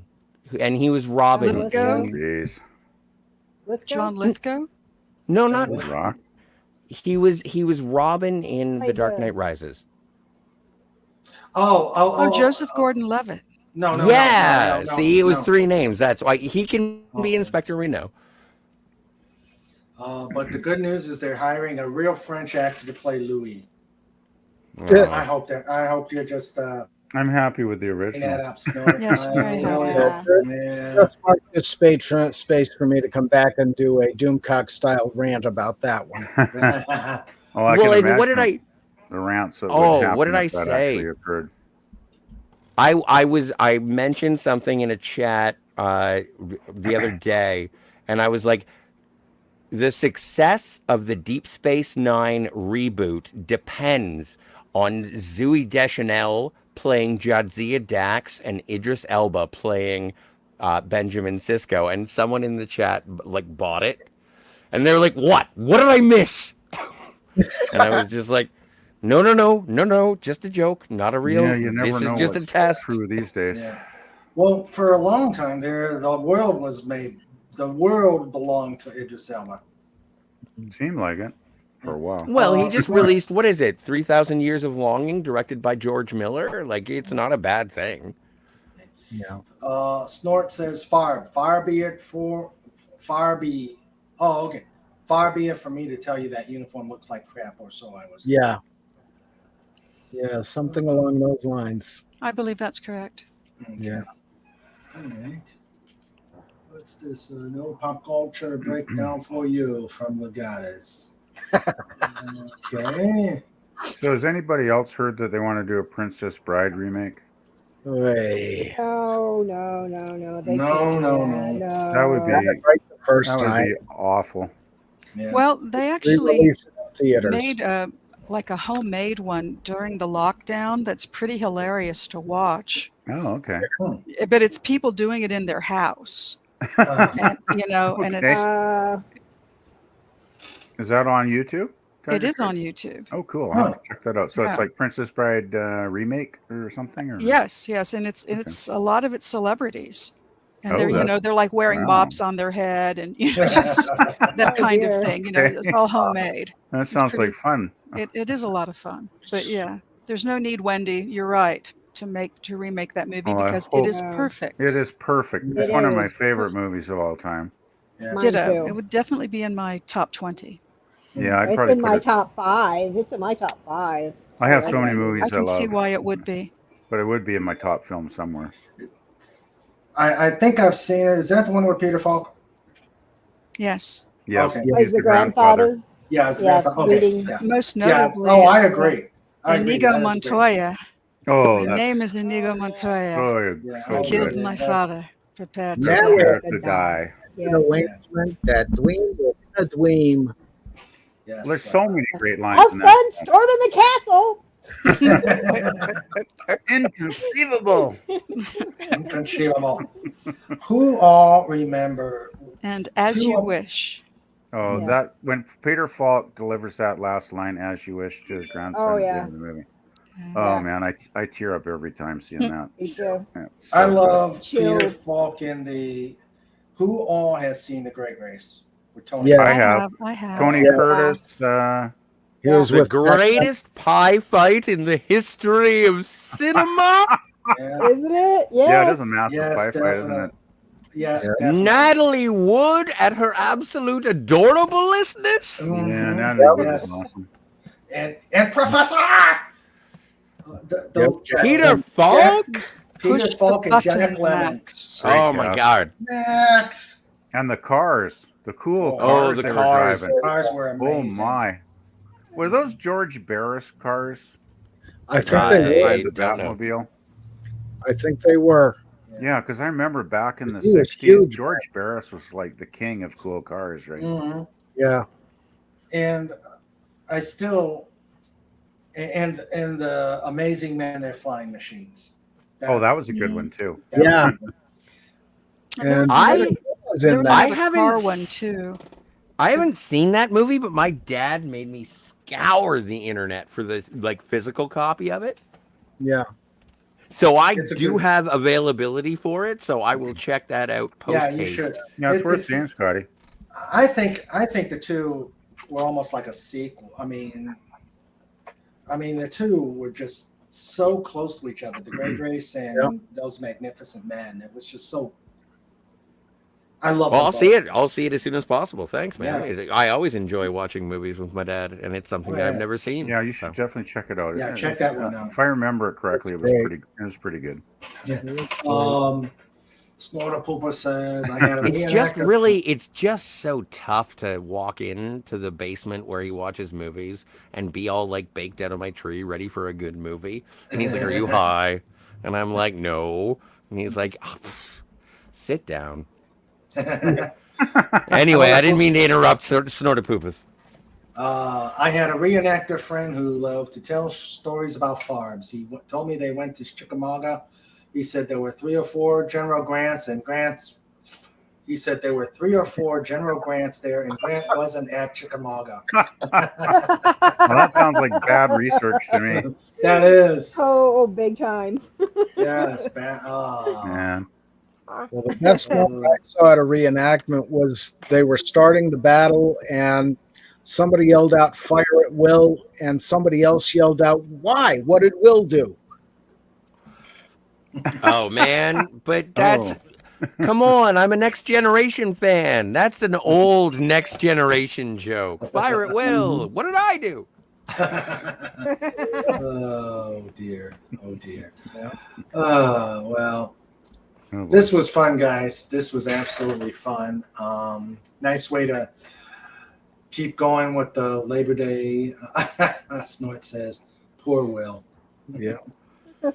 This was a fun time. Nice 4 hours to go. Yeah. We're coming up on 420. Yeah.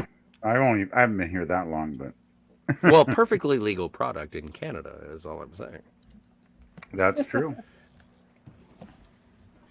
But yeah, Actually, thank you Canada- so much for hosting. Yes, Yeah. thanks Yeah. very Sorry much. about that. Sorry about that. It was buffering, but yeah, it's been great.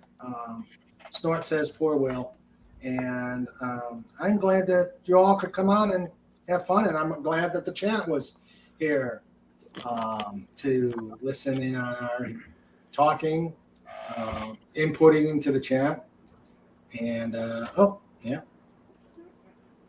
please be sure to go to Pop Culture Breakdown after we're on. Yep. Yeah. Sandra put the link. But this is going to hurt. This Push the button, Max. This Max and Professor Fate were amazing in that movie. Oh, they was. And the Eiffel Tower coming down. Yeah. I have to do show notes. I really have to do show notes. Yay, show notes. They're my favorite part. Please go on. Oh, it's gotten improved, if you can call it First that. time I've ever actually been here this long, so I don't even know, man. If Oh, this you is the don't best know? it's gonna get. Oh no! Wait till you see. Wait a minute, I'm getting pinged. This is going to be good. I can't wait. Hold on. I'm not leaving. Oh yeah. Sandra wants Did me you to just remind. close your tricorder? No. Okay, moving on. Sandra wanted me. I know there may be some people who were here. There may be some others that were not. Doomcock on Friday Night Frolics, since my granddaughter's birthday was yesterday, I thought it would be a nice thing to have him sing happy birthday to her. Lovely. So I asked him. He did. He did it Nice. really sweet. It was very sweet. It was very sweet. And Harvey said something, and then when we played it for her, we recorded it, and then we also recorded him singing the Wellerman, because my granddaughter loves the Wellerman. Mm-hmm. So when we played it to her, and she was just absolutely in awe that someone as well known as Doomcock knew her name. And so she said, "Oh wow, this is cool."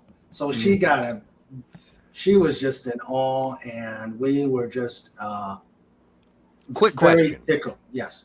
That's awesome. Yeah. Do you refer to him as Doomcock to your daughter? To my granddaughter? I don't know what they said to her. I'm just saying. It's like, No, you know what? No, I think, if you want to say Doomcock to your family, that's your business. Well, it could be Overlord DVD if you want to. Yeah, I would have gone with something more like Pleasant Cock. Yeah. Okay, you're going to the kitty table right now. Go. Oh man, your agonizer, please. That makes sense. But Tiger Stripes, I think you'd get a kick of her loving the Wellerman and Doomcock singing it for her. Yep. Yeah, I'd love to hear that. Well, yeah, I remember seeing it last night. I was Friday night, I guess it was. Now, gee, the weekend's going by fast. Comic Relief Crusader, hello there. And yeah, I'm trying to stall because I'm not sure. Having fun. Doomcock's always entertaining though on Fridays. Oh yeah. I missed this Friday. We went to the symphony orchestra. Ooh, well, that's good too. What were they playing? Yeah, what were they were playing doing romantic masterpieces. Oh, nice. Lovely. Had Nice. Brahms and Lisette and some of those. It was really good. My uncle plays the timpani in the symphony here. The local Cool. symphony. Nice. Wow. Neat. Wow. Yeah. Nice. Okay. Here we go. Show notes. Does that mean we're off the air? No, we're still here. We're still here. I was waiting for the Pleasant Cock to sing a song. Here we go. It's time for show notes. It's time for show notes. It's time for show notes. With Mr. Raymond and Sandra too. It's time for show notes. Done. Love it. Love it. What can I say to that? I have no idea what to say to that.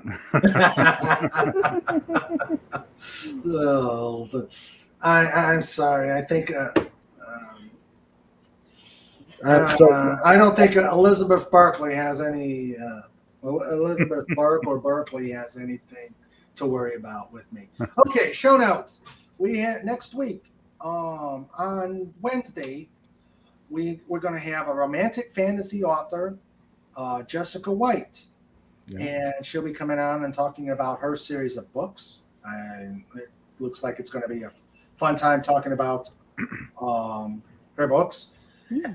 On the 10th, we're going to have Just Cuz, and thanks to Wendy, we're going to end the summer doing Hawaiian Shirt Day. So break out your Hawaiian shirts. Woo! The cheesier, the better. And you I'll will be here have for that. and you will have to show them off. Time to get on Amazon. Yes. No, come on. Everybody's got a Hawaiian shirt, at least one. I will wear a Hawaiian shirt, and I will not wear a bra. I don't wear bras on weekends. That's why we get along. On the 14th, we're gonna have Baron Orman Tag on. Awesome. Talk about get an update from him. On the 21st, we're gonna have a artist, Christina Hoffman. I met her at the Comic-Con I was at, and she's an artist, and hopefully she'll bring some of her work. And another artist on the 28th, her name is Yawata. She teaches art and is also an artist. So we're going to have a lot of good artists on for the month of September. It's going to be a fun September. I'm looking forward to it. Sunday, the 10th, will be on its normal time. We'll have to see how things go for the rest of the month, whether they'll be on Sundays or Saturdays. So that is the end of. It's time for show notes. It's time for show notes. It's time for show notes. With Mr. Raymond and Sandra too. It's time for show notes.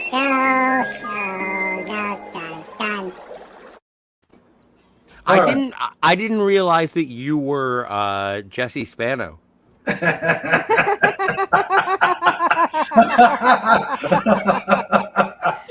did that in a previous life. Oh, don't break Wendy again. I was taken aback the second time. The first time, I just assumed it was Elizabeth Berkley. Anyway, are we ending this or what's going on? Yeah, I think we're gonna wrap it. We're gonna wrap it. I'm getting really hungry. Yeah, I need to eat something too soon. Yeah, we were gonna start wrapping up. The GoFundMe. Well, I just saw a very, very succulent leg. You stay away, pervert. All right, fine. You're already attached. You're in a relationship. Unfortunately, I have no succulent legs to snack on here, so I'll just have to. I didn't ask you, man. I have been told my legs can be sued for non-support. Well, my. Then you're out of my league. At my age, I totally get that joke. Those who still want to help out Mike, the comic relief crusader, the GoFundMe link is right there. If you can donate, please do. If you can't, please share so we can get more word out, and so we can help Mike get his home. Let's see. All the best, Mike. All the best, Mike. Legatus Legion I Hawaiian shirt, cheesy shirt with crazy patterns. Look it up if you need an actual picture of one. And Snort says, go to Amazon and search for ugly Hawaiian shirts. You will not be disappointed. That's what I'm going to do.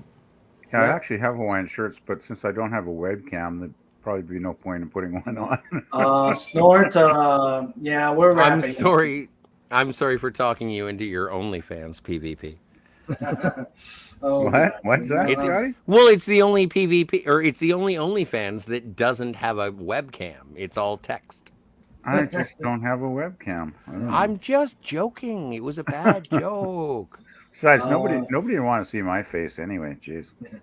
Well, we're not talking about your face if we're talking about OnlyFans, if you know what I'm saying. Okay, this is going over my head. Yes, we're done. We're done. We're closing out. I'm getting blue. I'm scared. I'm too tired to get this joke. I'm a little scared. Beth Ambrosio's Bunny Rescue. OnlyFans. Okay, I think I get that joke now. No, please stop. We should both stop talking. Yeah. Canadian privilege. What was that, Raymond? Uh-oh. I think we froze him. Oh, no. The seas were angry that day, my friend. I don't know what's going on. I keep buffering. Sandra's saying, Scotty, you've angered the gods by talking about OnlyFans. It was my fault. Yes. Yes, it is. Sandra says he has skinny chicken legs, and then Snort says, I didn't think dolphins had legs. Well, yeah. And don't forget Beth Ambrosia's bunny rescue. Help her out if you can. All right, and let's start winding things up with the saying goodbye to the chat first, and then I'll go back to the channel. To the Ranch Team Supreme, Legatus Legion I, first one, last out. In all things, even the kitty table with that Jabba the Dolphin. Yep. We had Lenrod for a drive-by. Anti-derivative Jill not only as a wrench, but on the panel tonight. Now then, I think she tapped out. And then, of course, the mighty, the wise, the awesome. Snortapoopus! Cuber. .com, and you had some good stuff tonight. Bring it on next week. Snortapoopus broke me at one point. That was so freaking funny. Yeah, he was on. Snortapoopus was on fire tonight. Yep. Yes, he was. Has good comments for sure. He was definitely on fire. Give him some salmon, char, seal, and a killer whale. And Tiger Stripes missed it. What is? I did. This liquid smoke. Liquid smoke. I got it. I got the screenshot. Yeah. Tiger Stripes. Here. Liquid smoke is the fake. Liquid smoke is like fake suntan spray for meat you hate. Wow. That's a scientific fact. It broke Wendy. It broke. It's in a culinary, encyclopedia. Liquid smoke is vile. I got a preview joke. The first time I had sex, my girlfriend took off my Hawaiian shirt. You could say she deflowered me. Oh. Metaphorically and literally, it seems. Right? Let's see. And Snort says he is the insufferably verbose bear. Yes, you were on fire tonight, Snort. I am proud of you. Absolutely. And, I guess when you put a professorial, when you give him the professor outfit, he becomes very verbose. What about Marianne? With the shaky hands? Oh, no, I love that. No, Tiger on Stripes. Gilligan's Island. I appreciate that Who reference. Remember that song, Mary Ann with the shaky hands? That's a great song. That's it. Yeah. I love that song. Also on the chat, we had D. Odyssey, Pierre Kelly. We had Pleasant Valley Picker, who joined us in the panel. We had He's Pop still Culture here. Creator. We've got. Sorry, keep going. Buffering again. Oh, geez, he's frozen.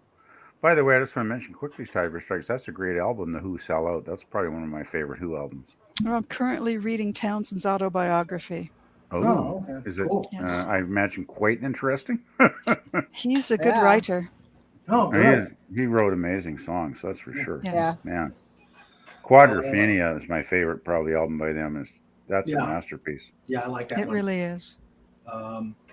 We had Psychosis 29. We had Lorenzo Sleestack. Scotty came on and joined us on the panel.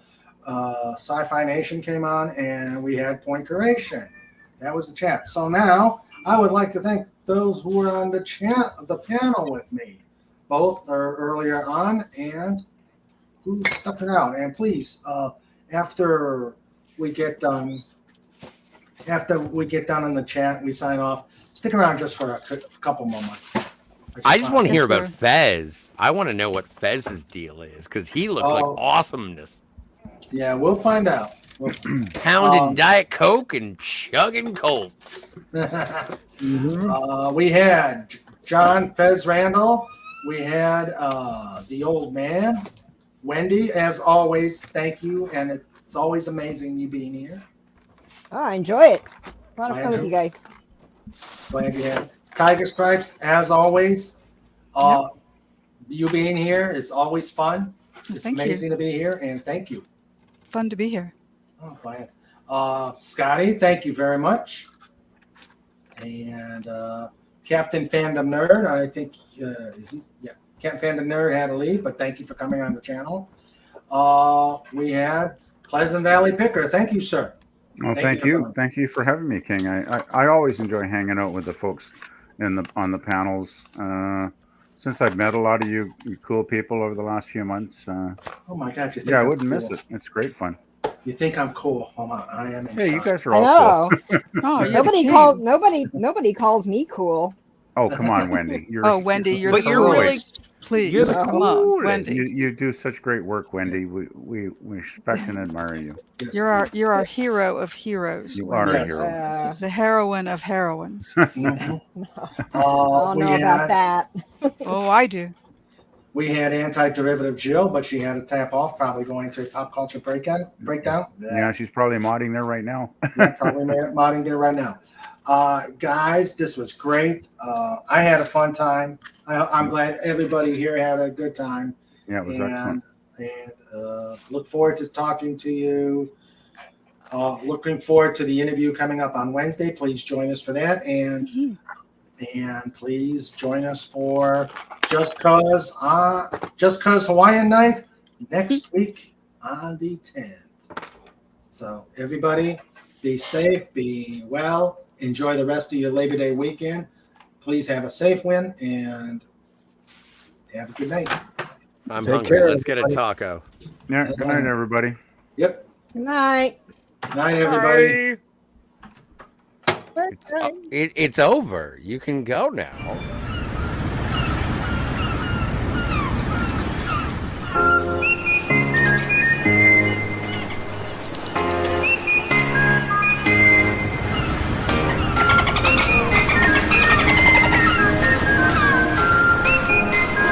This segment is brought to you by thedolphinboys.com.